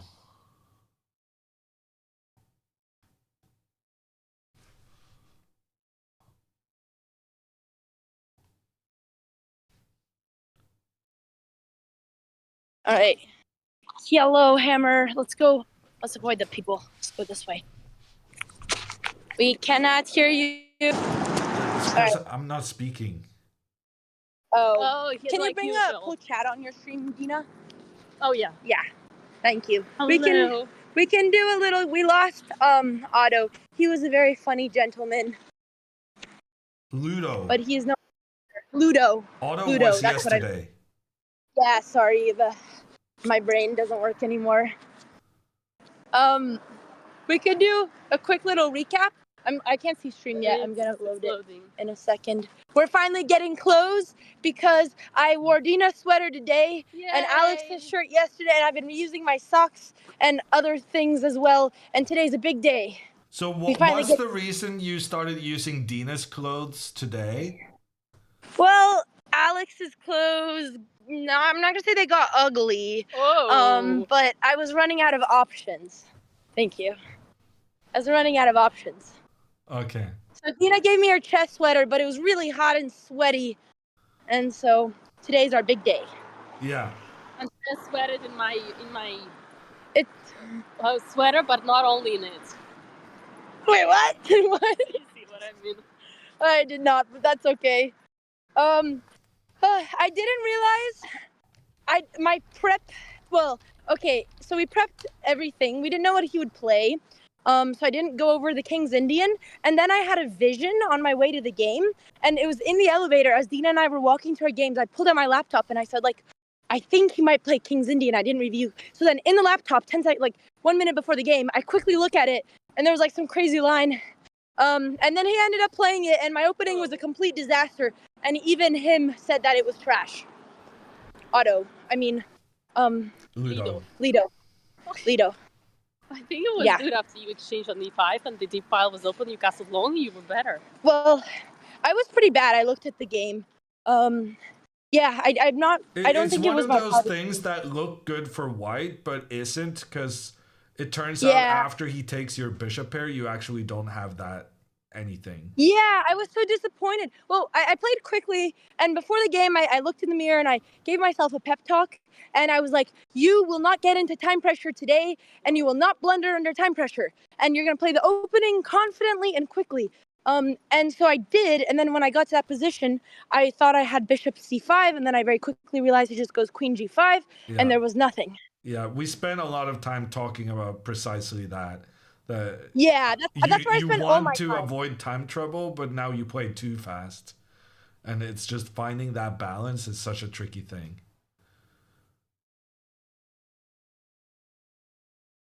I think we lost them. We may have lost them. I've never gotten to talk this long without Andrea replying ever before.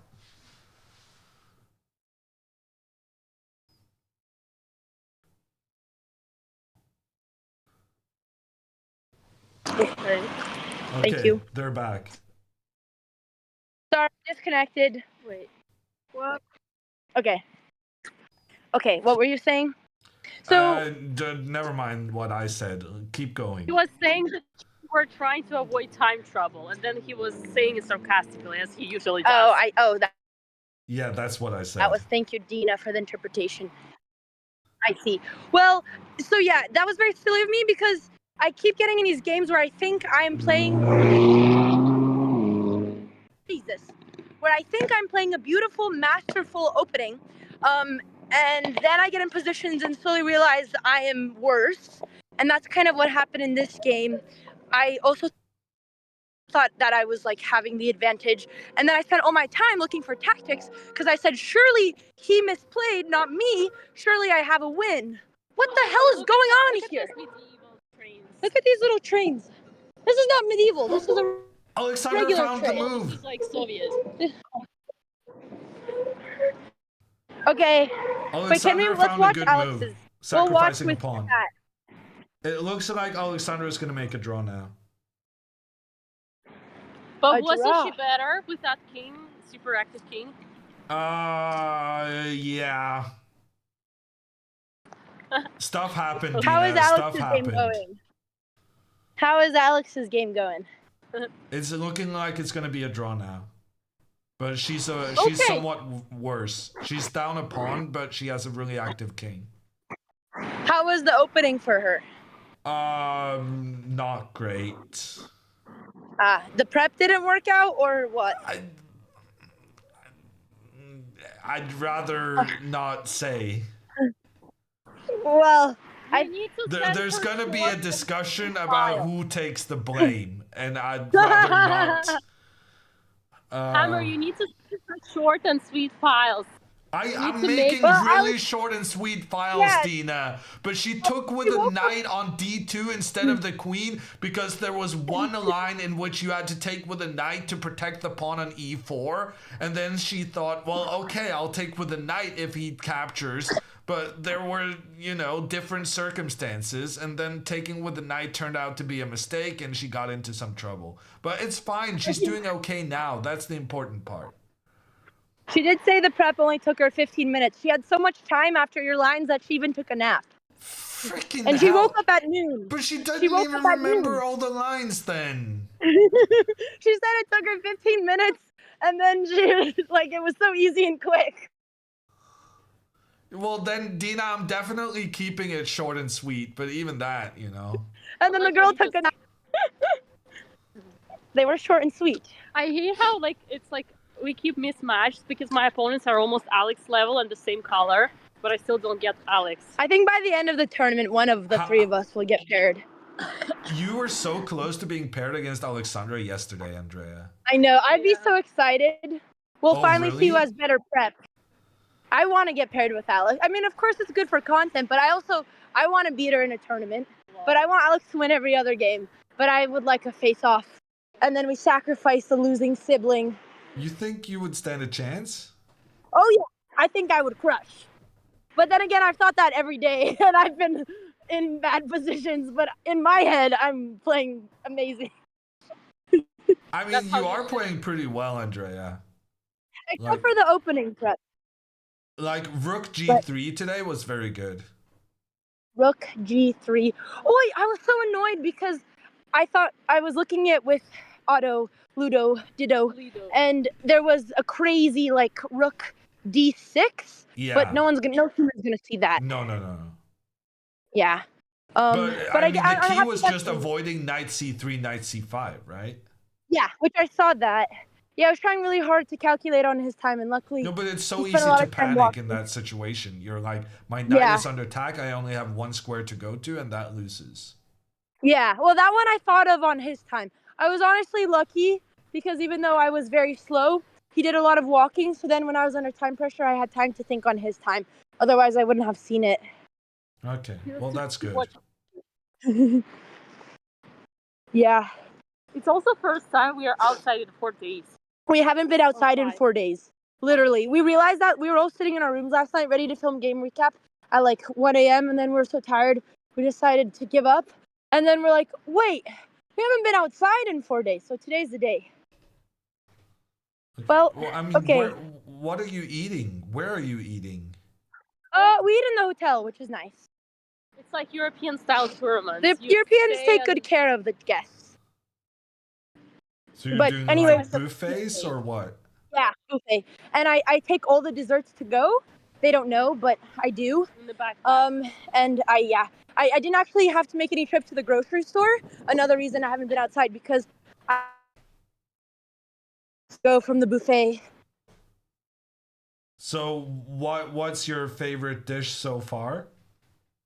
The breakfast was really good, and then I ate so much breakfast every day. I practically would only eat breakfast, and then I wouldn't eat lunch, and then dinner we'd eat at 10 p.m. So I would eat like 3 plates for breakfast because they have this really good porridge, and they also have Nutella, and it just reminded me of my breakfast when I was a kid. And they have eggs, and they have these little porky sausages that later I found out. Sounds good. Sounds nice. So, yeah. And they don't have that. Well, they have we've been eating lots of oranges because we're all sick, and I think Alex is catching that cold. Hold on. Okay. Hold on. We're gonna let you guys focus. Alexandra made a move that was not the number 1. Oh. Thank you, Zuladin. But it made a lot of sense. Ooh, Okay. No, I think she may have blundered. Rook c8, there's knight d6. Uh-oh. Rook c8, there's knight d6. Okay, apparently this is also a draw. Oh. Knight takes d6, pawn takes d6, and then... Yeah, apparently that's a draw. Okay, chat. We're at the mall now. Priorities.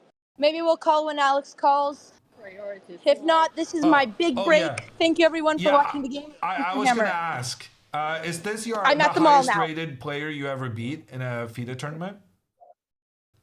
No. Oh, in a FIDE? Well, I guess I haven't played a FIDE since I was like 15. So potentially. Wait, was Charlotte FIDE rated, Dina? Yeah, of course. Beauty center. Okay. What is this question, Okay, Andrea? we have to go, Hammer. There's lots of shops here. I need to focus. This is going to take all of my attention. We only have 10 minutes to spare. Okay, chat. Thank you, everyone. We're going to try to join when Alex is done. We'll try to join her. Hopefully, I'll have plenty of socks. And we'll see you guys. Bye, Hammer. Bye, chat. Thank you. Oh, she just left. Okay, so Alexandra is still down a pawn, and I'm starting to get a little bit concerned. Because right now, giving this check allowed her opponent to just improve the positioning of their king. What was the move here? Computer is recommending pawn to a4? But that doesn't seem very impressive. The guy could even just go for this pawn. Every time you go for this pawn, you get some trouble with your king being stuck in the corner. No, I think this is still very tricky for Alexandra. I'm assuming she wants to go rook to c8. But then computer says king g6 is good for black. King g6? Is that obvious? That was definitely not obvious. And after takes, you don't take the free pawn. but you go knight d2, and it turns out you're not able to defend the knight because the knight is defending the square the king wants to use in addition to attacking the pawn. Ooh, and if the pawn just rushes, then the knight gets the double attack on the king and on the pawn. That's very fancy. There's no way this dude is going to see all of that. But yeah, Alexandra is under some pressure. I'm going to take a little break. Alexandra, she's down to just 9 minutes on the clock, and she's under pressure on the board. So this is going to be a bit of a stressful end to the game. Marcos Garcia, he's using his time advantage right now to basically stress out his opponent. Knowing that she's going to be low on time, he's trying to use that as a weapon against her, playing way quicker than he has so far in this game. And it's going to be interesting to watch the end of this. I would say we still got a good half hour left in this game, so stay tuned, and I'll be back in about 5 minutes or thereabouts. Oh wait, no, timeout, no break. Rook c8 on the board. Let's stick with it a little bit longer, because we need to know how is Marcos gonna respond, and will he play very quickly? Or does he realize that this position he needs to think for quite a bit? My first instinct was that knight d6 is clever here, because then you're attacking this and this and this. But it turns out if you just make the trade and move the king up, then even though black is up a pawn, black can not really make any progress. Because the king is making sure that the black king cannot move forward. If the rook tries to attack the white pawns, then you will have a counterattack. And it turns out this is just... I mean, this could even be dangerous for black. Because if the white king starts infiltrating and making checkmate threats against the black king, then it's black who's got to be very scared. Here, rook... After king e8... King e6, white wins. So that would be very dangerous for black. So knight d6 is the human move. It feels like the move you're supposed to make, but actually, according to the computer, it is a mistake. And instead, Marcos should try to prevent the white king from moving forward. And the move being recommended is king to f6 or king to g6. These two moves are the moves we fear. Even though it allows Alexandra to take this pawn, because then there's this guy, there's also this guy, there's trickery all over. So activating the king, that is the best idea for black, and we'll see if he's done that when I return from my little break.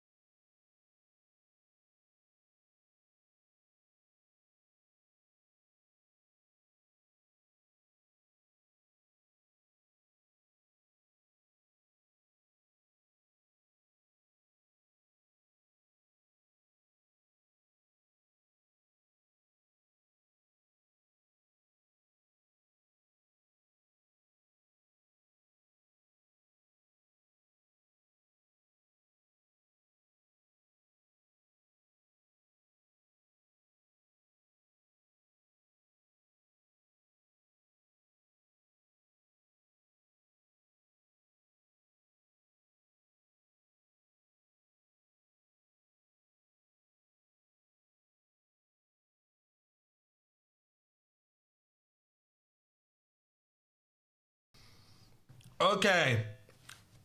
Did this happen? Is this my analysis or did this happen? Oh, let's go. King G5, best move. It did happen. You missed move. Technically I didn't miss moves. I predicted in advance what the moves were gonna be, so I didn't actually need to be here for when they did happen. Mistakes made? I don't know if I agree about that, but for a human player, it made tons of sense moving this knight back. But king to g5 is just a really, really good move for Alexandra, and it basically just secures the draw right now. She might even push for the win, because Marcos is probably going to want to try to win this, so he's going to go after this pawn, and then Alexandra is going to get chances to win because of these threats and how the king is kind of itching its way towards the black pawns.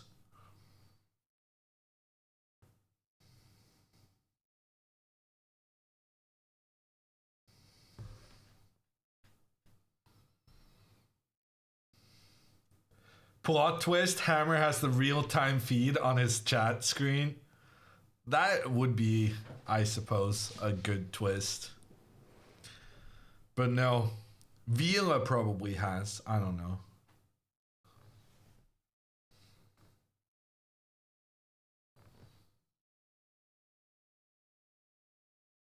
It does look like right now that this is going to be a draw. And that's going to put Alexandra in the plus column. At the moment, she's currently losing rating on account of a 8-year-old. But this is going to make it back and then some. And it's going to put her confidence. It's going to increase confidence. It's going to increase vibes. And also, I think she's going to get a kick out of Andrea winning her game.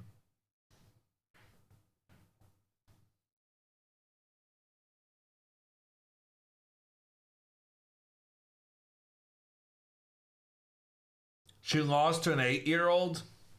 I mean, any game you don't win against an 8-year-old is kind of like a loss.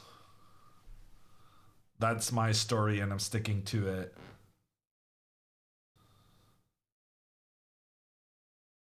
Should Alexandra hydrate more during games? I don't know. Are you guys concerned she hasn't been drinking enough?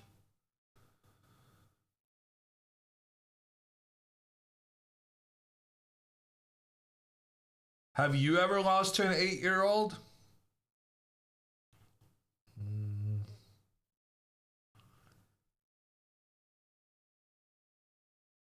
Probably, but not that I know of. I probably lost to some 8-year-old on the line.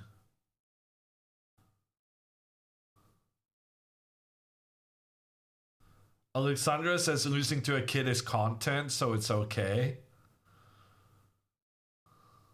I'm pretty sure there's a meme that should be accompanying that comment. The one with the crying face? No, the sweating face?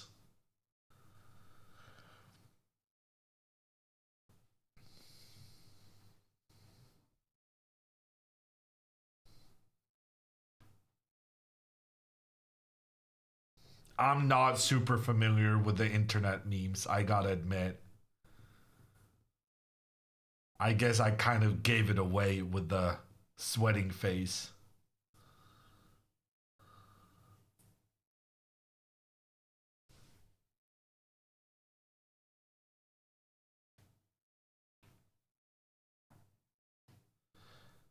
Warburton is having a admission in chat, admitting that he lost to an 8-year-old. And I was there and won my section, so I don't know why he's mixing that up.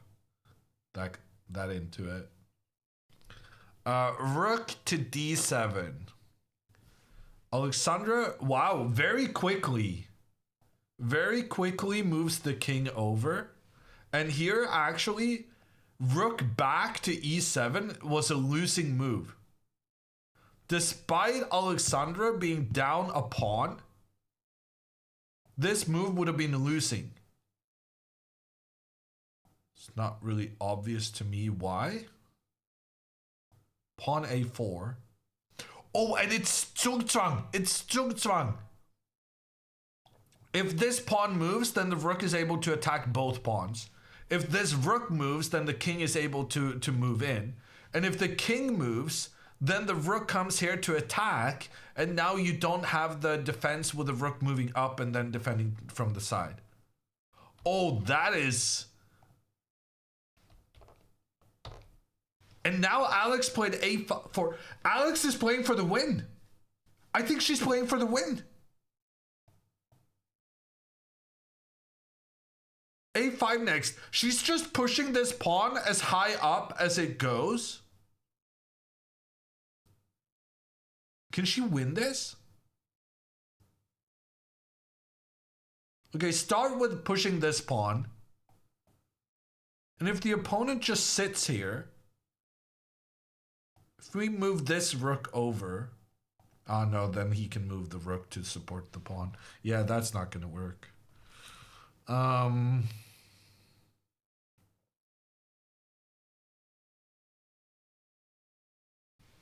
Yeah, and so what's gonna happen is this.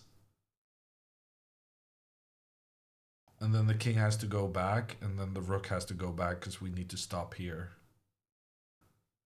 Yeah, the game is gonna be a draw now, just within a couple of minutes.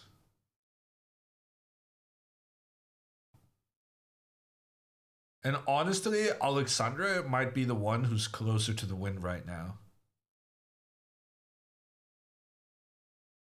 Can she go king here?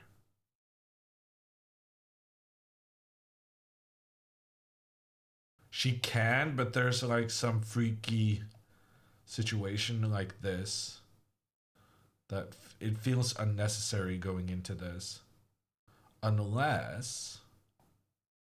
Because now we force the king back, and then we get this situation with the king itching its way in.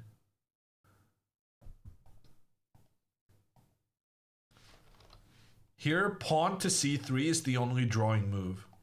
If rook down, then this is winning for some reason. Okay, apparently this is winning for white. We don't need to understand it, we just need to appreciate it. And that means... Alexandra should try this move.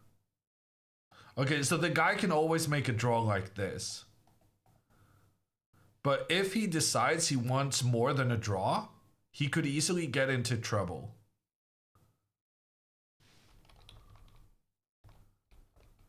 Or maybe he can go here.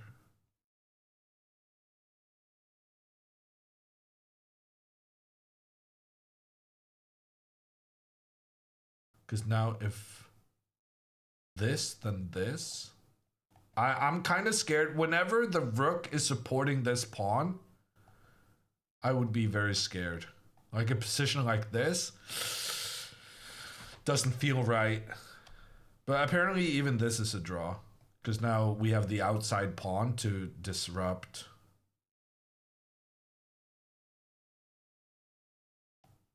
How's the time situation? Alexandra still has 6 minutes left.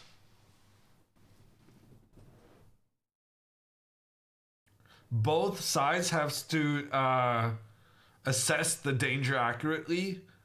The danger of trying too hard to win. That's a very good assessment, cutie.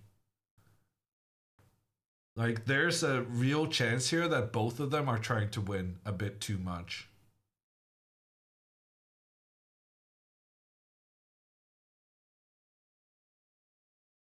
I don't like this move from Alexandra. She's giving him an option to play b6 that was entirely unnecessary.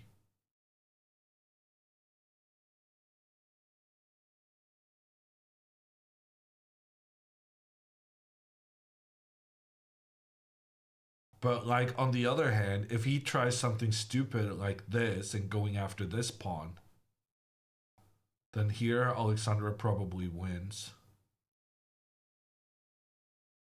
Okay, this is a draw. But like this is a draw and this is a win. No. Like we had a weird situation that looked a lot like this earlier, but then the rook, black rook was here and white rook was here. And then it was somehow a win. And now it's a draw.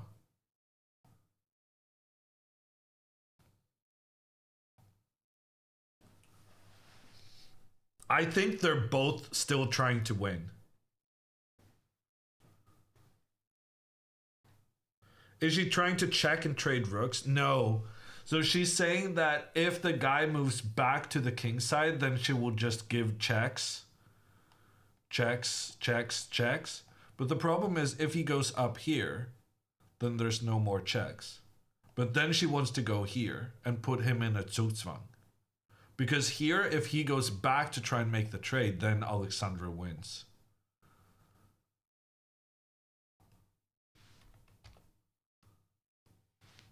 Okay, and now it's just a draw. Okay. GG's, everyone. I mean, it was a game that Alexandra maybe deserved to lose at some point.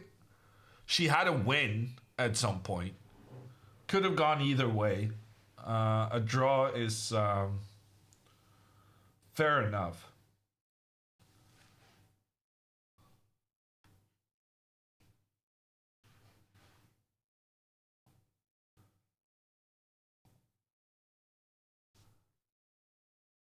They didn't draw yet? Yeah, but there's no choice. Because right now, black has the rook supporting this pawn. And this pawn, supported by the rook, is super dangerous. It's got a very clear path to move forward to become a new queen. So Alexandra has to give a check. The guy has to keep his king close to the rook. Alexandra will give a check. He will keep his king close to the rook. But the problem here is that he has no way of kind of getting out of these checks from the side. So they're just going to go back and forth, back and forth. There's no way out for either player. If Alexandra stops giving the checks, then the pawn will win the game. And if Marcos tries... well, he cannot really try anything, right? Because he cannot get his king away without losing the rook. Can she try a5? No. Like, I mean, she can play a5 and then he plays c4 and then you have to do the repetition. And now, at this point, you kind of need to hurry to do the repetition before this pawn becomes too dangerous. She tries to find a way to win. Is there a possibility? No. What happens if Alexandra trades rook? Then she loses. So she's down a pawn right now. So if she trades rooks, then black just wins with the extra pawn that has a clear path to becoming a queen.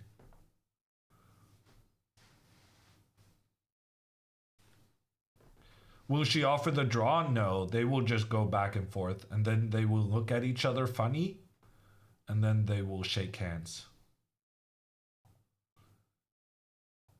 The awkward, do you want to draw? Do you want to make a draw? We agree that this is going to be a draw, right? Oh, damn it. I'm using the wrong.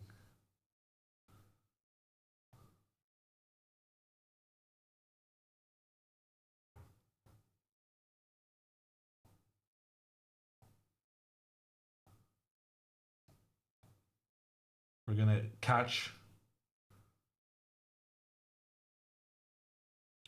We're going to put him in frame for the handshake. No freaking way she's trying to win. Damn it. What are you doing?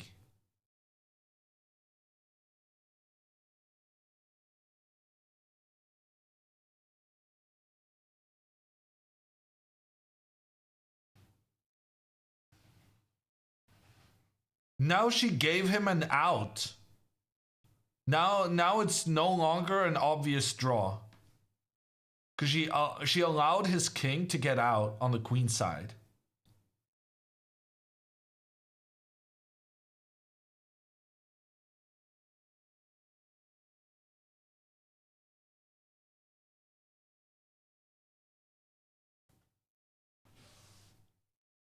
I'm not a fan of this.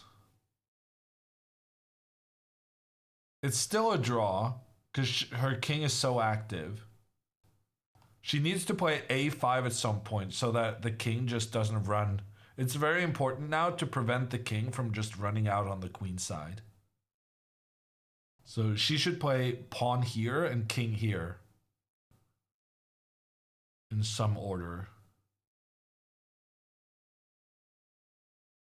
I can't tell whether she's going for the win on purpose or whether she just didn't see that moving the rook back and forth was just a draw. I guess we're going back to the other frame.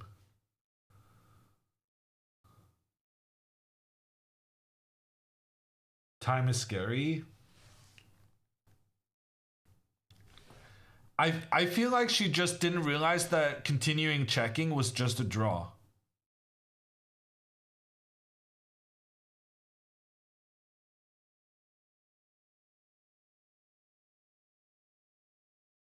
Maybe she's doing this to annoy you. I assure you she is not. I'm not sure what just happened. I think she just didn't realize that giving checks was an instant draw.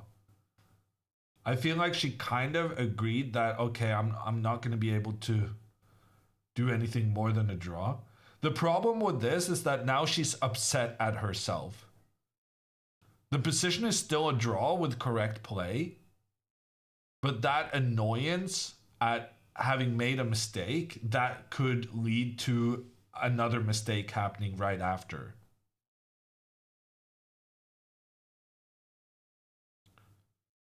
Okay.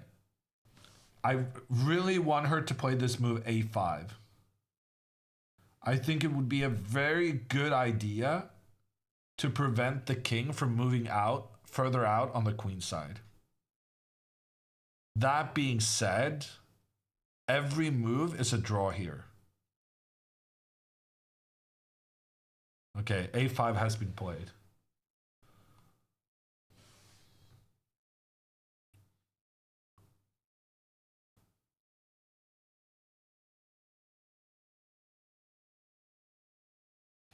But now Marcos has 17 minutes. This game was supposed to be over.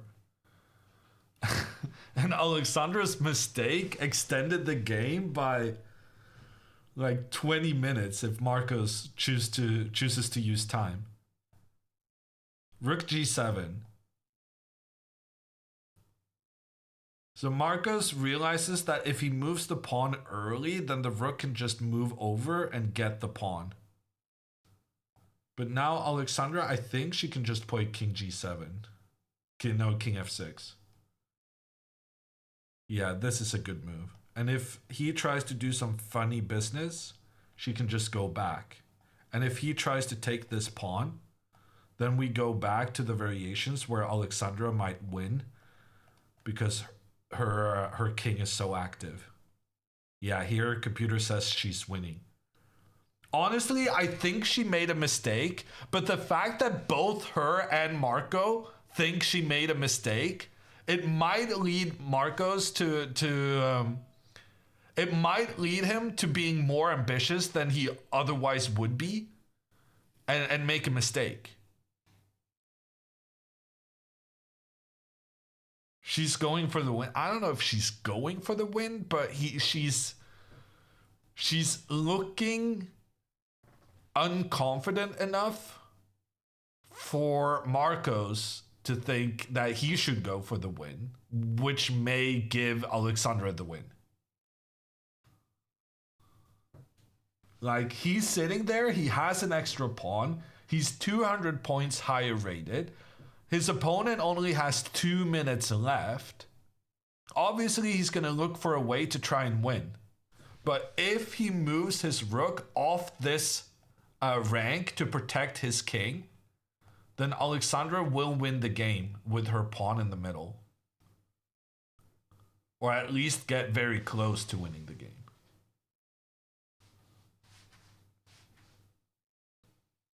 Is this just gamesmanship at this point? No, Alexandra made a genuine mistake.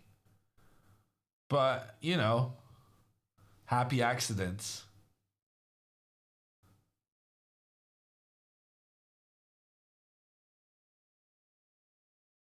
They have extra time each move. Yeah, Long Sky. They get an additional 30 seconds per move, which is why we're not completely panicked about Alexandra only having 2.5 minutes left.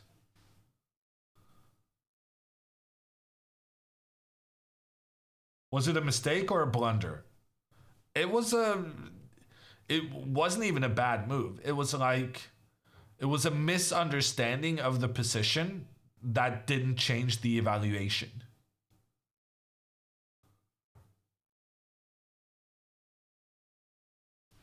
Marco's playing rook h7. Well, now Alexandra's just going to move her rook as well. She already did it. That was the best move. The interesting thing now happens if Marcos decides to start pushing his pawn. Because that's when it becomes risky for him. Because once he pushes this pawn, he no longer has the protection. And once he pushes this, then Alexandra can start going around. Oh God. This move loses for Alexandra. So don't go here. I didn't love Alexandra's rook to f6 move. I would like to see her, whenever Marcos goes here, I would like to see her just attacking that with her rook, with her king. Because then if he steps forward, then you already have your king in that super active position to try and win the game. I don't like how she's playing coy with just moving the rook back and forth when she could have instead forced the matter by using her king to attack the rook. Because here Marcos doesn't have the option of pushing the pawn forward. I want to reduce his options whenever he has his rook in an active positioning.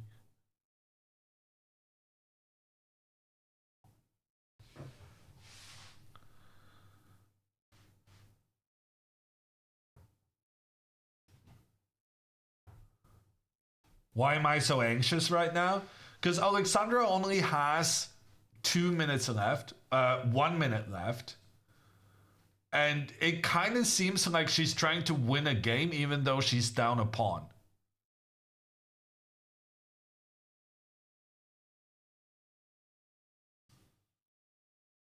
She really said, instead of a draw, let's put rocket launchers in each other's hands. No freaking way she's going for the win. What the? Why? You're down a pawn.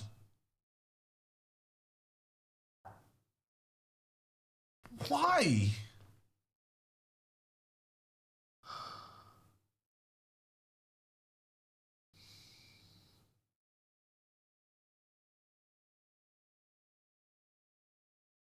Yeah, this is not good. And now she gave him the H file as well, which is really bad. So it's much better. So if Alex wanted to go back with her rook, it would be much better to do it this way. Because then whenever the rook tries to give a check on the king can attack the rook. I'm not sure it makes a difference, but it could make a difference. So I don't like her giving him the extra space with the rook, because that could give him some additional options. Now she should go here or something. And if she goes back here, then pawn to c4. He had this opportunity earlier where he could play pawn to c4, and now he gets it again. And if she moves back here, then computer says check, and b5 is winning for black.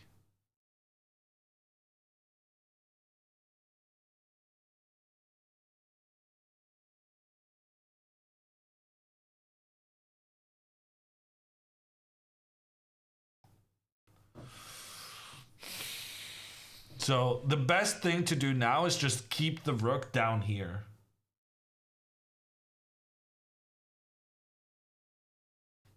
Because then if pawn to c4, you can just go and take that pawn. Oh, apparently this is also bad. Of course it's bad. Okay. Rook a3. Rook a3? What the frick are you doing? Okay, I kind of like that. Not gonna lie, I kind of like that move.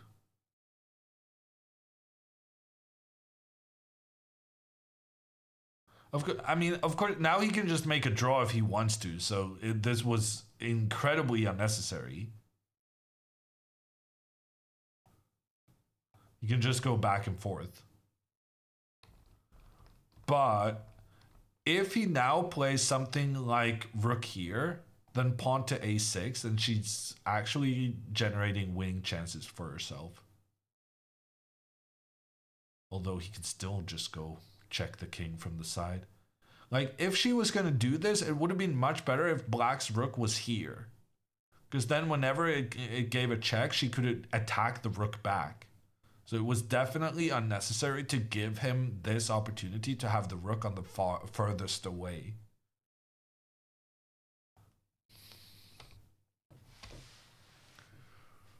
Okay, computer now says that b5 is potentially winning for black.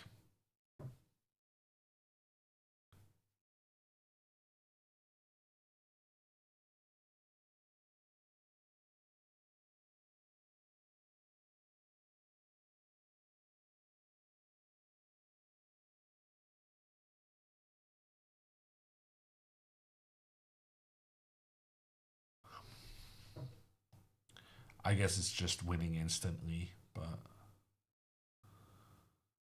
So apparently here she's supposed to go a6.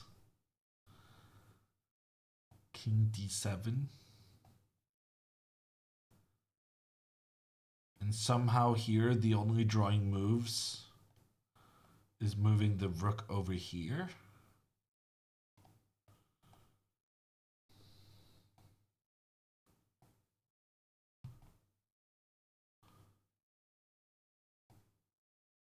And this is a draw. For some reason.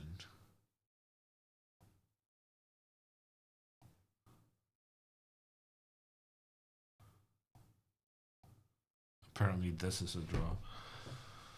Yeah, no, she made it really difficult for herself. I think she's gonna lose now.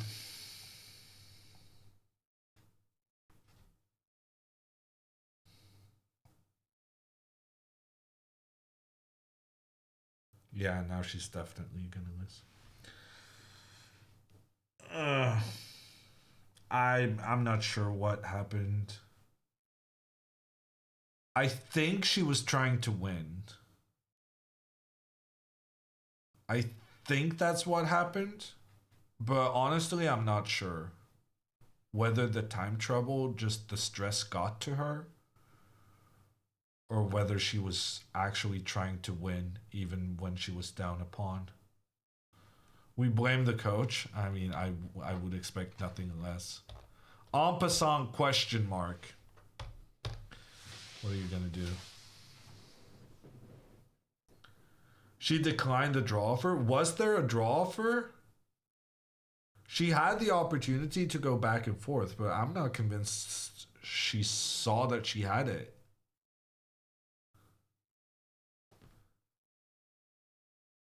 Marcos offered a few moves ago? Really?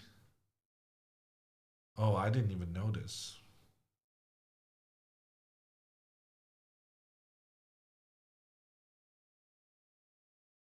Damn.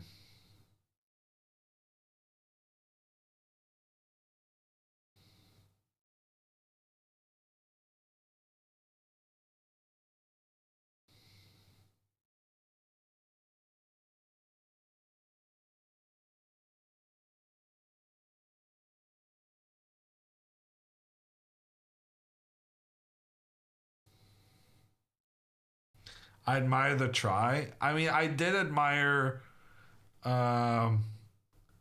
yesterday when Andrea declined the draw. Oh, apparently pawn here was the only winning move, and Marcos didn't play that. Apparently pawn here was the only winning move. I gotta admit, I kind of zoned out there because I assumed pretty much every move was winning for black.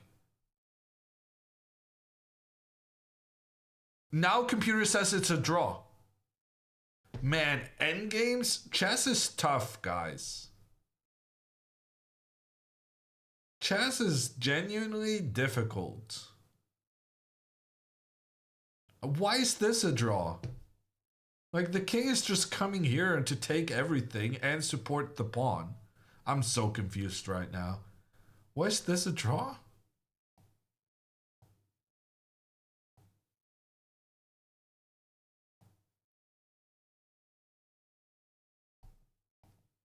Yeah, okay, I guess.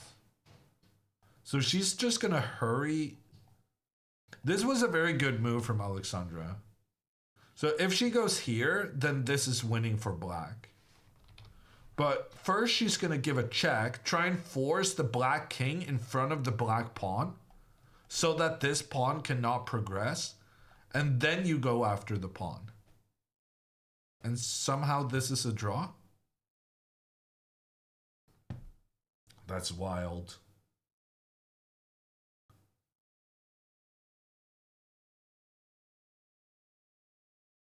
Pawn push was an easy win. Well, I assumed everything was an easy win here.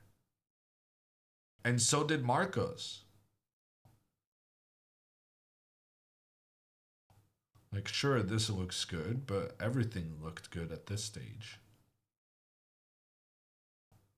Okay, apparently he was in a hurry. Pawn endgames tend to be like that. Yeah, and here he gets the queen before her. And so he wins. But now, because Alexandra is about to force him in front of his own pawn, then it might be a draw. But in order to be tricky, he's going to go to the edge. And here, the only drawing move is continuing to give the check. And you got to wait until the king steps in front of the pawn, and then you go after this one. That's very clever. You're basically saving a move by luring the king in front of the pawn. Okay, Alexandra, keep checking. The thing you didn't do the last time. This game could have been over 30 minutes ago if Alexandra had just kept checking with her rook.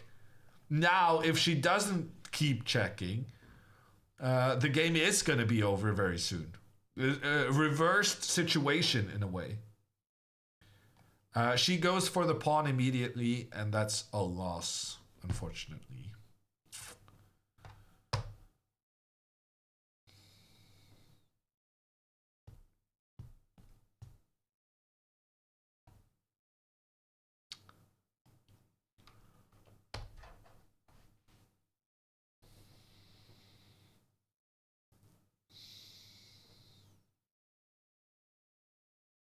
Chess is weird. Chess is hard. It's just such a difficult game.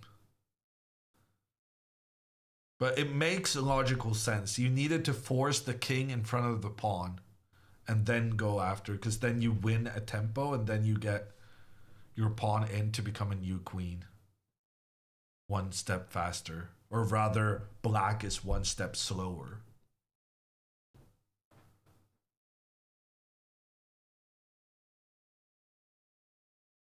She's fighting well here, though. Rook here is a good move. And now if he goes up, then she will continue giving checks. And now she understands that she's trying to force him in front of the pawn, and then she'll take the pawn. The problem is, Marcos could probably just go back, and then the rook cannot give a check. But then the rook can go here.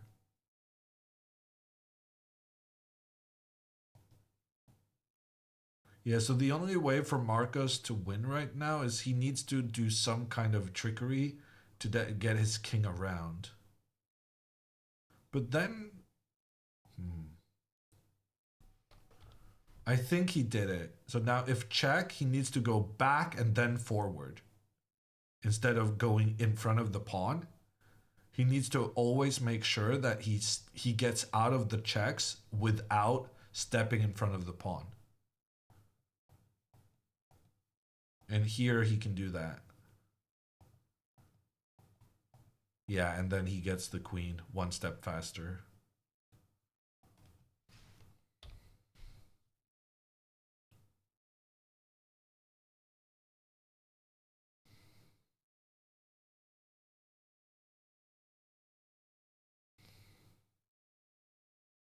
GG, yeah.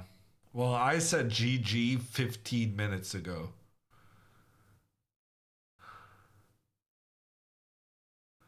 The ambition of the Botez sisters, always thinking they're winning. Turns out, too much ambitions, too much copium. Use with ease, with caution.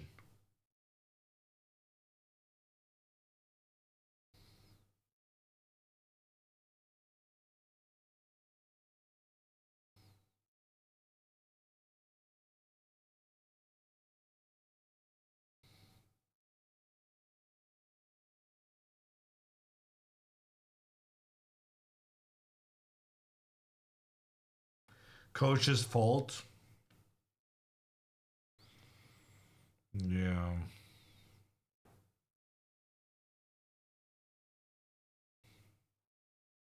I don't think the coach has done a great job, no. Well played by Marcos too. Yeah. Giving credit to the opponent is not my instant reflex.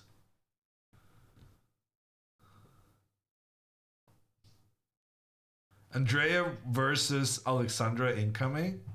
Oh, they're gonna have the same amount of points again. But they still have the same color though, so it doesn't work. He baited her into baiting him into baiting her for going to the win. Yeah, I actually kind of called it there at some point, I feel like. I said, I'm not sure which one of them is playing for a win. Possibly both are. Turns out, both were. They were kind of just waiting for the opponent to make some mistake. And unfortunately, the mistake happened from the person with 1 minute left on the clock. Which is a bit of a classic.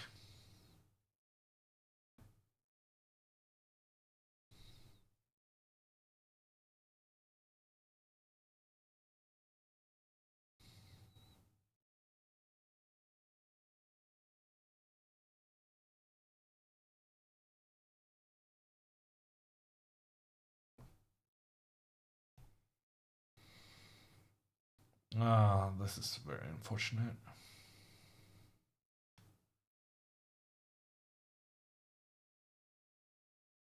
What would be the best thing for Alexandra to do now? I mean, if I was her,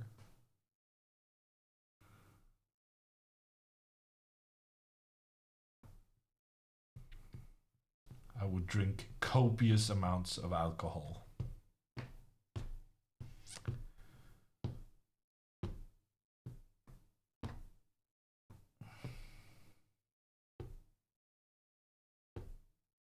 Get hammered? Yes, I would get hammered. That is precisely what I would do in her shoes.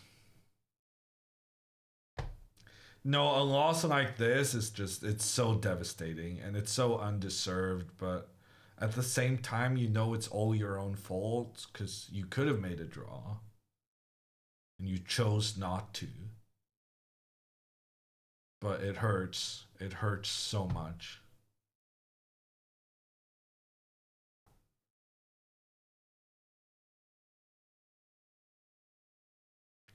What's your drink? Virgin daiquiri is my drink.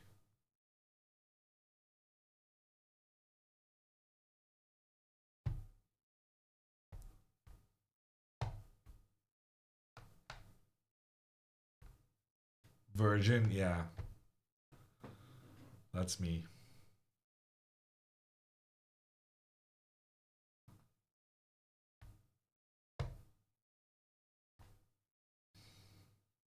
She hasn't accepted it. She definitely has accepted it. She just needs some time to cool down. Because right now, inside her head, she's fuming. It's a fire. Her brain is talking to her hand and saying, why didn't you just... I know I said decline the draw, but you could have taken initiative. You could have just accepted the draw on my behalf. Do you always have to trust... Yeah, and she resigns.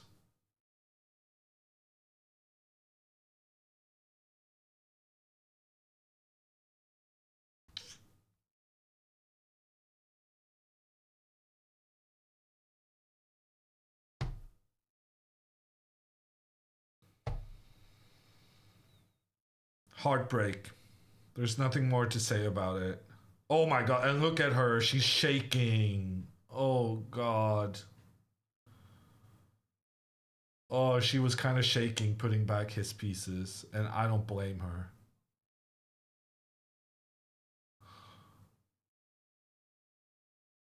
That is so devastating.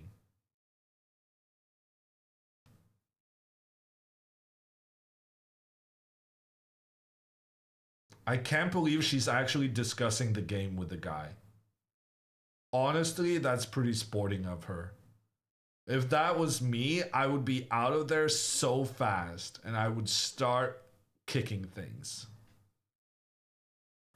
And it wouldn't be a chess tournament if we didn't have the arbiter standing in front of the camera thinking he is the main role in the world.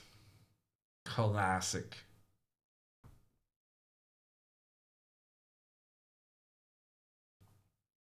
Do you want to come join, Alexandra?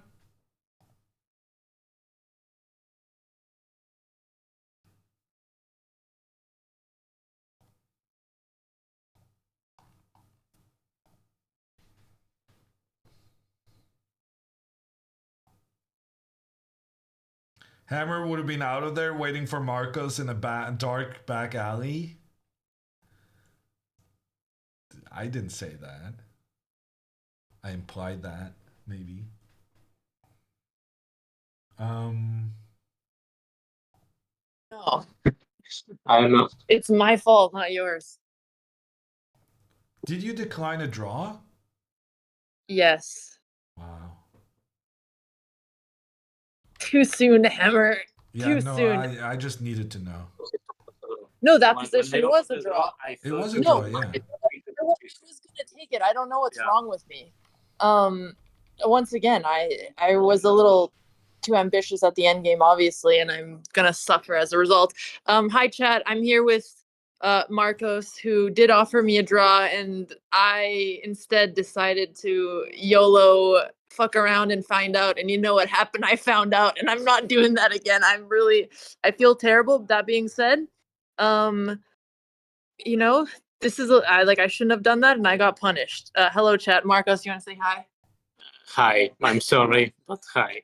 Yeah. Hammer, do you wanna review the game with us? We're looking over the opening. Anything we missed? We're both watching it. We're not on video so that we can watch the chessboard. So if you want to pull up the chessboard, that would be good. Yeah, no, you were supposed to take with a queen. There was one line in which you took with a knight, but that was very specifically to protect the pawn on e4. Yeah, Marcos told me the same thing. I realized it after. I always do this thing where I over-rely on lines instead of my own brain. Yeah. See, this is well played. But knight Marcos D1 was knight B1 was very good from you. Okay, thank you. You see the board okay? Yeah. Okay. Knight D1 was excellent. The plan of B1 was very nice. Yeah. It was kind of admitting your own mistake, which is always difficult to do. Yeah. Yeah. But then I really disliked D5. Really? Yeah. What would you like instead of D5? I want knight C3. So the thing about Yeah, D5 is that you're blocking your knight's ability to make it to the D5 square. Yeah. I was just worried that he would get his knight on E5 as well in exchange. Yeah, but his knight on E5 is not as dangerous as his knight on F4. And one of the advantages of getting your knight to D5 would be that you both attack his queen and attack the annoying piece on F4. So you would then actually get rid of his pressure. That's fair. Yeah. Okay. And also, you can tell us if Marcos made mistakes because he's also here learning. So Yeah. some free. Well, I mean, coach computer commentary said from you were both. winning at 1 point. So Yeah, Marcos, his attack was winning. Oh, really? Yeah. Bishop takes H3 was a mistake according to the computer. Yeah, but I didn't see anything. Yeah. Oh, was he just supposed to push? Computer says knight A6, which is like very freaky. No, I was looking But at knight G5 A6. looks but- pretty good to me. Huh.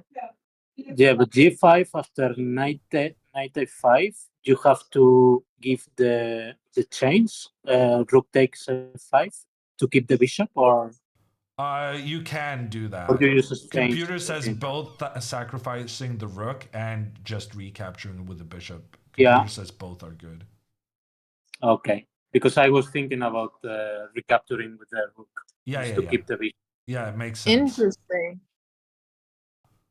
And then if Alexandra takes, then it's very dangerous with this rook also being trapped, facing the black pawns advancing in the center. No, the attack was very scary for Marcos for some time there. And to be honest, we were focusing on Andrea at this point. She won a brilliant game. That's great, at least. Yeah. But then Glad kind of one- as we were stopping, as Andrea got finished, suddenly we saw that you had made a huge comeback and suddenly you were the one attacking. And Also, I thought Queen H1 was a big mistake. Was it? not a big one, no. Oh no. Queen G6 is a mistake there. What am I? Wait, I think it was wrong. was from the Queen beginning. was Queen H1 not wrong here though? Was I not supposed to push G4? No. Oh, okay. Although now that you mention it, G4 looks sensible. I'm surprised the computer likes his position better here. I clearly don't know how to evaluate these lines. I mean, the main problem for your position is that you only have the recapture on A4. Right. That's your plan. Yeah. Well, I thought I could move my king to H3, go capture the other pawn, and try to fight it out. Yeah, no, you make a good point, Alexandra. I thought this looked really good. I mean, really good is maybe an exaggeration, but Well, yeah, that's how I felt during the game. Yeah. Okay.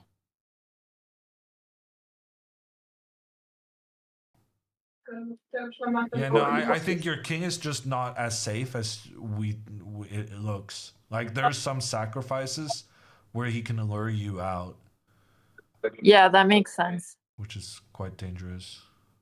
Okay, we could go back to the main line. I'm curious. I felt like queen takes f8 was not correct. I thought king takes f8, but I'm not sure. Yeah, king takes definitely felt more scary because then he has the queen d2 variations. But computer thought queen takes and king takes were both okay. But yeah, I definitely thought King takes? It's okay. Yeah, I was scared of king takes. Yeah, me too. I mean, Because you take on D3, queen D2 check. uh-huh. You move the king. Yeah, and then I tried to start checking you. I thought you could escape. I was not sure if that would work. Okay, Engine says you can escape, but that's a close call. You have to hide on h6 with a knight on g6. Yeah, no, I can see why you were scared of that. That looks very scary. Yeah. I'm not gonna put my king on h6. To be honest. Never. Okay, well, I understand why it was scary, but I was also scared of this. Yeah, and here, like, after... Well, queen g6... Oh, no, you needed to prevent this check. Yeah, no, after queen h3, it looks, like, super scary for black, no? Yeah. Yeah. And queen g6 is losing after rook f3, and now rook f8. It's a bit counterintuitive to move your rook a second time after you just moved it. But this was the only point in the game where you had a clear winning move. I almost played rook f8, but I didn't know what to do after knight g5. Sorry, knight g8. I think you just keep the pin. Like, it doesn't matter what you do in the short term, because his pieces on the queen side are never getting out. Yeah, like, you can even just trade the queens. Or if he came king up, what do I do then? If he comes king then g7? You go rook d8. Same idea. Yeah. I really thought about it, but I just couldn't see that deep into the variation. Yeah, he just gets stuck with never getting his queenside pieces out. Yeah, you guys, Marcos is in the call too. We're both watching. I like that everyone is invested. At least one of us is gonna have a good day. Okay. And then... Yeah, and Andrea, yes, chat. Were you saying you were not sure about queen takes f8? No, that you were saying that for him, right? Oh, yeah, I meant for him. I also wasn't sure about queen takes f8 or queen takes c7, but queen takes c7. Yeah, it looked bad. It looked bad for me. Yeah. I thought I had to. Okay. I only have to play knight a6, knight c5, and that's it. Yeah. I was trying to see if I could be greedy with the pawns, but it didn't make sense, so I then went for this. Oh. Why did you wrap and nap instead of prep? I did both. I prepped and I napped. And I'm just more efficient than Andrea. And here I was always on the birds. All the time. You're always on the what?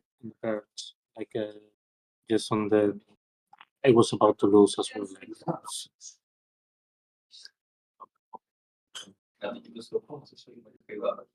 Yeah, and then were there any winning chances at the end, or did I just blunder a draw and that's it? I mean, there were winning chances, definitely, but they all kind of relied on him making a mistake. And when it felt like he understood the danger of his position. Yeah. And then then you just have to accept the draw. Yeah, let's not talk about that part, but yeah. Oh. No, because we were finding lots of ways you could win, but they all kind of relied on him trying to, be do aggressive with his rook and go around and start grabbing pawns. Yeah. Are there any other... Oh, sorry, 1 second. I was getting another call. Okay. Well, yeah. I mean, somebody said Alex feels very chill. I mean, I feel terrible, but it's my fault for pushing, so what can I say, chat? Chat asked me what I would do in your shoes. And what did you something say? Like this happened. I said I would get hammered. Well, I don't drink, so yeah. I guess we'll just eat some food and fry or something. Who knows? No, I'm not gonna cry. I'm gonna be objective about it. It was my fault for doing that, and I won't do it again. And like I don't know. I think I just wanted so badly to get a win for the content and the stream and the comeback arc, and instead I lost. Yeah.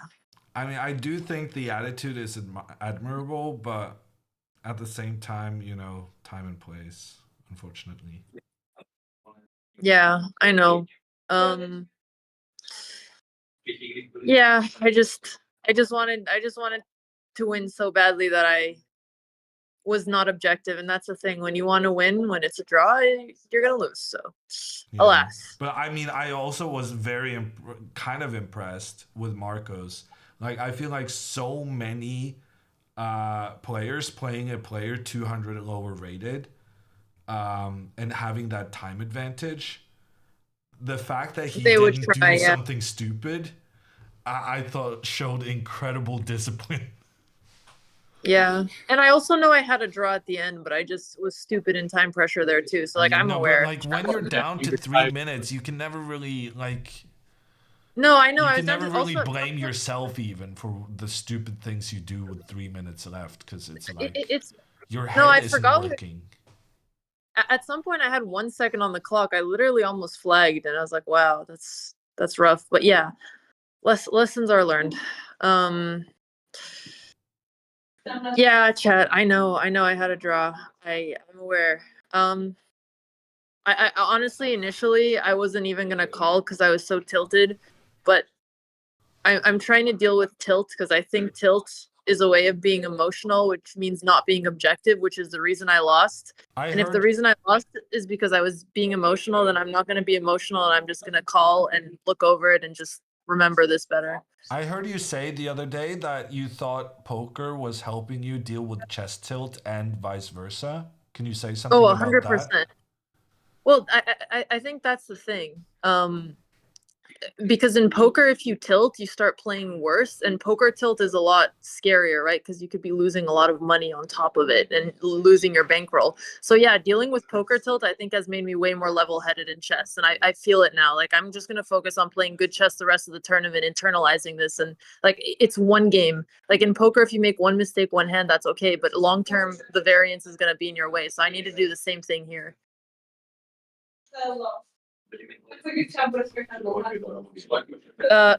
Andrea, please text chat. Sorry, my brain literally broke. Yeah.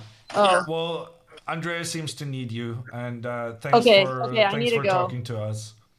That was Alexandra. She wanted to win. She wanted it too much, and unfortunately was punished for her undue ambition. But on the bright side, Andrea won her game. She played a second brilliant attacking game against a higher rated opponent. And I am happy to say that we will be back tomorrow. There's a new day, new opportunities, and we'll start at the same time, 3 p.m. local time in Prague. That's 9 a.m. Eastern and 6 a.m. Pacific. And we'll have more action, more drama, more, big sacrifices and devastating. Yeah. I feel for Alexandra. What just happened is the most horrendous thing in chess ever. But you can't really do anything about it other than try again tomorrow. So that's what we're going to do. Thanks everyone for watching. We'll see you back tomorrow. And good evening. Have a nice weekend. Bye.